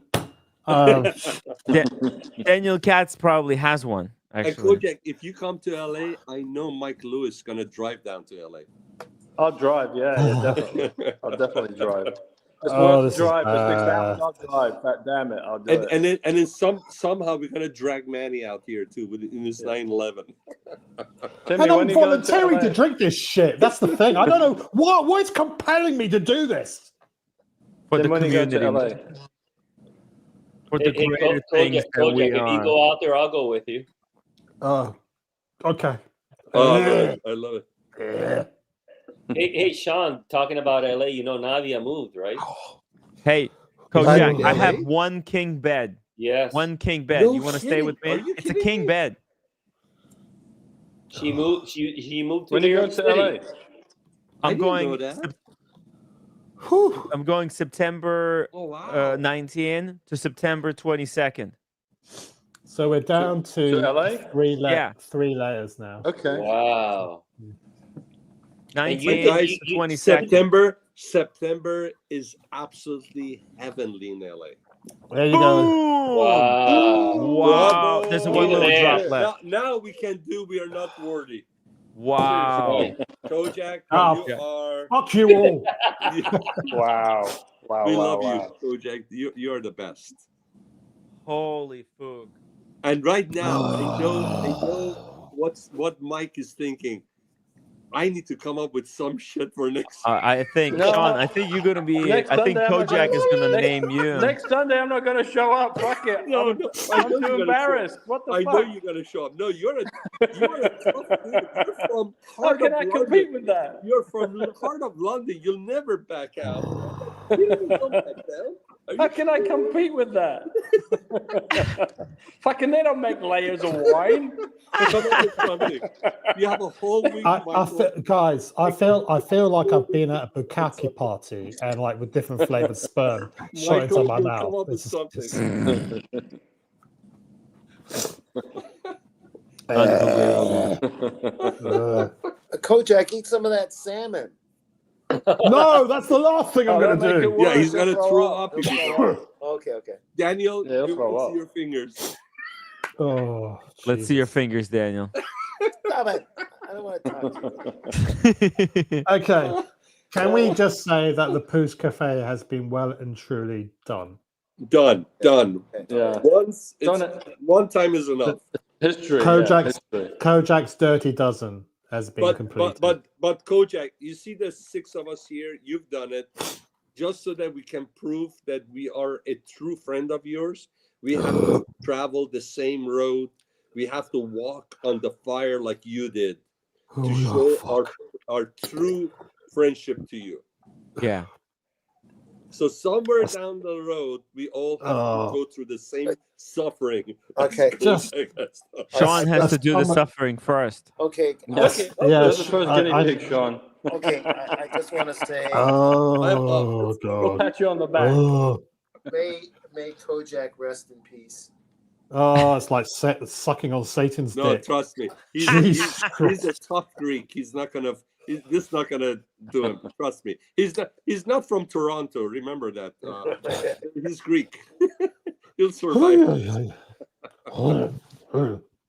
It goes against everything I stand for, guys. All right, that's done. Gatsby. Bravo. Thank you. Bravo, Kojack. And Bravo. also, it's also TG01 because he's from New Orleans. And, Yes, That's right. That they consume a lot of the This was epic. Pousse cafes over This in New was Orleans. amazing. This was Yeah. honestly. Alex, This should be Alex, you out. premiered in the movie theaters, and they should sell tickets for this. Alex, you outdid yourself today. Absolutely God. outdid yourself. Oh my God! I got the fucking pipettes and everything. Look, I mean, I got... Kojack, I'm hugging you from what is it, 6,000 miles away. No, it's like Brotherly 10,000. hug, man. Please Seriously. Like don't 10,000 squeeze too miles. tightly because I'm going to throw up. Please don't. Unbelievable. Much respect. That just feels like a fraternity party. It's just use me as a cum dumpster. Wait a second, guys. How can we have only 56 upvotes? I forgot to upvote. Guys, I'm number 58. I'm number 58. Smash that up. Come on, man. This now. You have to be 100 by what Kojack did. Roommate, are you not entertained? Kojack, Entertained, yes. Gatsby. I mean, Jesus Christ. How did yourself where's do that? roommate? And does she have a comment after Kojack drank all that? I think roommate went straight to sleep. Okay. Just, Okay. She looked tired. Okay. All right. yeah. Okay. Are we ready for the next Wow. cocktail?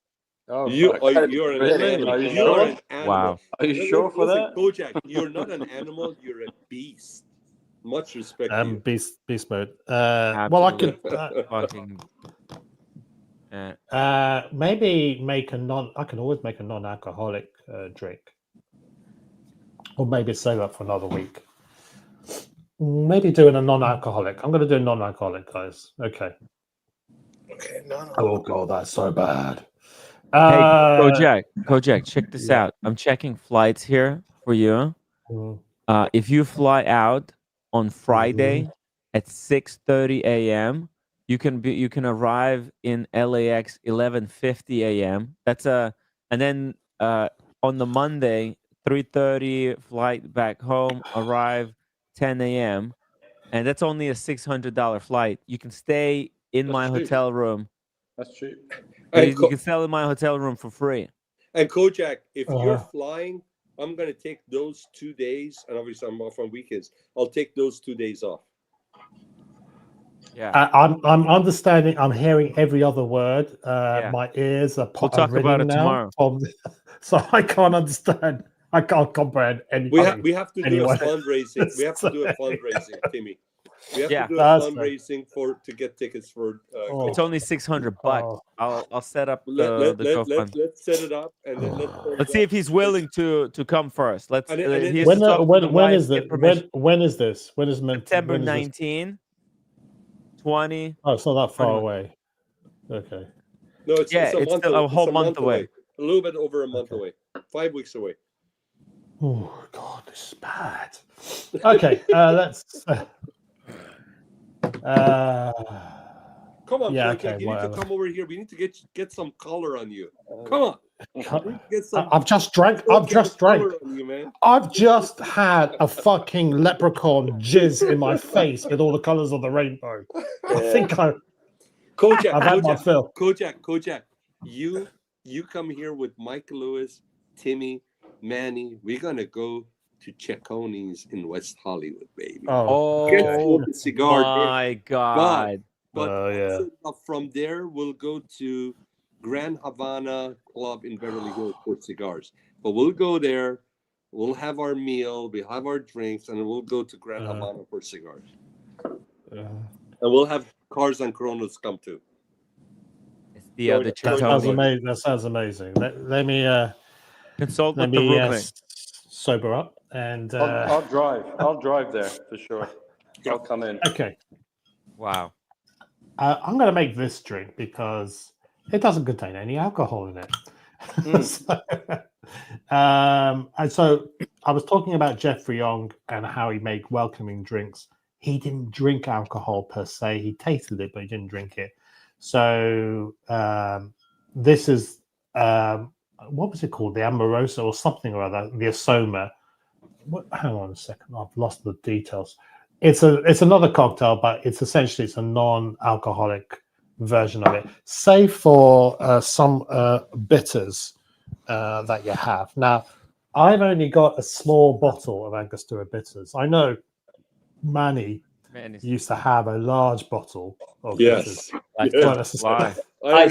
still do in Atlanta. It couldn't fit in the car. It couldn't fit in the car. Oh my God! Hey, I got one of these, but I never used them. Okay. It's a smaller bottle. It's not the large one like yours. I don't know. Do you guys want me to make this or just Do it if you want to. Yeah. No, if you want to. By the way, Timmy, If you can. is B Blondie? B is Blondie.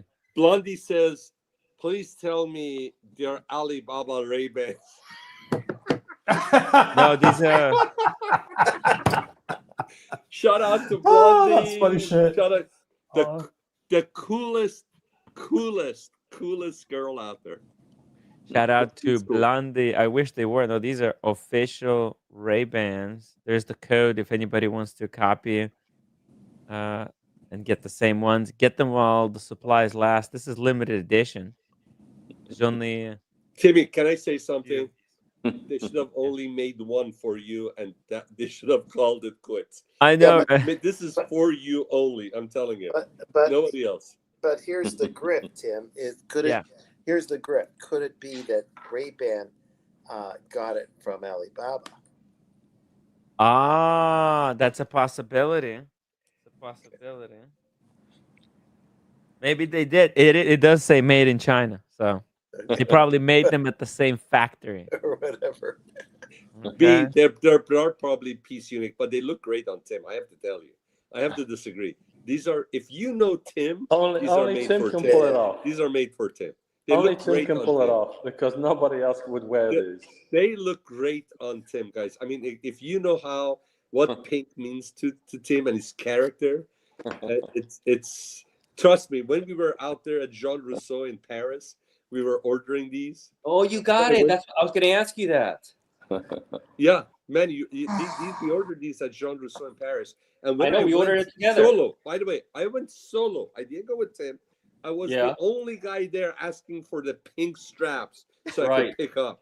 And I have to be honest with you, I grabbed my balls and I went in there asking for the pink straps to pick up. the pink strap with the lime stitching. And the guy, the shop manager, he goes, I know those straps. He remembers it's a piece unique. These are one of one. Yeah, and it's funny because I said these are for so and so, and there was another gentleman there. He goes, and I said, this is for Tim. He goes, yeah, I know that guy. That's the guy that does this.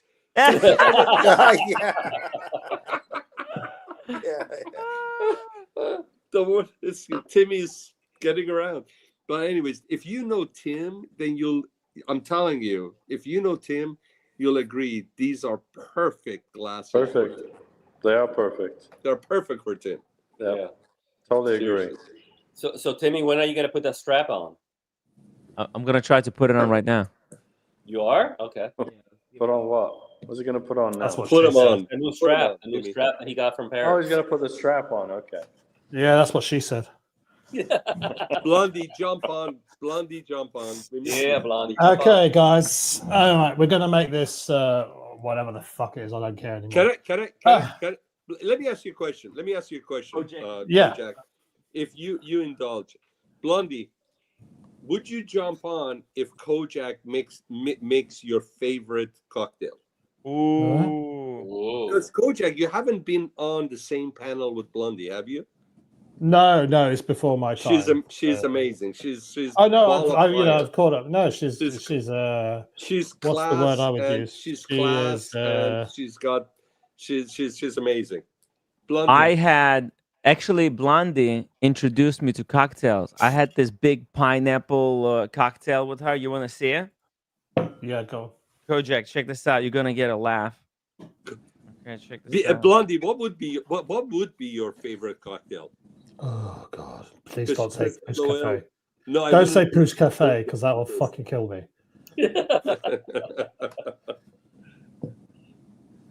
I will make the Pousse Cafe again, but I probably won't drink. I will make a version that is drinkable. That one was just for show. I agree, Blondie. He's been through enough. But what would be your favorite cocktail, though? What did you order at the bar? I forgot. In Vegas.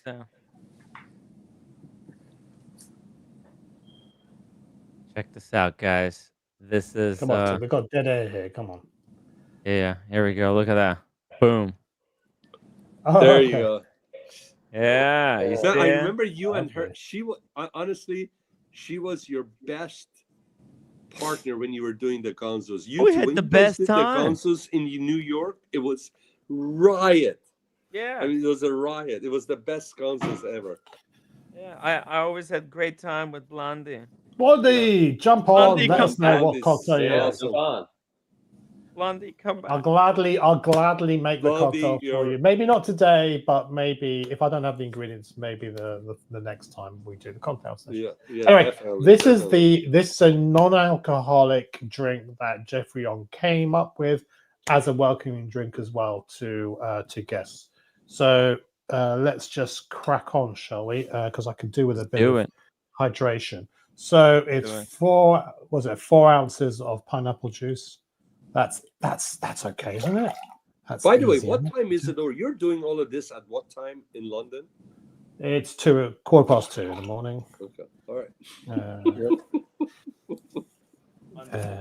Okay, and we have 2 ounces of mango juice. Okay. Right, let's give this a go.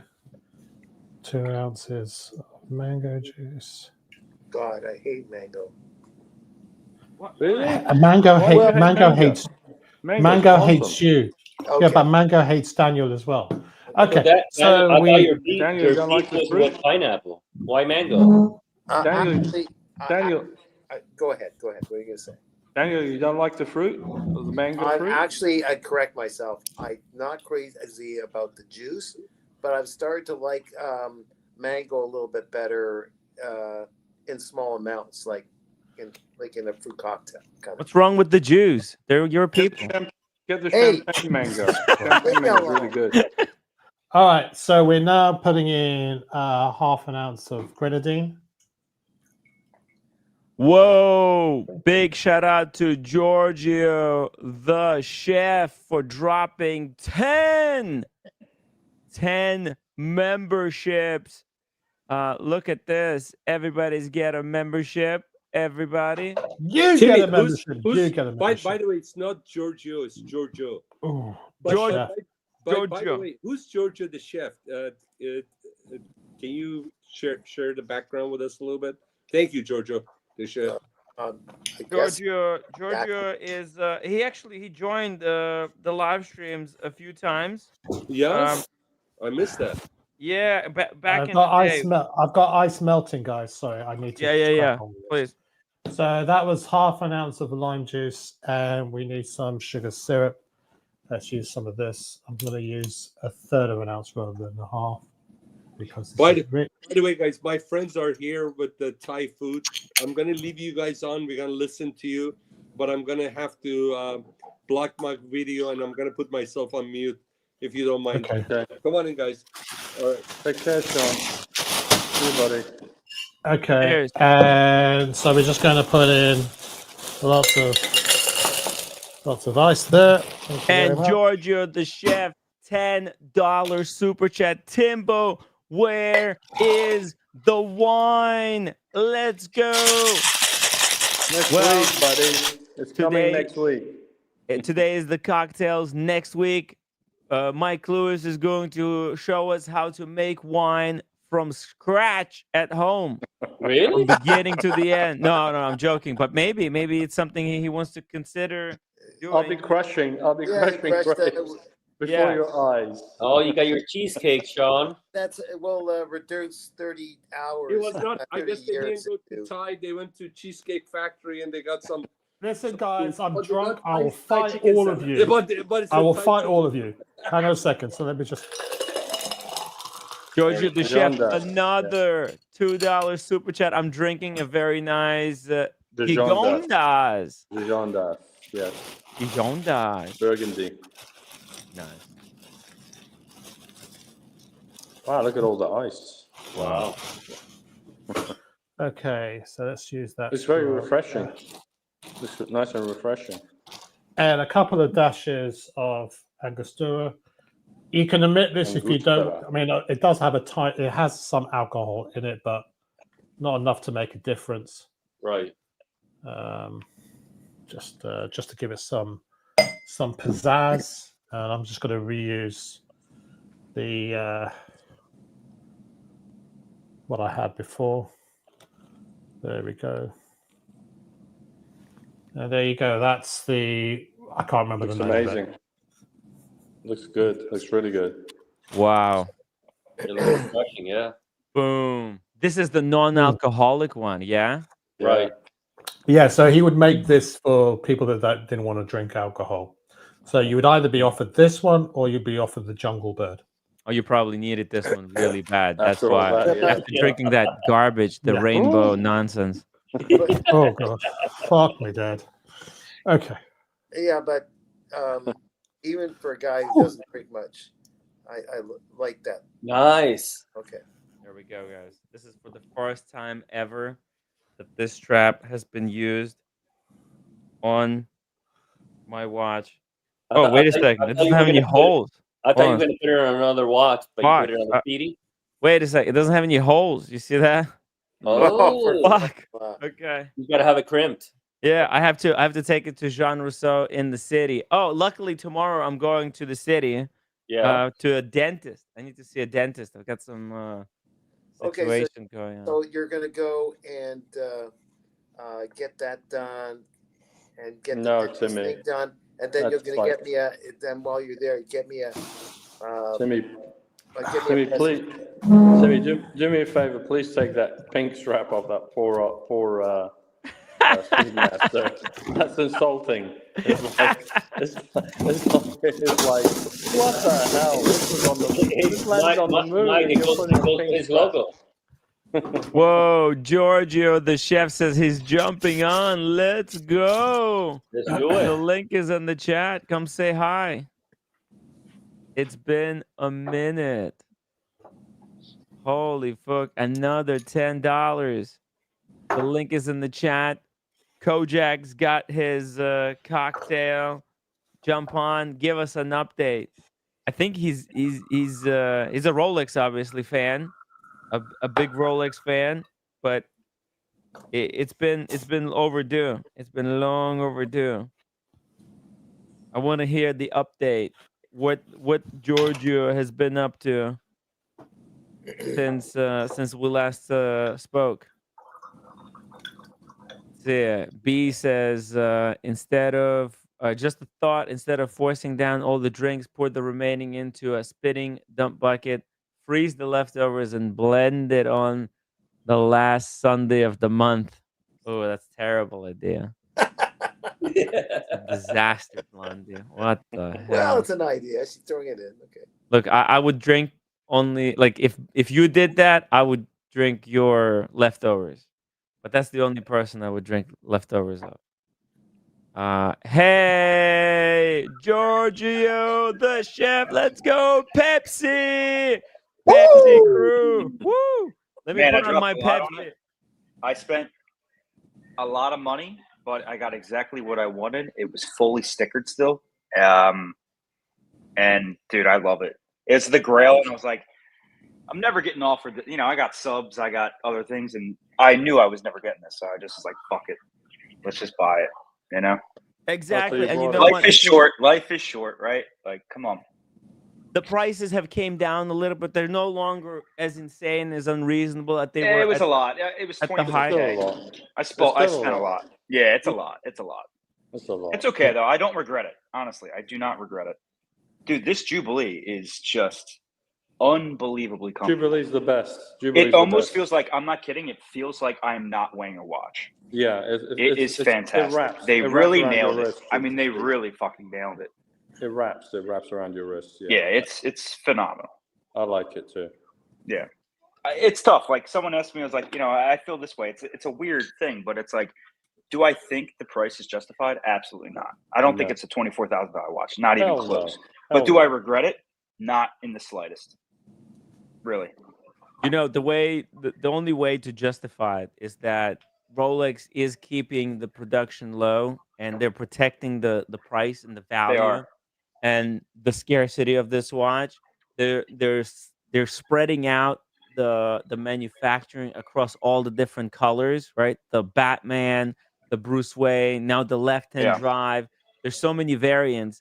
They really spread it out. So those that really want the Pepsi, and there's only very unique set of people that like Pepsi. It's the people who've been in this hobby for since like 2017. That's when like the Pepsi became super popular. It wasn't in existence at that time, and like 2007, everybody was talking about the pre-ceramic. This is the days of uh, uh, the urban gentry when he was wearing the jingly Yeah, jangle. yeah, You yeah. remember that, Oh right? yeah, dude. I've been in like, I liked him in the beginning. He's out there, but yeah, it's funny. Like, Yeah, yes, I remember. I'm I out know there what as you're talking well. about. Yeah, yeah, yeah. We're all out there in different ways, right? And you Was know, it, how did that urban gentry start his show? Hello, boys and girls. Yeah, he's hilarious, man. He's got a brand. He's got a personality, you know? Like, all press is good press. Yeah. Right? exactly. He's unique, man. Yeah. He's got his thing. He's got his thing. He had that idea of doing, you know, a broad range of companies. He doesn't cover just super expensive or just Yeah, garbage. yeah, yeah. You know, He loves Squale. He's a big Squale. Like that's the one that cracks me up, right? Like dude, it Squale. does. It's yeah. Squale. It's got history though. It does, you know. It's a shitter, but it's got history. It's not Rolex prices, but there's some good quality to it. But the thing is, I think at the end of the day, it's like he's friends with the people who make those watches. So there is a special relationship that's going on between them, and I don't mean it like in any like nefarious way. I mean like Yeah, a yeah, I understand. friendly relationship. He helps them sell them, and they make good product. Well, how can you blame somebody? Same thing. He did the same thing with the even better brand, the Handheart. See, Squally to me, okay, it's kind of a homage, but He's the got Handheart, collaborations too, Tim. He's got yeah, collabs. Like he's doing it. he's doing it. moving a lot of watches. Yeah, He he's doesn't moving get some weight. Yeah, into, yeah, it doesn't yeah, get into it's it cool. back and forth. Show He's us the got a wine brand. you've been drinking. There. Oh yeah, this is Xavier Vignon. He is very good. I really like him. This is I'm gonna mess this up. That might whoever can do more French. This is a Gigondas. I Hey. really like his stuff. He is like fucking fantastic. I've never had this stuff. By the way, Hermitage. yeah, It's from the Rhone. Giorgio, we've it's got from the Rhone, Mike Lewis over here. Mike Lewis is our in-house wine expert. He does the wine Sundays. If you watch the show regularly, if you've been following it recently, I've seen Mike on. Yeah. Next week he's going to be doing wine. I don't know how he's going to top Kojack because Kojack smashed it out of the park today with his cocktails. We've got Daniel Katz. You already know him. We got Manny. He's a new panel member. He's in Miami. He's like a car expert. He's our in-house car expert. And Sean, he's got his food that was just delivered.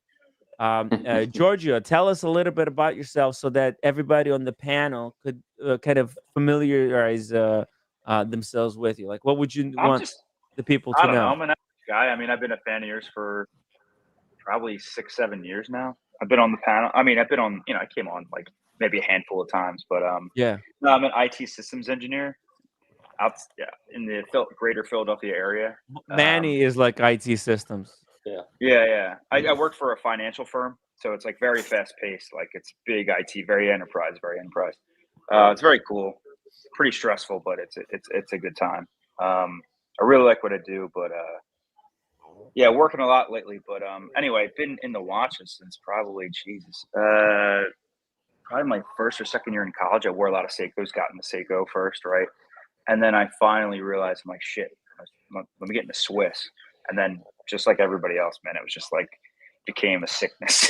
Yeah. Like never like I love the journey, man. Like that's the thing. It's like you spend a lot, but you really figure out what you like.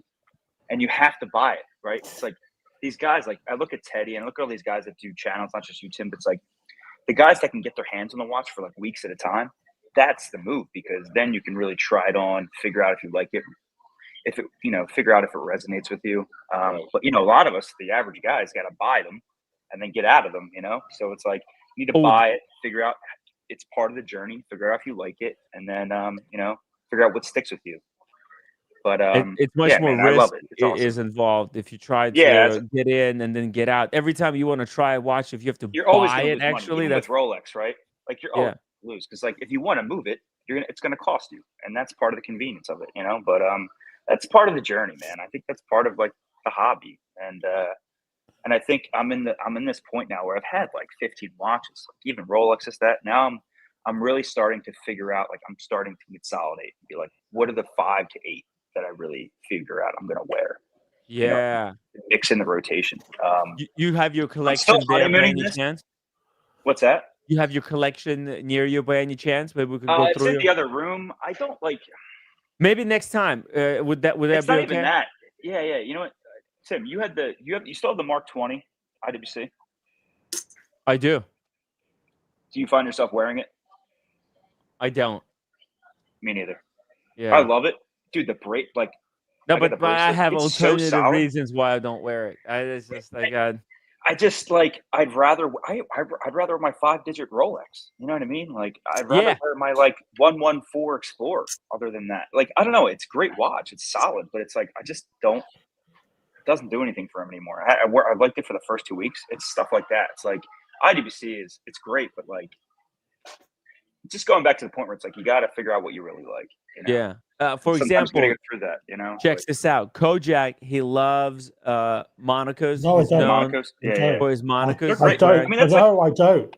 Not That's the anymore. thing. Yeah, he's burnt No, out no. on them. I think I'm it's one wearing of their it best because, designs, honestly. well, because Oshin was wearing I think he was wearing a caliber 12 or the modern version of it, and I just thought I would just wear mine just as solidarity. So I don't wear it outside of the streams. It is iconic, but It's a big watch, too. I prefer it's a big watch. Yeah. But I would just prefer wearing other watches that I've got in my collection, if I'm being honest. Then Hey, we all have a few that it's like just sits in the box. I'm more interested in the history of the watch of this particular watch than I am in the actual wearing it. But whenever I do wear it, I don't long to wear it, but when I do enjoy it. So it's it's just one of those. It's weird, isn't it? It's weird.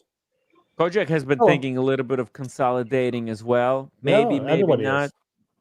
Yeah. Everybody's been thinking, except Mike Lewis. Mike Lewis is not consolidating. Oh, no, jack shit. He's loving. He's adding. Yeah. Actually, Tim, I was offered this week a 1159, but the green dial and the rose gold for 23K, but I passed. The three-hander, Mike? It's a three-hander, this one, yeah. I wanted the chronograph. If it was a chronograph, I would have made a move on it. Yeah. But I didn't want to do the three-hander. But the green dial and the rose gold is actually beautiful. You know, the only thing I don't like is the leather strap. I'm not crazy about it, to be honest with you. Well, you could put a leather one. I would definitely put a leather one. I don't like the AP strap that they put on those. I think it kind of looks, I don't know, it doesn't look right on it. Was it a leather strap, or was it that there's special rubber strap with that It's material? a rubberized. It's like my 1159. It's rubberized textile. Yeah, I like that one. Seen it. I like it too. They should at least offer you at least 2 to 3 different strap and the package for that watch for the price they charge.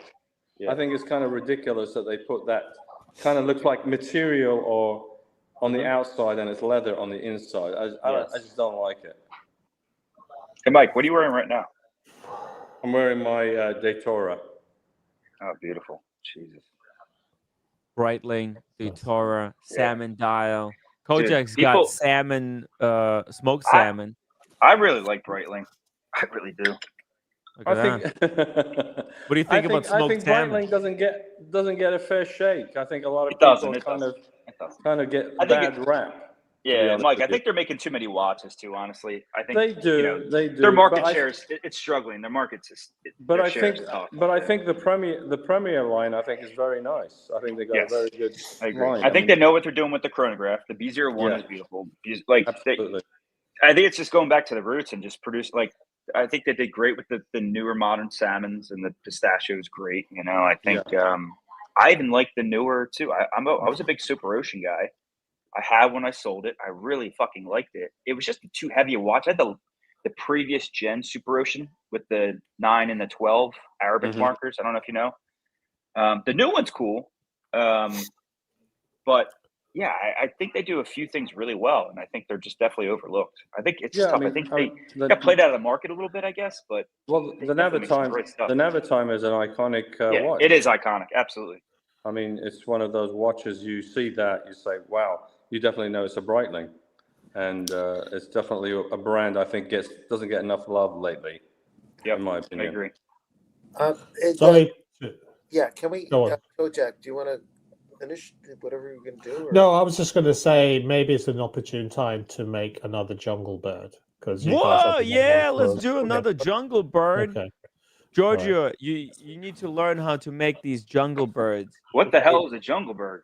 Dude, it's one of the most refreshing drinks ever. Okay. It was developed by Jeffrey Ong. Jeffrey Ong for a Hilton property out in Asiatic. What was the name of the Malaysia. Hilton? Well, the Hilton at Kuala Lumpur in Malaysia. Malaysian. Very cool. It looks like a nice, simple cocktail too. That's the best, man. The old school ones are by far the best. They just really are. Yeah. Hey, JTC. It was an art to it. Now, you know. JTC, have you had the Chateauneuf du Pape or? Oh no? yeah, it's actually. I'm glad you said that, Mike, because that's my favorite wine I've been into lately. Like the last year and a half, just experimenting a lot with Chateauneuf du Pape, and man, French is just the best. It's just the best, man. Like. No, they are. They are. They're the best. They're just by far the best. It's just exactly. I mean, I don't know what else to say. You have to give it to them. You have to give it to them. Yep. I mean, when you go to Bordeaux and you have Burgundy and it's just on a different level. It's just incredible. So, Mike, this September, me and the fiance we're going to Portugal, and I'm so excited for that. And we're doing 2 weeks, half the time in Lisbon, and then more than half the time in Porto, which I heard is a lot better. Yeah, people really like Porto more. But sorry, I say that because I'm thinking about my second trip, and we're going to France, and I'm thinking about where I want to go because I have a boss. One of my many bosses. It's pretty flat where I work. Really, really smart guy. Why am I forgetting? I'm getting the anxiety now. It's Rhone Valley. I'm trying to think of the actual place, but that's where we're going to go. Valley. We're going to go to Rhone. Wow, we were just talking about it on one of the recent episodes. We did a special on Chateauneuf du Pape, of course. Yeah. But I'm trying to think of the place, Mike. I'm going to look it up. Go ahead. Talk amongst yourselves, but I'm going to figure out what I'm talking about. We got Kojack there preparing. Let's see. We also got Brad Crozier says, congratulations, Georgia, on your Rolex Pepsi, and Kojack. That's a beautiful moniker you are wearing. Oh, thank you. So we just did I think it's the Asara or the Amara. I can't tell from that, but we're going to go on to the revised version of the Jungle Bird. So as I mentioned before, it was a welcoming drink for guests at the hotel. The hotel changed hands, and then eventually the hotel got demolished for development. There, the sort of cocktail really died. It sort of started there and ended there. And it was in 2003, I think, or something like that, where a guy called Jeffrey Beachbum Berry, who is a prolific author of Tiki-related books, introduced it to a new generation of Tiki drink. This is during the Renaissance of the Tiki drinks, and he reintroduced it to people, and it sort of like spread like wildfire. Like a lot of these cocktails, when they originally launched, like the Mai Tai, like the daiquiri, they didn't really travel that well. They didn't really go. It took something else to happen to capture the people's imagination. It might have been 5 years, 10 years, 20 years. Here we are with this cocktail, 30 years it took before it sort of captured people's imagination. And I think he published it in a book called The Intoxica. But he does a book called Remix, which contains recipes from all his books he's ever published. So if you want to buy one of the definitive books on the tiki cocktails, it's getting Jeffrey Beach Bum Berry's Remix book. It's in paperback. The other one is Martin Kate, which is Smuggler's Cove. And there's some other ones as well, but we can talk about that another day. 2000. So fast forward to 2010, and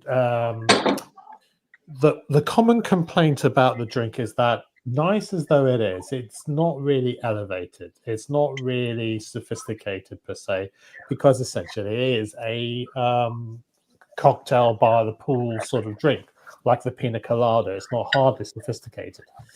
And Giuseppe Gonzalez decided to respecify the cocktail in 2010. He respecified it.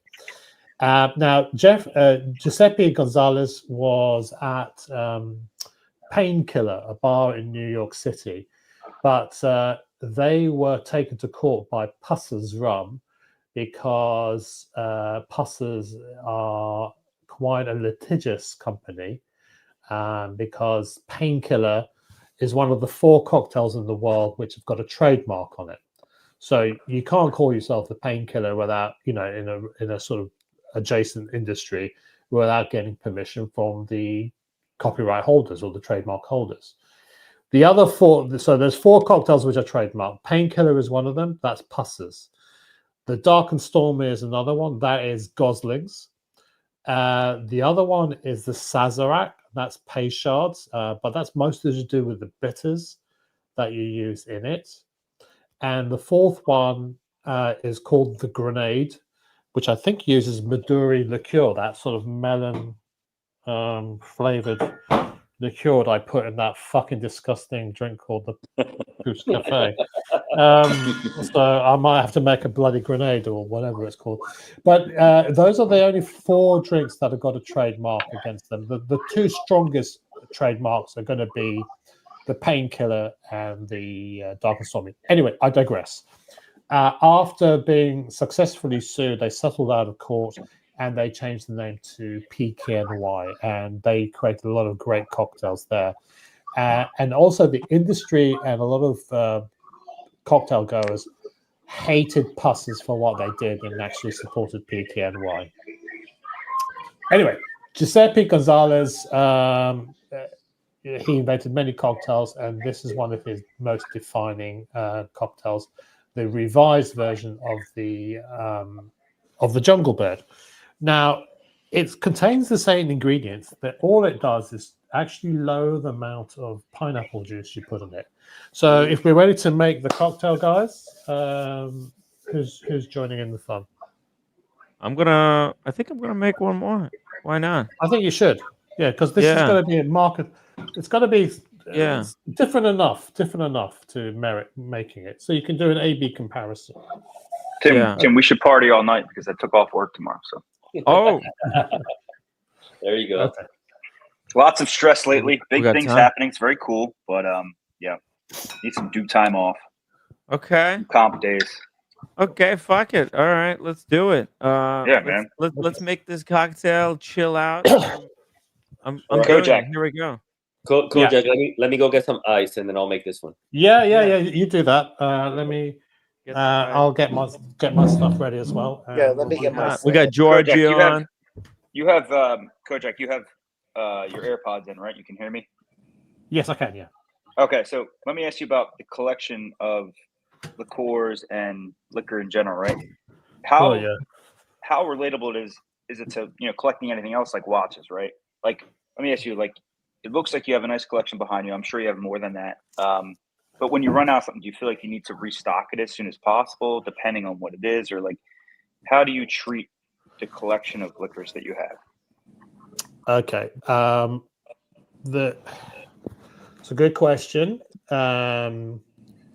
It's really Tim's fault that has made me collect alcohols. I have over 60 different rums I might That's awesome. actually. And rum is one of those things too. I'm sorry, I don't mean to interrupt, but rum is one of those things. It's like it's kind of, well, I think it's even better than vodka in a way. Like vodka you can use anything to make it, right? That's my understanding for vodka. I know rum is obviously it's sugar cane based, right? But there's so much on the quality level, right? There's it's a massive range. And there's great rums, there's obviously crappy rums, but like there's really good stuff out there, obviously, but like it's one of those things that's simple, yet it's like the good stuff is really, really good, you know? Well, it's the most diverse spirits in the world. Yeah. Maybe that's what I'm trying to say too. Yeah. There's a lot you can do. Yeah. Just to exemplify that, I can do an unboxing if you guys want. What? Shall we do an unboxing?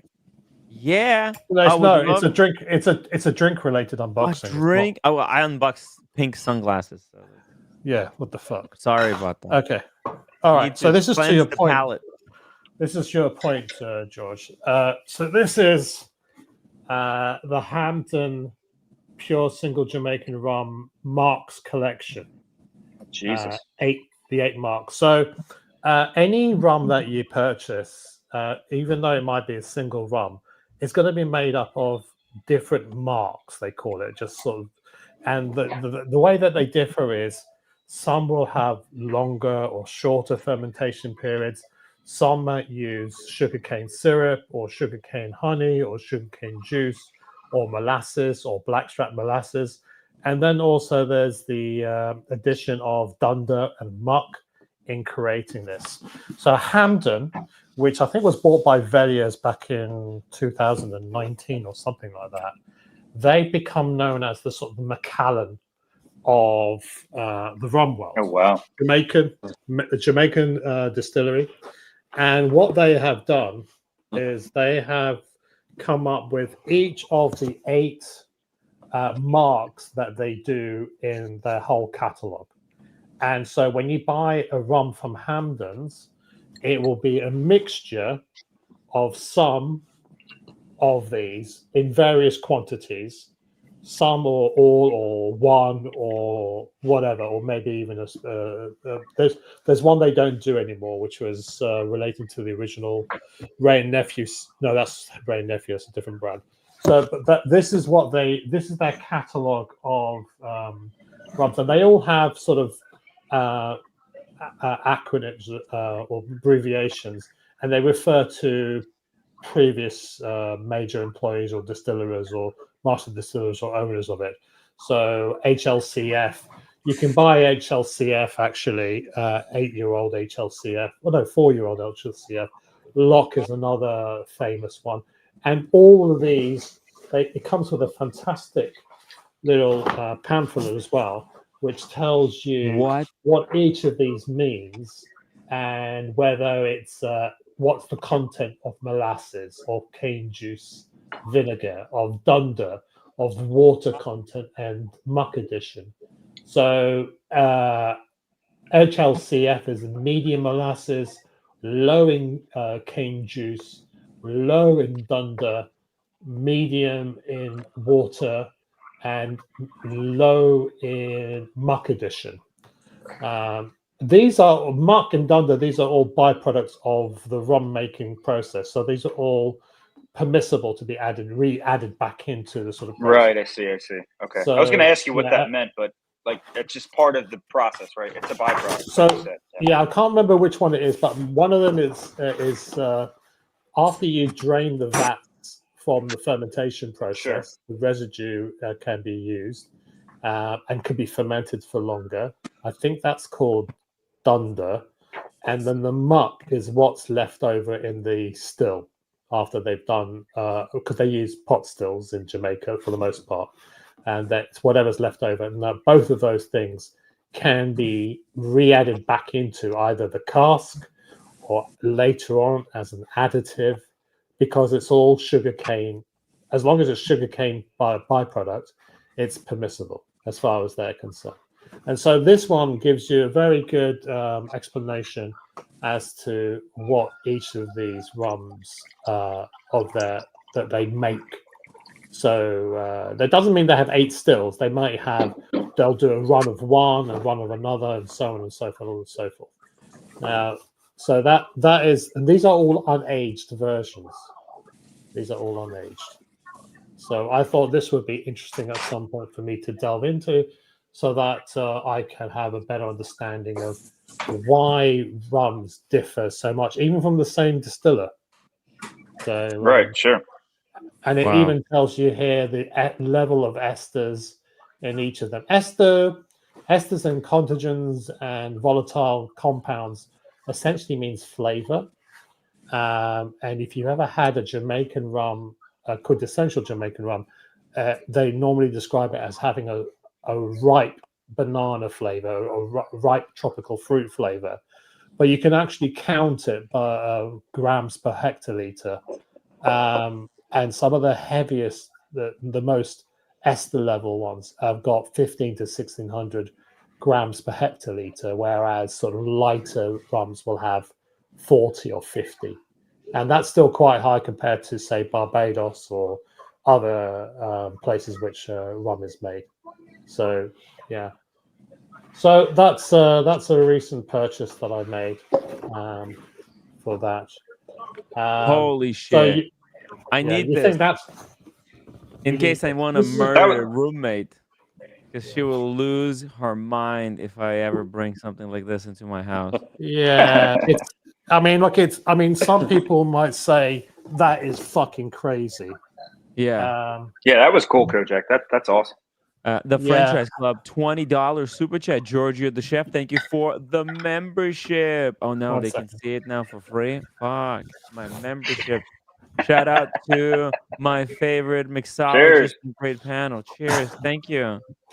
Cheers. Thank you so much. Really Cheers to the appreciate Franchise the Club. support. And 100 Maltese. pounds. He's a legend, Super Tim. chat from Maldives. Jeez, Maldives. B, jump on the Here we show. Here's Show us your rack. Let's go, B. We want to see your rack, please. Whoa, what's Do that? you think I'm a bit crazy for getting Annie, what that is that? box of? This is the Maldives community watch. Whoa. Oh yeah. What the hell is it? What is that? I can't see it really. This is a special edition of a noon watch, custom made for the watch community by Maldives. Whoa. Yeah. With Arabic Middle Eastern. Those are Middle Eastern. Tim, you said sorry. You said moon watch, but Did I say moon watch? I said Maldives watch. Maldives. I may have listened. What is that? I mean, is it I just like a custom watch? It's not like it's a special custom made watch that Maldives, who's like a super collector out in Maldives, he made it for friends of he commissioned it. He commissioned it, for friends of the YouTube channel. Wow. So I need to send you one. Do you guys think that I'm a little I'll bit take it. obsessed with the rums? So no, not at all. Not So even. what would you my say? wife. What if I said that I also have another? Oh my goodness. Oh my god. This is exactly the same as the other in one. bourbon, bourbon cast. Oh. But these are aged for 1 year. Wow. So this is the black one's the unaged one, and this is the aged version of that. Kojack, I'll take the red box whenever you want to ship that out. I'll take the red. Kojack, you are out of control. You are. That's awesome. I don't think I can go. You have lost your mind. So, Mike, I wanted to ask you, because I started collecting wine. And when I mean collecting, not really collecting, I really just am buying to drink it. So I have like 70, 80 bottles. And again, mind you, I'm in the market for a house right now. I've been looking for over a year, right? And I'm a little crazy. I'm definitely a little bit OCD, and I found a couple I really liked, and I lost some bids just because people are absolutely crazy, spending like everyone who beat me spent well over $100,000 over asking, right? So going back, sorry, I'm digressing a little bit, but so I've got 80 bottles in the apartment right now, and I don't know, I'm loving it, man. I'm loving learning everything. What's your selection? Is it pretty much leaning towards French wines like Bordeaux, Burgundy? Lately, yes. I still really like California Pinot. Okay. Russian River specifically, like good stuff, stuff that's like, like 2016, 2018. Some of these really good vintage years out of Russian River, but I've mostly French, but still a little space for American, and some. I would suggest. I mean, you're a young guy. You have what kind? Where are you keeping your wines? Are you keeping it in a climate-controlled cellar?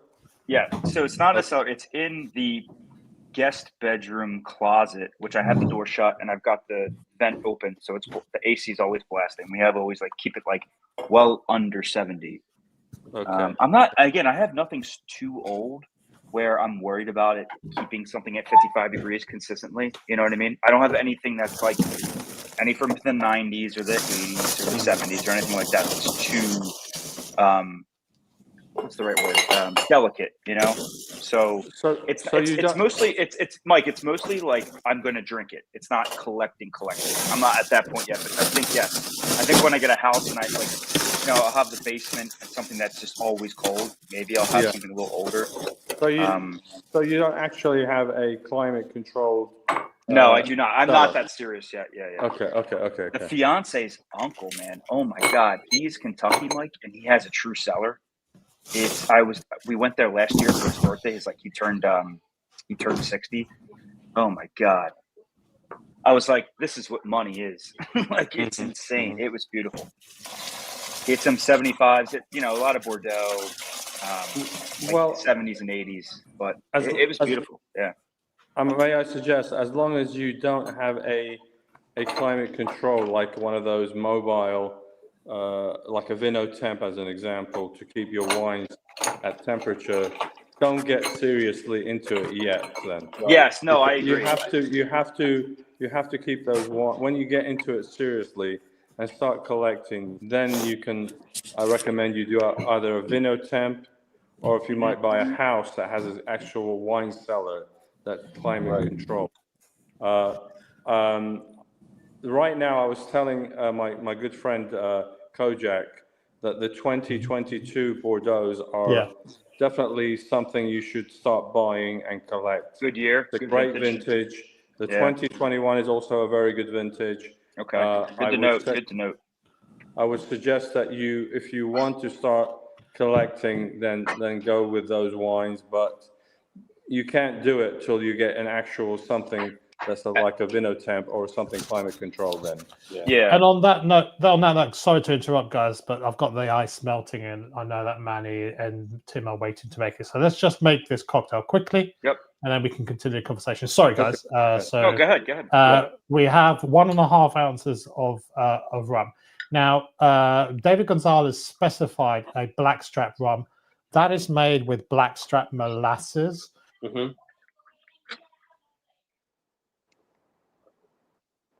I think we lost. Oh, Kojack's frozen.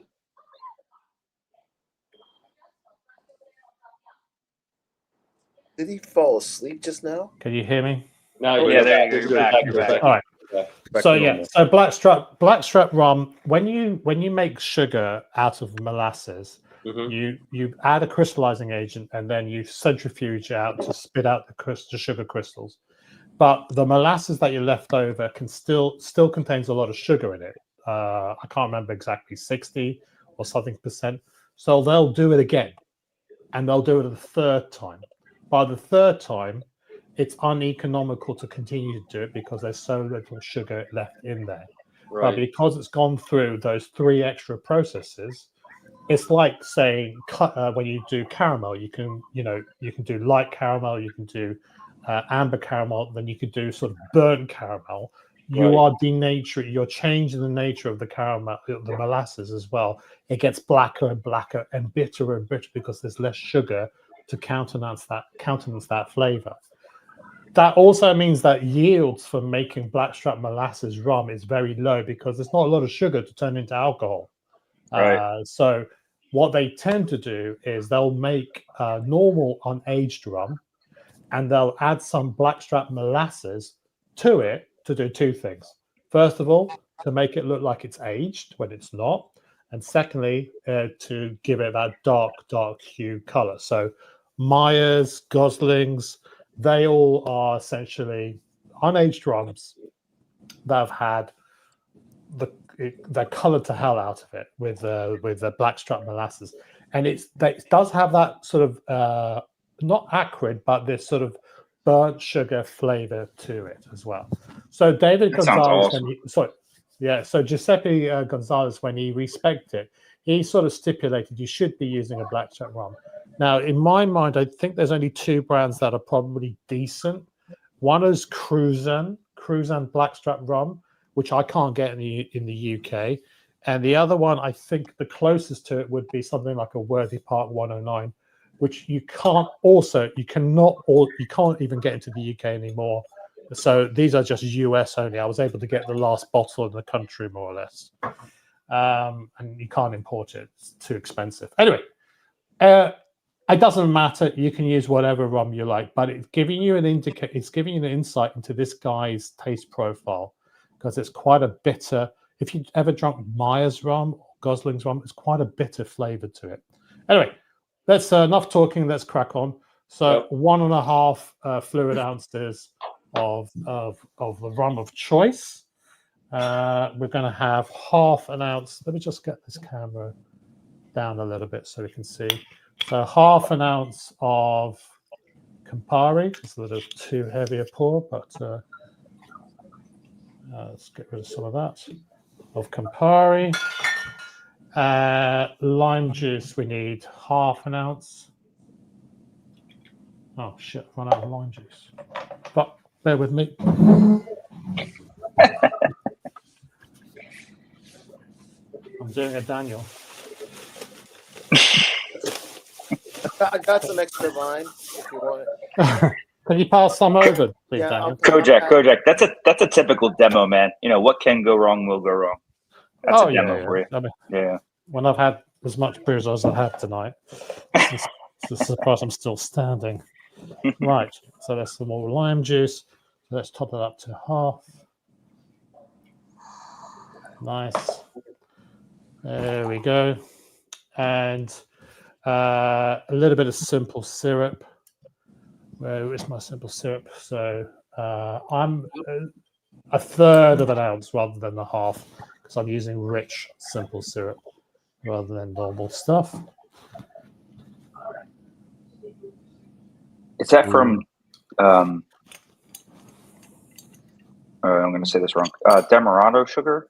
It's dark. Yeah, correct. Yeah, Okay. exactly. Well, because it's sugar cane, you know, it's That's all the best, part of the I'm sure. same. Hell yeah. Exactly. And it makes, and it's quite gloopy as well, so it adds a bit of texture as well. It's not just it's a texture thing as well as a flavor thing. So it's a darker flavor. And then we're going to add our pineapple juice. Now, before, the original one called for 4 ounces. 4 ounces, yeah. To make it nice and long. We're only using it 1.5 ounces. Whoa. Okay. That's way less. Yep. Way less. The flavors are going to be less sweet, because the jungle bird that you gave us, that was like a drink that they just gave to people. They didn't want it probably to be too strong, right? People landing on the plane, but this is the way it would be done at like a bar, a proper. Yeah. Yeah. And if you notice, it's more pink than the original one. Right. Yeah. Yes, because you haven't got as much orange in it. So this is look at that. This is look at Manny. Fuck yeah, bro. That looks awesome. Man, he's doing awesome. Wow. Now there's another little trick that because you know when you just as Manny just displayed for us there, it had a nice frothy head, didn't it? Because pineapple, when you shake it, has that ability to froth up, but it's not very stable. Now, the way to stabilize it is to either add an egg white or some sort of foaming agent. But I'm going to be using, several months ago, there's this YouTuber called Dan Fellows. Shout out to Dan. He sort of, he said, I don't want to use egg white because I've got people who are vegans that don't want to eat it or drink it. And chickpea aquafaba, which is the other foaming agent, which is commonly used, has tastes like ass.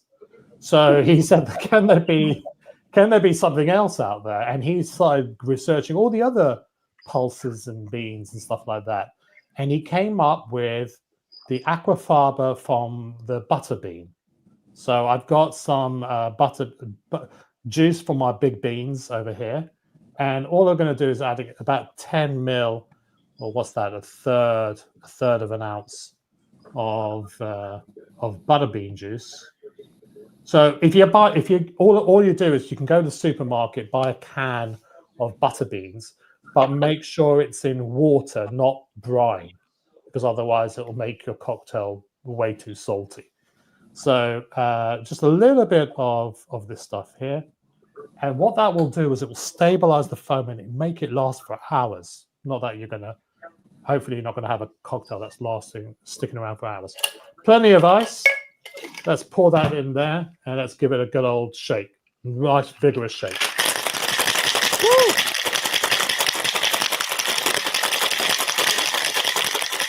Shake it, baby.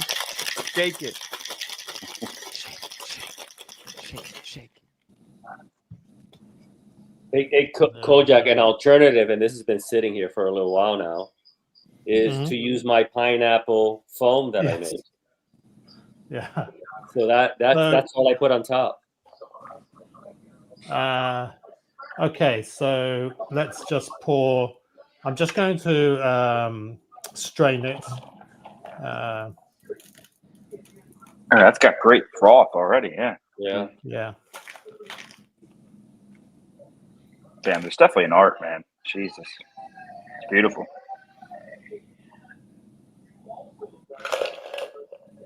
Wow, look at you. Very nice. Okay. Right. The other thing I'm going to do now is I'm going to do a simple garnish of just a cherry sitting on the rim. I was thinking mint Kojack, but yeah, I have no idea. That was just my guess. Yeah. Mint's maybe it doesn't complement. I have no idea. I'm just thinking green, but yeah, that's just my brain. That's all. And what I'm also going to do is I'm going to. Do you know what illumis are? No. Illumis are dried. Limes, so they come in black and yellow varieties. Can I micrograte it on there? Okay. Yeah, I'm going to get a micrograter, and I'm just going to grate the top of it. Let me see if I can. I'm just going to. Sorry, Kojack. I don't mean to interrupt, but were you in the service industry for a long time? Or are you just a mixologist as a hobby, or what's the quick 10-second history, real quick? I work IT and finance. Me too. You know what? That was my original. I have a lot of other big hobbies too that I'd like to be really good at, and this is just it's epitome. So there you go. I just sprinted it on one side there. Awesome. And there you go. That's the elevated. That's the sort of slight twist on the Giuseppe Gonzalez version of the Jungle Bird. Be interested to know what you guys think of it when you taste it. Yep. Cheers, Kojack. That looks like a cheers. proper drink. Mike, we should go to the wow. to my closet, my cellar closet. Sure. It's gonna be shitty. Like I'm this on is my MacBook, Kojack, and we're not gonna see like it. You're not gonna have any idea what I have, but this is just a small collect. I've got a couple boxes behind me that we can't see, but I know this is gonna be dumb, Mike. But wow. What I want to drink right now is it just like a 2015 Barolo, and I know I need it. It needs to breathe for like minimum 3 hours, but I think I just want to drink it. Yeah, it's fine. That's fine. You need to let it breathe at least 2 hours. It does. I know. I right now I don't know if I really give a shit. It's a 2019 Barolo. Oh, this is stuff. This stuff, guys. I'm not kidding. This is great stuff out of the U.S. This is anyone? Mike, have you heard of again? I'm not familiar with the label, but of course the Syrah is. It's a Syrah out of Washington State, out of Columbia Valley. This is I'm forgetting it because I'm being an idiot. Oh, Kay Vintners. He was on like Fox News or something, and they talked about how much money he made, like his business, how successful he was. And he's like, "Oh, would you ever sell it?" And he's like, "Why the hell would I ever sell it?" He's like, "Because you became an incredible winemaker in like 10 years." And he's like, "No." And he's like this hippie guy, and he talks about, he's like, "No, dude, I just like making wine, really good wine. And this stuff is like super complex. It's a little young, but it's still super fantastic." What vintage is that? That's a 21, which is really highly rated right now. And I've had one of them so far. I bought 8, and they're just going to get better and better. Absolutely. I would wait at least another 5 years. Yeah, absolutely. It's just sitting. It's just going to sit. And let it. I think I'm going to crack this 2016 Pinot. This is big basic. What Pinot? This is Coastville. This is I love Sonoma Coast big time. By the way, you have bigger rack than Blondie. Hell yeah, baby. That's hard to beat, Blondie. Sorry. I would drink the Pinot. I would drink the Pinot for sure. now. Yeah. It's like so Tim, what do you think of the cocktail? Then you tried it, the one that we just made, or no? I made the other version because I don't have. Oh no, it's actually, I exactly have the same everything. It's the same exactly. Yeah. Oh yeah, no. It's I like the other one more because I like the volume. The fruit. The You like fruit. The fruit. Yeah. You're fruity. You I'm like fruity. to be a bit fruity. Yeah. Yeah. Mike, I'm going back it's to the the rack. hottest day here, so I love the fruitiness. Actually, I added more. I tried it like a sip, but I went with a full on pineapple juice. To me, fair enough. Question. Yeah. What were you grating just now on the drink? So that was a black dried lime. So it's called I think it's called a Lumi. Yeah. So just buy it from. He was pretending it was my head. No, not Looney, a Lumi with an M, not an N. So it's like you find it in ethnic grocery stores, whether Arabic or Turkish or whatever, and you just grate it on. You just use it in your cooking as well as you can do it on your cocktails. Just those. You can smell it, but it's more like it looks like a nutmeg almost, doesn't it? Really, a blackened nutmeg. Very affordable. Just something different. Nice. It's nutmeg. No. It's a dried lime. So it's just What? They sell these dried limes, or you made it yourself? Oh yeah. No, you can make it yourself, but they're cheap, and a bag of these cost me £1 or something, £1.20. Really? So That's cheaper than actual limes. Why are they so much cheaper? Because these are limes that they would normally throw away, and they just found another use for them and allow them to blacken and sort of like dehydrate them a little bit, or dehydrate them a lot, and they store forever. They got a very long shelf life. So and it's just like they'll just use it in their cuisine, grating, or just they don't reconstitute them. It's not gonna suddenly go back to that. It's gone past the point. It just you can use it like a nutmeg. You can use it as a spice and just grate it. I think it's called a Loomy, Loomi, Ly. I think it is, but it's just on the shops. It's just called. Either they do them in black and white, so black dried limes. That's just what they're called, black dried limes. Cool. They look nice. A Lumi. Or you can dehydrate one yourself, and it tastes like. What else can you use these for? You can put it in like tea to add some spice flavor. I don't know too much about it. I just came upon another YouTube content creator sort of used them in his cocktails, and I thought this would be good because this has got lime in it. So I thought this would be a good opportunity to experiment with this. Right. And it just has it's a fragrancy to it. It's not like smells like it's lime adjacent, but it's more sort of caramelly sort of smelling. It's just a different flavor, just a different aroma to add to a cocktail. Cool. Just gives it more visual appeal. Yeah, first time I see that Kojack. Never even heard of him. Yeah. Sweet. Yeah. Sean might probably will know more about this. I think I think they'll use it in Persian cuisine a lot.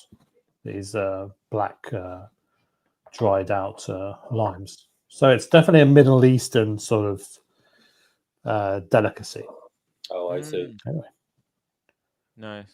Guys, I need your input real quick. Yeah. I have a very nice Pinot from Russian River, or I have another really nice Pinot from Argentina. It's got a bit of funk. The Russian River is solid. I mean, it's really good. The one from Argentina is also fucking good too. But it's not about just. Let's put it to a vote. I think. I would vote for the Russian River because that's Me like too. the Napa area, right? Yeah. Sure. Yeah. Russian River. We got. We even got my watch Yeah, channel. watch channel, yeah. Name, Russian River. Okay, we got a Russian River. Yeah. And believe it, this Argentinian is pretty goddamn good. It's got like funk, as one would say. It's really cool. It's very farmy. Like it tastes like hay. I really like that too. Really? There's a lot of people that don't like that, right? It tastes fermented. You know what I mean? Which I think is cool. I like that flavor, but it's not for everybody either. Yeah, the Russian this is the last one I have of this bottle. This Russian River, it's fucking fantastic. Timmy, you don't actually have to Google it because I don't think they're like super prolific, but Patson Hall is the winemaker, and dude, there was a site that just sent me an email literally like 8 hours ago. I was 1 hour into the email and it was sold out. Wow. Yeah. Wow. So they're doing some good things for sure. And this wasn't so. The one they sent me an email about was not Russian River, but it was Sonoma Coast, which is still great. Sonoma Coast is great because they get that air at the night, like on the coast. That's what chills the grapes at night. Russian River has more heat. It's definitely bolder. But Sonoma Coast is just like that prolific, like very acidic, fruity, like just a lot of acid, but really good. And if it's really well balanced, it's good shit. This Russian River one is just fucking fantastic. So here, Potts and Hall. PATZ. And you got the Pinot Noir, right? So this is Little Boot Vineyard. This is a 2018 Little Boot Vineyard. You know what I like, Timmy? Go to Cellar Tracker. Those are the serious collectors. Those are the guys that actually have cellars. And it's it was an old school forum. Now they kind of made it into an app and et cetera, et cetera. But that's where I go for my reviews. Okay. Vivino is cool. Vivino is like your modern.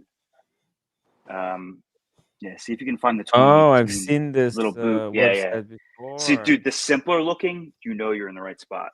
Like a 90 is a good score, but look at the number of reviews. 5,800. Yes. That's insane. And it's got a consensus of 90, almost a 91. That's it, bud. That's a good wine. And it's not going to be, this is a $40-some bottle. We're not talking hundreds. Well, that's how all these really, really. And wine is one of those things, Tim, man. It's like, do we need to be spending hundreds of dollars on fucking grape juice? I don't think so. No, you don't have to. No. Yes, absolutely. Oh, Mike's back. Thank you, Mike. Yeah, I'm back. Sorry. Yeah. No, it's not that. I like the backup because I think sometimes I look at some of these bottles that, like, Mike, some of these Bordeaux's I'm really interested in. Like, I want to spend the money on the age because I don't want to wait, right? And I don't mind, maybe 150, and I want to try something, and do it the right way. And I think I'm going to do that at some point. But I love the idea where it's like, we don't need to be burning the wallets for stuff, like. No. We don't like to waste money. No. There's a lot of hype. Exactly. Yeah. It's just like why buy a Patek Philippe when you can buy Omega or something else? Yes. You're paying for the name. You're paying for the history. you're paying for the notoriety of the brand, whether it's Lafite, Timmy. of course, there's category like you have the Trinity in the watch world, and then you have the first growth like the Lafite and the Mouton Rothschild and the Latour and the Chateau Margaux and all these. Yeah, Chateau Margaux, I heard, is like fucking fantastic. Oh, it's a fantastic one. It's amazing. It's one of my favorite Yeah. Bordeaux of all time. Yeah. Absolutely. I've tasted some incredible Chateau Margaux. One of my favorites of all time was a 1982. It blew anything away that I have ever tasted. It's just on another level. It scored 100 points. I mean, it's just a killer. Crazy. It's a killer wine. It's a killer wine. But trying to get a Chateau 82 Margaux you're going to pay up the ass. out the nose. Yeah, absolutely. I mean, it's just at that point where there's less and less and less, right? And the prices could keep going up. Right. It is what 82 was a fantastic vintage, and overall for all Bordeaux, but Chateau Margaux was the star player of that vintage.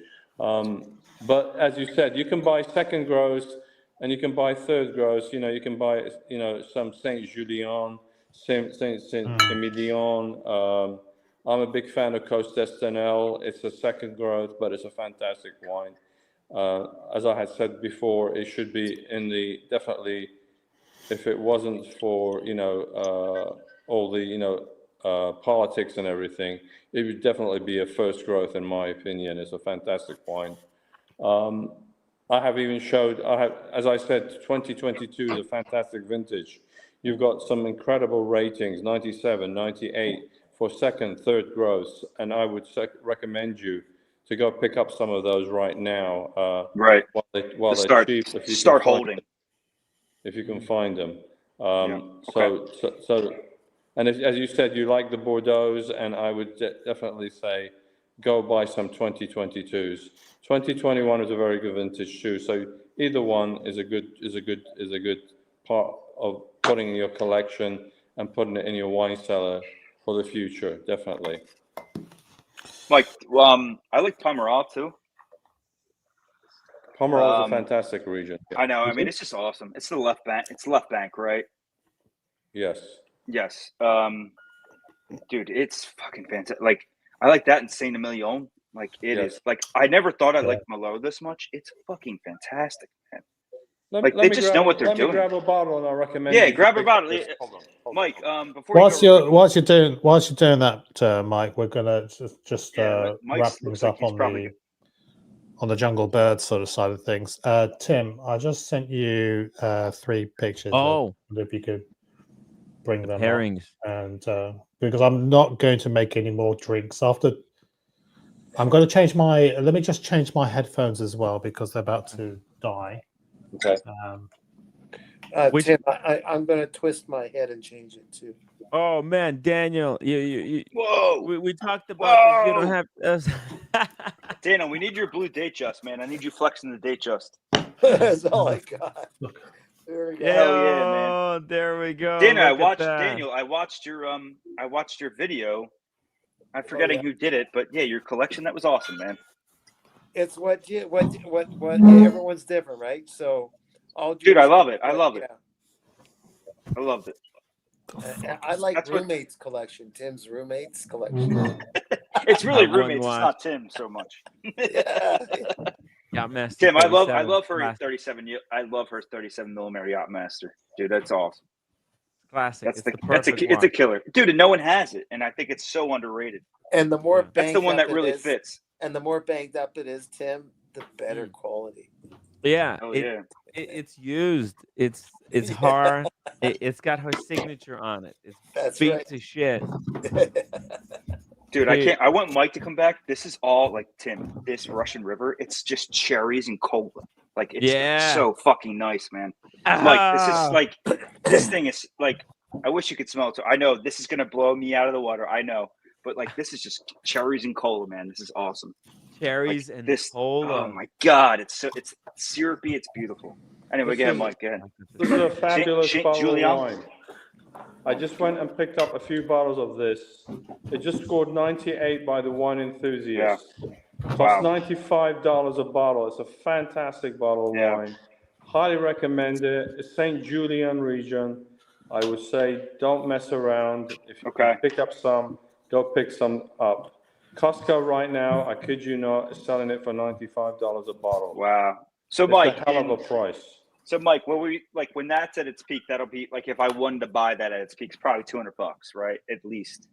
Well, right now, I looked up wine, Total Wine, which is a major player in the business. That's what I use. And they are selling this for $120 a bottle. Oh, They're wow. $25 a bottle more than Costco. This is a hell of a bargain right now. If you can go pick it up. If you have a Costco card, go directly to Costco. I do. So they have some incredible Bordeaux right now. They have some Chateau Figeac. They have some Lange. They have some, this Saint-Emilion, this Léoville Barton. It's just a beautiful wine. Okay, Buy these wines, put it in the cellar, and just forget about them for about good 10 years at least. Okay. Yeah. Mike, And real quick. Sorry. What state are you in? I'm in Pennsylvania. State. It's controlled liquor wise. So I can't go to my Costco to get it. I could go to Jersey or Delaware. And I can do that. And I really like the recommendation, honestly. Does Costco have a liquor license? Do they sell liquor? Not in Pennsylvania, they won't because it's state controlled. That's what I'm saying. Like if there's state stores that sell alcohol, no one else can sell alcohol in Pennsylvania. Yeah. But no. I appreciate. I already took a screenshot. That's a great idea. Okay, I'm back. Can we just go back to Tim? Can you show those pictures that I sent you? Yeah, let's check this out, guys. This is I think you're gonna really like tell us about this thing. Which image do you want me to bring up first? The one that the first one, the one the first with, one. This one right here, yeah. I'm sorry, I thought it was a joke. No. This is so. I have got another 2 cocktails to make, but I'm not going to make them tonight because the Pousse Cafe really took me over the edge. But and it's very late. So this is when I was juicing my pineapple. What I was using for pineapple chunks and for fruit.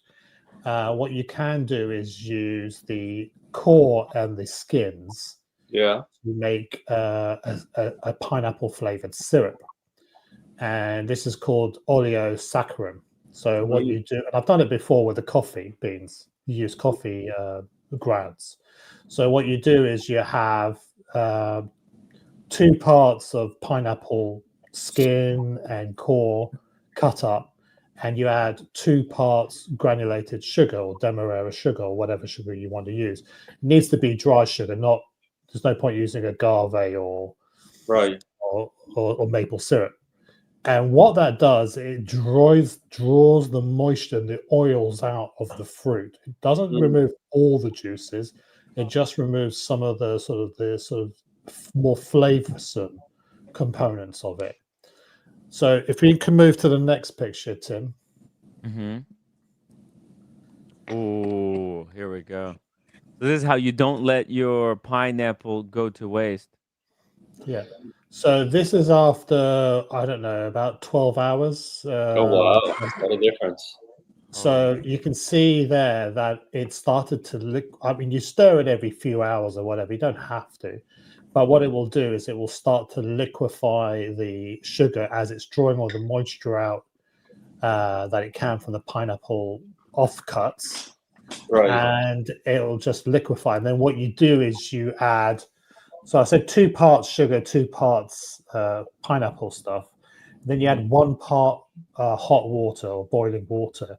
Okay. And that's just to allow it to sort of dissolve any and slacken it off a little bit.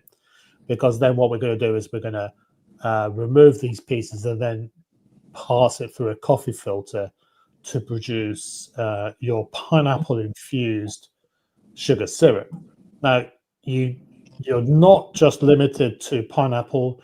I've done it with coffee, which I've then gone on to make my own coffee liqueur.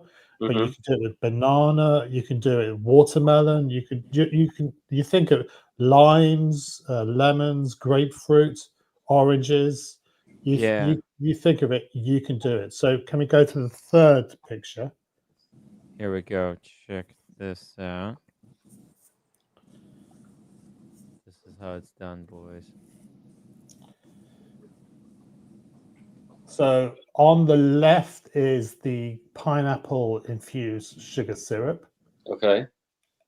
On the right, no, on the middle, in the middle is because one of the cocktails I was going to make was a sort of even more refined version of the Jungle Bird, more like sort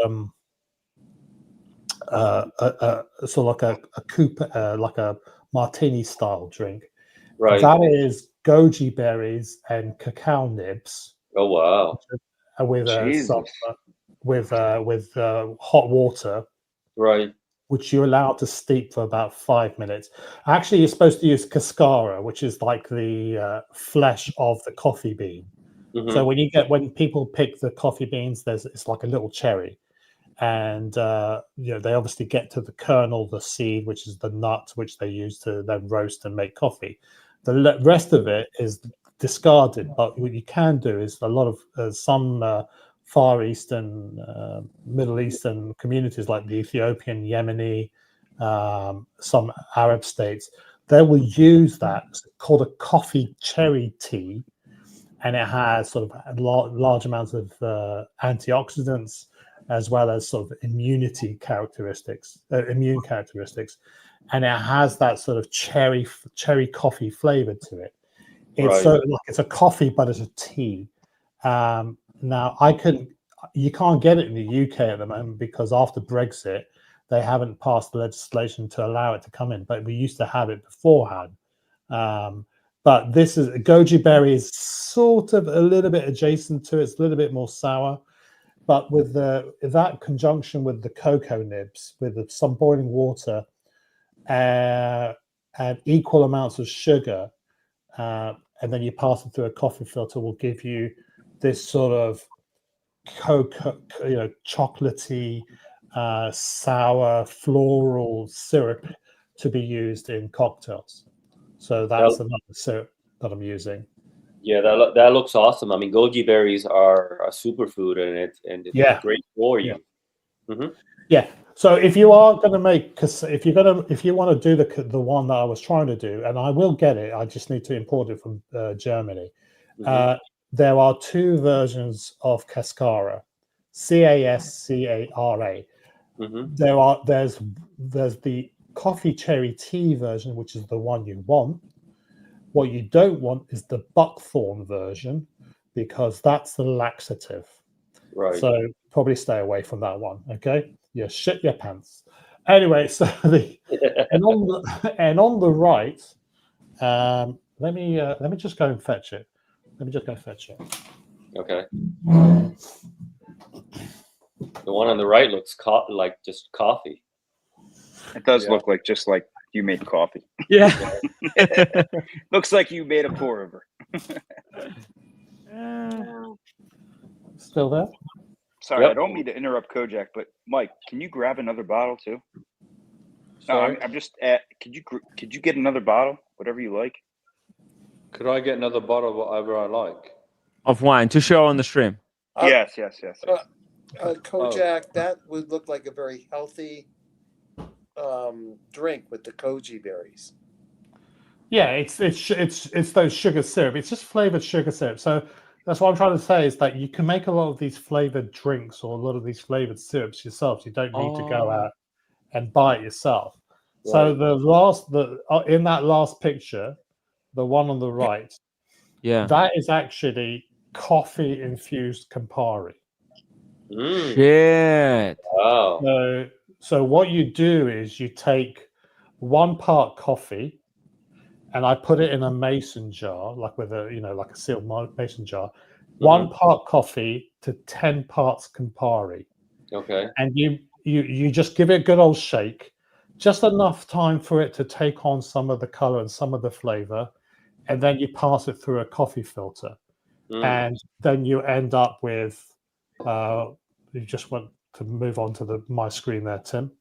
Let the Oh, I thought it went on to the dog. Okay, all right. So that's Campari. Right. That's coffee infused Campari. Ah, look at that. Yeah. Oh, nice. And So how long did you shake it for? I only shake it for a brief, a very small amount of time. I just let it sort of like soak it in for, I don't know, 10 minutes or so, something like that. Okay. It depends on the coffee. And all I can smell is freaking coffee out of this. Yeah, it's awesome. But it still has that. Kojack, sort of that like Campari. that's a great. Like you said that earlier, and I was like, man, infusing anything with coffee in a cocktail is just fucking fantastic. Yeah. Well, this guy I was telling you about, the Dan Fellows guy that I got the butter thing from. He's a former barista, coffee barista world champion, and then after winning that back-to-back years, he moved into cocktails, which he's then gone on to win back-to-back championships as well. And he likes to incorporate coffee in his favorite cocktails. So he'll do it with all sorts of things. Now, his favorite cocktail also happens to be the Jungle Bird. And really? And I kid you not, this was because I said 2 weeks ago we would be doing the Jungle Bird. About a week ago, he released a video saying, "This is my ultimate Jungle Bird, and these are variations of the Jungle Bird which incorporate some of these techniques that I've shown you." So the pineapple, saccharum. I'm going to use that to make a Jungle Bird spritz, like an Aperol spritz, but using a Jungle Bird spritz. And the other one is sort of like a straight up cocktail, sort of a coffee Jungle Bird, which is using both the coffee infused Campari and that goji berry and cocoa nib sugar syrup. But I think I'll save that for maybe another day because it's getting late. But yeah, I mean, I had some leftover Campari here, and I thought, why not give it a go, and then I can see what it tastes like. And yeah, I mean, I can already smell the coffee coming out of it. It will keep for a little while because it's got a fairly high alcohol content. Campari is what, 25%, I think it is. Okay. Yeah, Oh, 25%. yeah, can you hand over that bottle right across the street to me? Thanks, Kojack. Thank you so much. Okay. I've got it.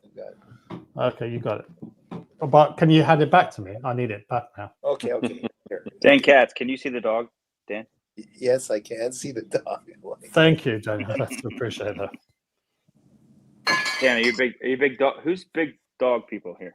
Got Me. 2 schnauzers. I'm an uncle of 2 schnauzers. Right? Oh, nice. One's a nice. baby following the other one around, driving it crazy. So Dan, this is a Pomeranian, but these are like the original Pomeranians. I don't know if you can see it. I have no idea where I'm putting the camera here. I can see it. But, so you know, like everyone that you see a Pomeranian, typically, well, this is my opinion, but every time I thought I saw a Pomeranian, right, they were like pocket dogs. These are the original size. So these are like the size of like a fox. This one's a little smaller. She's a girl. The other one over there, I don't know if you can see him. He's like licking his paws. He literally looks like a fox. And he's like he's literally the size, probably bigger than a fox. He's like 40 pounds. Oh, wow. That's big. Yeah. They're big. Yeah. They're like the original, I don't know. I think they're Scottish or something, but I think they're Mexican, right? Pomeranians. Oh, are they? No, you might be right. I have no idea. They're Mexican origination. Oh, are they Mexican? Yeah. But yeah, they're like, they just look like foxes.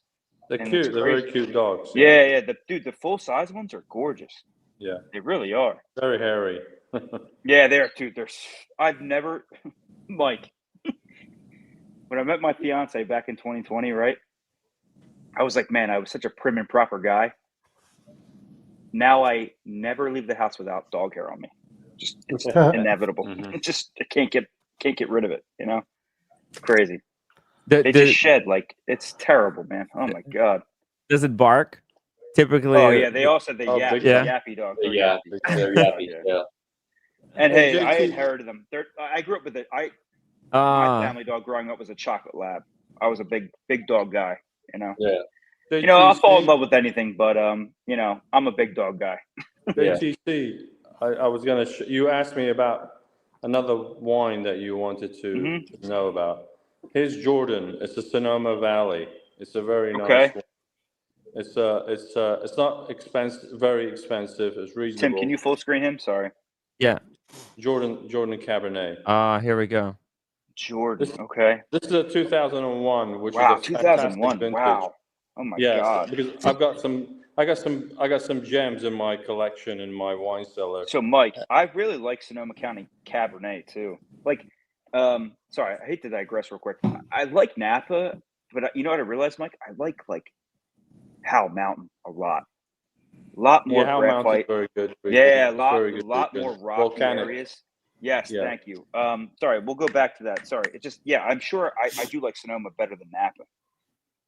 I do personally. Napa, It's Sonoma, not a they're all fruit good. bomb. It's not a fruit bomb, you know? Like No, but they're all Napa, Sonoma. They're all producing fantastic wines, and Jordan is a very respected vineyard. They make fantastic Chardonnays. They make some great cabs. Even their sparkling is very good. Jordan Sparkling is actually very good. It's a great vineyard. I highly recommend Jordan. If you see it at the wine shop, I recommend you pick up a bottle. Thanks. I just noted it. Appreciate it. Thank you very much. Mike, I know nothing. Mike, I just looked at LCBO Liquor Control Board here in Ontario, Toronto, and I just came across this by accident. But the one vineyard you're talking about, the Jordan, but if it's 1978-77, we're talking about 1,105 Canadian. Wow, that's nice. Yeah, but those are the heavy hitter collectors like you, maybe not me. Well, yeah, Dan, he's got a 2001 here, but like I like that you like chimed in like the 70. It sounds like it's going to age nicely then. Yeah. Jordan. No, that's a good idea. 2001 was a very good vintage in California. In California, yeah. If you come across any 2001, definitely buy. It's drinking great now. I've got a few bottles still left. I had a couple cases. Now I'm down to about 3-4 bottles, I think it is. But definitely recommend the 2001 vintage from California. 2001. But you don't open it; you just keep it as a collector, I guess. I'm gonna drink it soon. Okay. It's definitely ready to drink. I've drank 2001 vintage in the past few years, and they're just drinking great. This is you get to the point where the wine goes to a certain peak.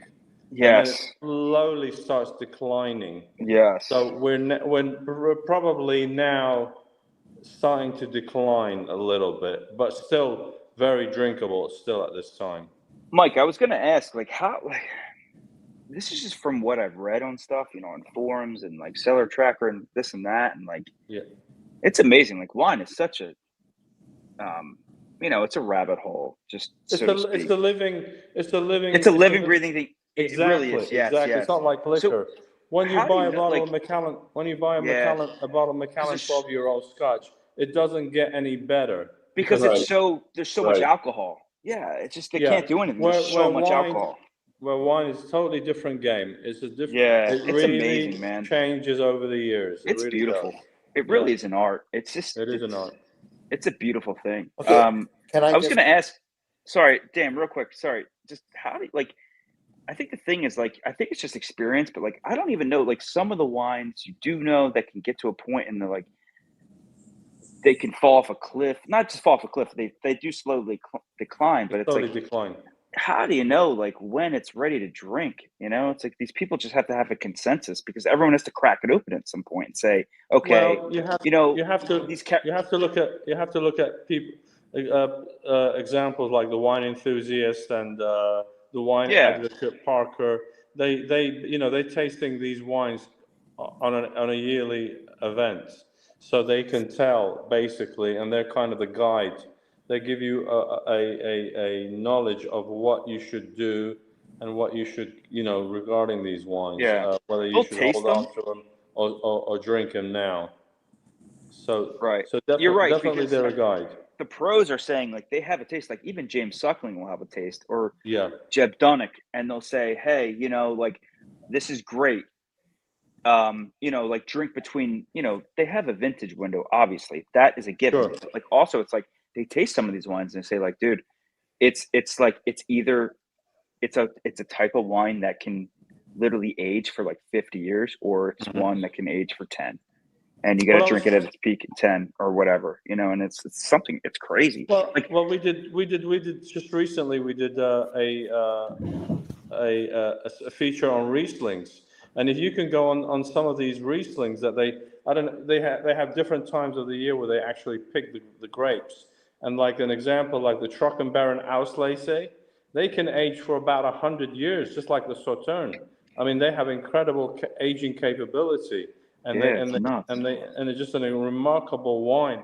And Riesling, as the guys were experiencing, they realized what a wonderful wine it was when I did it last week. And we just did the Spatlese, and then we go on different levels when they pick during the season, and when the wine just becomes to a point where you can pick them when they're actually on the level of raisin. They have raisinated the actual grapes, and then they are taken and crushed.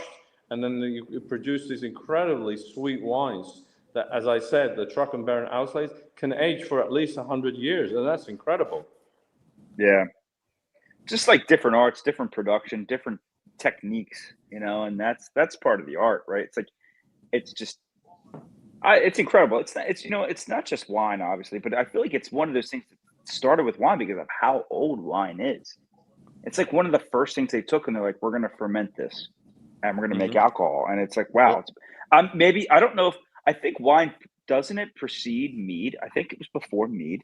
Yeah. Anyone, please? Yeah, it was. It was definitely before mead. The Romans and the Greeks were actually planting vines back, 2,500, 2,000 and you know what, ago. Mike? Maybe the Koreans and the Eastern cultures probably fermented something else first. Rice, whatever. It's possible. I'm not sure. But like, it's nothing more prolific than fermenting grapes. It's like, it's one of those, it's just. Well, I was reading actually beer goes back to Babylonian times, which is sure. I believe it. Yeah, 3,000 years ago at least. Sure. So alcohol has been around for centuries. Oh, absolutely. It's like, what was the first? You think about it, really. I'm sure it wasn't recorded. I bet you the first thing really ever, I don't know. I'm not saying what was the first thing fermented, but like, I'm sure they just made grain alcohol first, or they fermented something to a point where they're like, holy shit, it was so far gone. They drank it, and it was like something that would blind you, but it fucked you up. And they were like, this is amazing.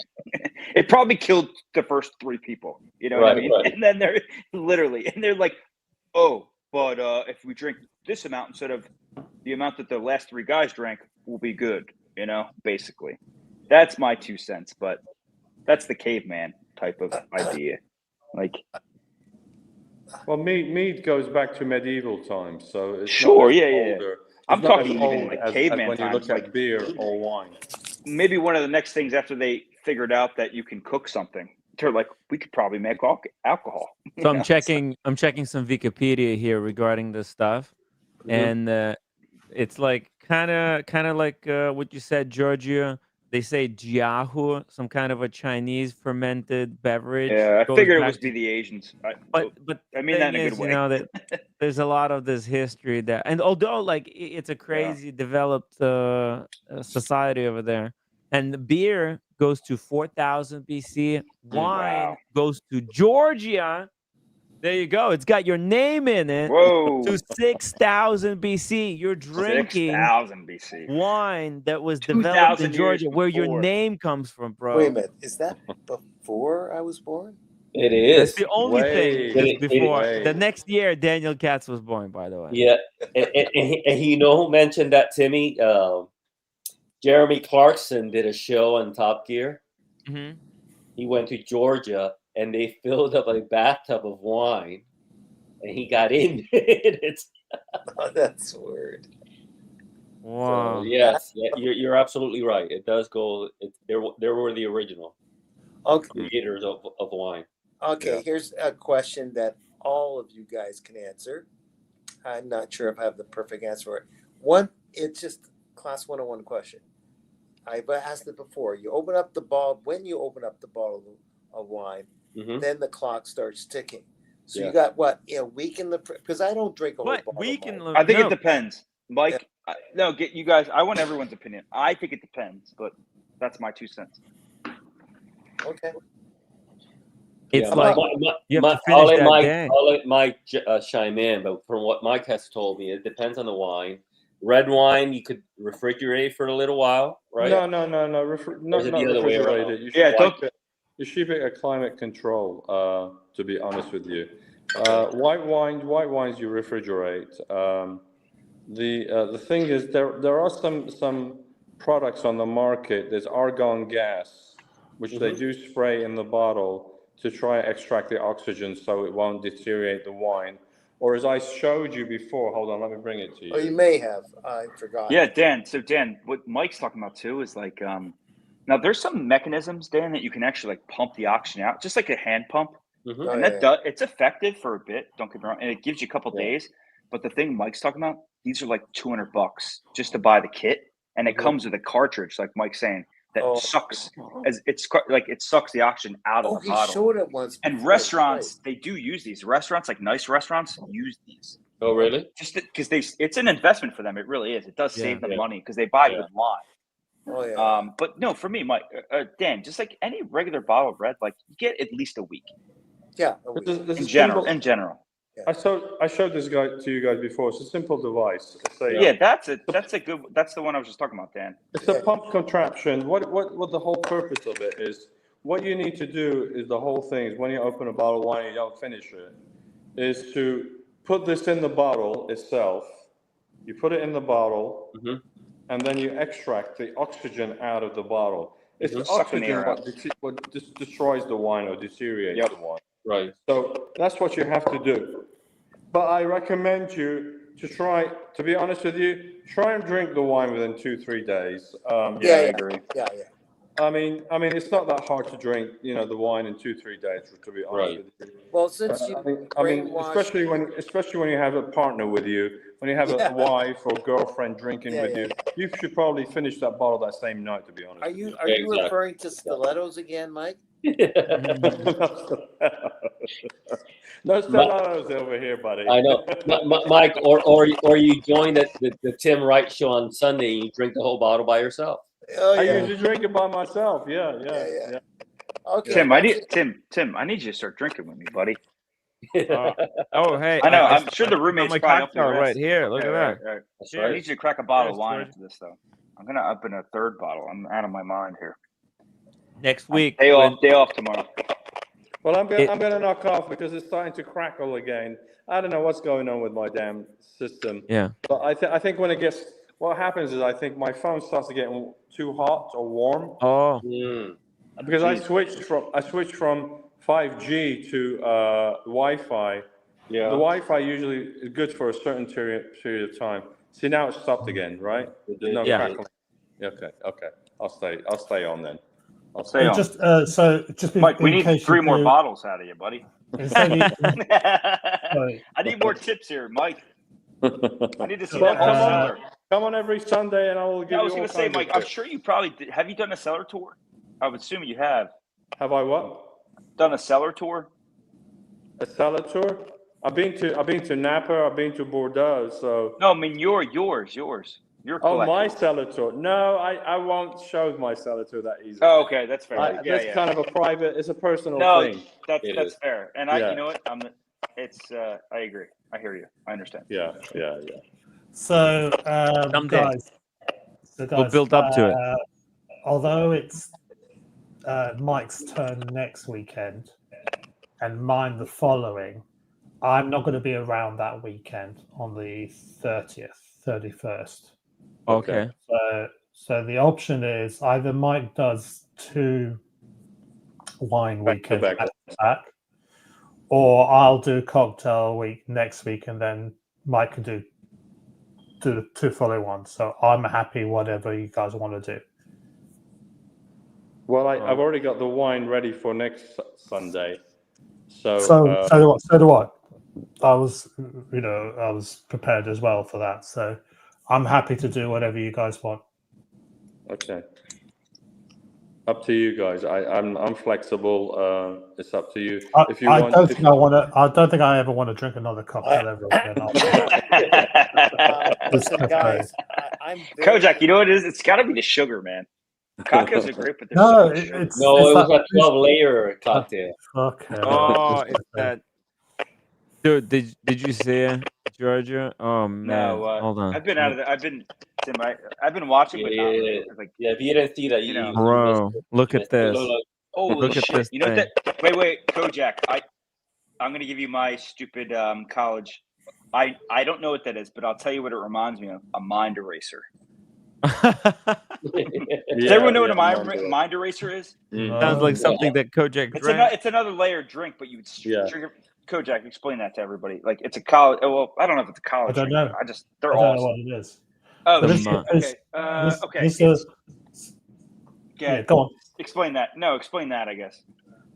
So this is just Pousse Cafe is just a layered drink. There's no actual recipe for it. It's typically 5 to 7 layers. There was one place in New Orleans that used to do 34 layers. Wow. But it takes forever to do. Right. I was challenged by someone in the community to do the Pousse Cafe, and I eventually capitulated, and I did 12 layers today, including a flame flaming the top of it as well. Crazy. Yeah. Oh yeah, it was on fire. I have a picture when it was on fire. Look at this. God, boom. That's right. Right. And the thinker. Don't forget the Yeah. thinker. Thank you, Kojack. Of course. So mind eraser. It's 1 ounce vodka, 1 ounce coffee liqueur, usually Kahula. It's basically Kahlua, yeah. Kahlua, yeah. And 1 ounce of club soda, and then you drink it through the straw quickly. Yeah. Kojack, it's basically a Black Russian, but they layer it, and then you have club soda on the top, and then you get a straw, and you just suck it from the bottom up, and it's just it's just a different shot, but it's like it's so smooth with the club soda, man. Like we used to do it with Pellegrino, and it's fucking fantastic. It honestly, it's one of those ones that when I was like 25, I was like, man, I could have like 10 of these. Can I say something? Can I say something? See, you guys want to get wasted. I want you to get tasted. I want you to have a palate. Fuck off. I bring sophistication. Every time you do a wine, absolutely. You're the one that gets wet. Kojack, you get your buzz on every time you do a wine weekend, Mike. That's part of it. Hey, that's part of it, huh? Yeah. I want to get tasted. That's what I said to the stilettos. Think about this, Kojack. Everyone who made all this stuff, everything from Kahlua to great wine to whatever the fuck, there was an idea in mind at the end. Everyone had a solidified goal, was to get fucked up. To get fucked up. It was to make a good product, but it was also the goal was they wanted alcohol. Oh yeah. Right. So no, and that's funny that the mind erasers were college times, good time, but they're also fucking delicious. They really were good. That club soda was like, it really mellowed. It was just like, man, it just finished so well. This is what we're going to drink next week. We're going to do an Albarino. We're going to do another white wine, of course. Beautiful. It is summertime. So we're trying we're staying with the white theme right now. Mike, I need big direction on whites. I'm in French land. I'm in French Chardonnays. They're good. I need something that's like fantastic. I've never experienced a fantastic white wine. I like Sauvignon Blancs. I like Chardonnays that are dry. Anything dry, really. I like dry Riesling. This is an interesting wine. This is from Spain, northern part of Spain. Okay. It will be something for you to try. I mean, I'm a big red wine drinker. Sure. White wine, white wines have its place certain time, and the reason why we're doing white wines is because it's summer, and this is the best time to do white wines. Absolutely. So we want something cold. We want something chilled. Yes. And at the same time, there is, Albarino is an example of one of the wines that has some elements. We did Viognier about 2 weeks ago, which was different for most of the guys had never tried that. We did Riesling just the week before. So we're moving across, Europe and tasting. We did Sauvignon Blanc, where we featured out of New Zealand. So, but once the cooler weather starts coming in, we're going to go right back to the reds. Right back to reds, baby. Yeah. And then I'm going to probably do a Pinot Noir. We haven't done a Pinot Noir, and that's probably the first red I'm going to do when we start the red. When we start leaning towards the red wines during the cooler weathers. Yep. And GTC, if you want a recommendation for a Sauvignon Blanc, Mike recommended this one from New Zealand. Mm-hmm. Okay, yeah. And even my brother loved this thing. Yeah. So the fiance loves Sauvignon Blancs from New Zealand. We both do. Mm-hmm. I do like them a lot. You know what I've realized about Sauvignon Blanc? I'm gravitating more, Manny, back to French because it's a little less acidic. No, but they're great. They're honestly, in my opinion, I think. Honestly, so you like Sancerre? You've had Sancerre. I do like Sancerre. I do love Sancerre. Sancerre is Sauvignon Blanc. Mike, to Manny's point, I think I still do like a few New Zealand's the best. And I think they are the best at it, probably, because I think they probably have the terroir that's the best. It's funny. I love France is amazing. They have every terroir. They have every wine. Yeah. It's incredible.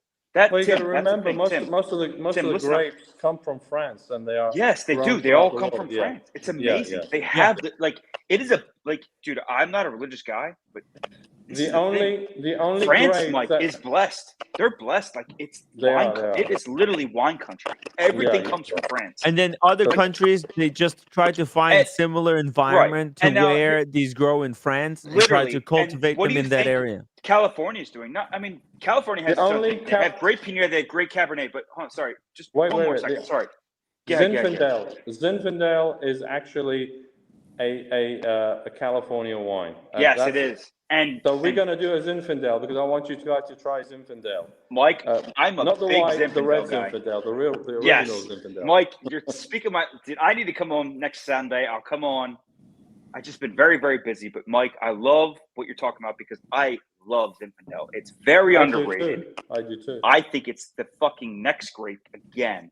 It's been around for many years. The thing about Zinfandel grape, it goes back to, they call them ancient vines, which have been around. They've been planted for 50, 60, 70 years, and they didn't have any issues with phylloxera and all this. So the vines are aged, so they have a lot of character. What's the wine term? Go ahead. Sorry? What's the wine term for old Zinfandel? Old vines, I mean. It's another term or whatever they call it. It's like the marketing term. Ancient vines. They call them ancient vines. Yeah. It's ancient, but sorry, I was thinking of something else. I don't know. I can't think of it. But Villain Vignier. I'm going to say that was horrible. Villain Vignier. That's the French word, like old vines, whatever. Mm-hmm. That's what it means. Old vines, yeah. That's my American horrible American attempt at saying old vines in French. Guys, I'm going to go. It's 8 o'clock for here. Good night. I'm going to head out too soon. Daniel, can you please stop butt dialing me as well? Hey, Daniel, before you head out, yes, I went to this comedy improv place on Friday. Very, very funny. Hopefully in the near future, you'll hear more about this. But anyway, I met somebody who was very talented. He was great on this show. Maybe we'll get her on the stream. Yes. Improv is a fantastic art form, and there's certain formulas involved with it. And once you get into the spin of it, it helps you in just crowd work or anything, or just you're creating right on the spot. Yes. But it's like looking for certain notes with what people say, and then you're working from the audience, and then you're working with the group, and you just come up with this set of reaction, and feeding on each other. But there is a little bit of a formula before you do the riffing. Mm-hmm. It's riffing on, and it's amazing once it's done right. Yeah. But it's tricky until you get it right. I didn't take enough classes, but that's amazing. Yeah, I'll hear about it more later. Yeah. It was a great group, and she was great. She's also into watches, so hopefully, in the near future, you'll see more of her. Okay, and I apologize to Kojack. Why? Something What do you about butt. Yeah, we spoke earlier today. Oh yeah. And then you called me again, and I could hear you were listening to the news channel or something, some debate on the TV, and I could see the inside of your pocket. Oh damn it! Oh God! I saw his big. I didn't. Schlong. I'm horrible with that. Yeah, I left the phone on. Whatever. But it looked like you had a hole in your pocket. I could see the pubes from your nutsack. Good God. Yeah, You were going, I could tell you were going commando style. I don't know why, but thanks for sharing. I deserve This that. is called improv. Man. Okay, guys. See you later. All right, Let's Daniel. improv together. See you, Daniel. Good night, Daniel. Timmy, I need you to keep drinking. Kojack, I gotta say, you outdid yourself today. You did an incredible job. You did. I mean, it was amazing. That layering was just another level. Mike, that's the worst drink I've ever. That's the worst drink I've ever made. Right? But it was the most beautiful, though. Kojack, might be the worst tasting one, but it looked beautiful. Oh yeah, it looked beautiful, but it might not taste so good. Exactly. It wasn't practical, Oh, but it was a piece of work. Sure? Hey, Kojack, you sure you don't want to trade? You do wines next time, and then I do liquor from now on, because it seems to be more. It's like you're going through punishment when you do your liquor. I feel like it. Normally you're supposed to feel the hangover the following day. I'm actually feeling it as I was drinking it. I was thinking this is all 12 shades of wrong already, and I'm not even drunk it. It's all Gatsby's fault. I blame Gatsby. Yeah, it's Gatsby's fault. But you know what? I'm a man of my word. I did say I would do the fucking Pousse Cafe. Yeah. You did. And you drank the damn thing. Oh God! What a mistake! What a mistake! Yeah. I was cringing when he was drinking. I was cringing. Yeah, so was I. My stomach was churning. But that's what we do it for, because we do it for laughs. We do it for laughs. That's what community. it's all about. That's what it's all about. It's good laughs, good time. Timmy, I love your brand, man. Like, you're doing a great job, dude. Doing what you You're doing a fantastic job. Like, absolutely. So I think. Well, he's not doing anything today. So he just sits. All these guys he just sits there, does nothing. There's nothing like it. No. There's nothing like it. Kojack, exactly wrong. So before all you guys, right? Tim was doing his own thing. He had Archie for a while, it's okay, but he had his own brand, right? And then he still brought enough of a presence to have you guys come on. And every one of you guys are great supporters. Mike, Kojack, Manny, you all have everything, and it's great because I think Tim is the one who's doing it, and he's got this team. He built a team, and it's great stuff. And it's awesome, man. I just started watching. I've always been watching, but I just been super busy for the last 2 years ish, and it's like GTC. One thing I got to say. One thing, GTC. It's not about just about watches. It's about camaraderie, exactly, and sharing and interest. Absolutely. And we talk about alcohol, we talk about wine, we talk about watches, we talk about art. It's such a diversified. Absolutely. And that's the point, right? It's not just. It might have been born from watches, but I think my point too is with Tim. It's like he's just building a team and building a community of people who want to chat about things and be involved and that's a good thing. And that's like, dude, I love it, man. I'm happy to hop on tonight. It's like. Great time, man. It's just Kojack doing a great, just giving us the fucking lowdown on how to make a drink, and it's like, that's great stuff. It's the art of it, right? It's everyone who's an enthusiast, not just an enthusiast, right? But who thinks they have their 2 cents. And I like talking to people that are intellectuals, not. Well, and it's not just intellectual. I draw a parallel with that and watches. Anyone can go and buy a watch, but we obsess about the details.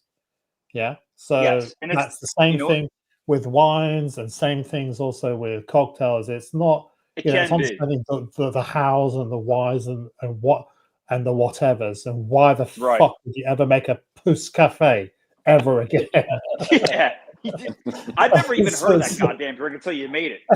Oh, that Gatsby's in the chat. So yeah, it was the It most. was the most beautiful Poose Cafe I've ever seen. The Pousse flame Cafe.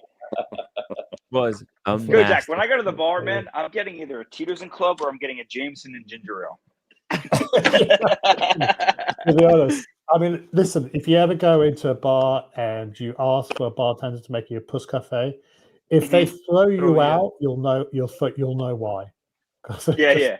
No, you know what? That's funny. I say that like I love cocktail bars. I'm a big cocktail bar guy. I'm just saying the other night. I'm just thinking last night where it's like, I was with the boys and we just we hopped around to different dive bars, and that's not what Yeah. we got. But I love going out with my fiance, and we go to nice places, right? We go. Yeah. We get like, you know what? One of my favorites, Kojack, too, is like I know it's simple, but like if I can get an espresso martini, like with a freshly pulled shot, like that makes me happy. Like after dinner, it's just such a nice fucking drink, man. Well, you need to scooch back to one of the very first episodes of the cocktail sessions, where Magic City asked for us to make the espresso martini, and I went full deep dive into that. Yeah. And the story Okay, behind it. is that recorded, Tim? Is that like? Yeah. is that on the- Yeah. I'll have to go watch that then. It's well, just to, no, I'm not going to give you. It's not going to spoil it, but Dick Bradsell is the guy who invented it as a London bartender, and he claimed that a model came in and asked for a drink that would wake her up and fuck her up. Yeah. And that was the birth Brilliant. of the espresso martini. I think, man, when you're mixing the uppers and downers, it's just the best. You know this. Vodka You know Red- the vodka tagline Red- for it's this a vodka stream. Red Bull, isn't it? Sort of thing. Yeah, it's not good for you, but it's brilliant. You know what the tagline for the Poose Cafe should be? What? This is gonna fuck you up to fuck you up. This is gonna fuck you up twice. Oh, jeez. It's repeating on me now. And I haven't even touched. Oh my! I haven't. I don't know if you should eat that because I think No, I'm not going to. your stomach been is in the probably fridge. churning. No, that's got to go in the fridge. Yeah. Scrambled eggs Kojack, tomorrow. Kojack, that looks like caramelized sugar. It looks like you took a torch to some sugar. That's what that looks like. Looks like that's a creme brulee. No, that's how Yeah, they don't- serve it here in the UK. What they do is they layer it on the whole plate, and then they sort No, of I like, understand. I know. they sort of carve it Yes. off at the edges to make Yeah. it nice. It is and neat. beautiful. Anyway, slates. Yeah. Hey, well, let's wrap it up here. We just hit 6 hours. Unfortunately, I wish I could go whole night today, but I have a That's dentist good. appointment. No, it's good. It's good. I went as long as I could today, and I'll be back tomorrow. Tomorrow we got an interview. We have a very interesting guest. That's another reason why I do have to end, because I've got Auto Erica joining us tomorrow on the live stream. Oh, cool. Yep. Yeah. And I'll do an unboxing on that topic tomorrow too. Dude, jump in. Give me first hour or one-on-one with her, so that Yes. I can ask her all types of questions. So we can just fire them off, and then we're gonna bring in everybody else who wants to join and chat fragrances with her. You guys bring in your collections. Giorgio, if you're available tomorrow, do you got fragrances? If you got fragrance questions? Oh, I do. Bro, tomorrow. Also, I'll bring the collection. I'll Bring the collection. collection. We'll have Auto Erica judge your collection, okay? So, I like that, Tim. Not that, like, you've been to Bermuda? Bermuda? You're big- No, I've they're never big- been. They're big fragrance makers down there. Really? I got a couple. The one I really don't like, it doesn't stick, but the other one is fucking fantastic. Anyway, it's fine. End the show.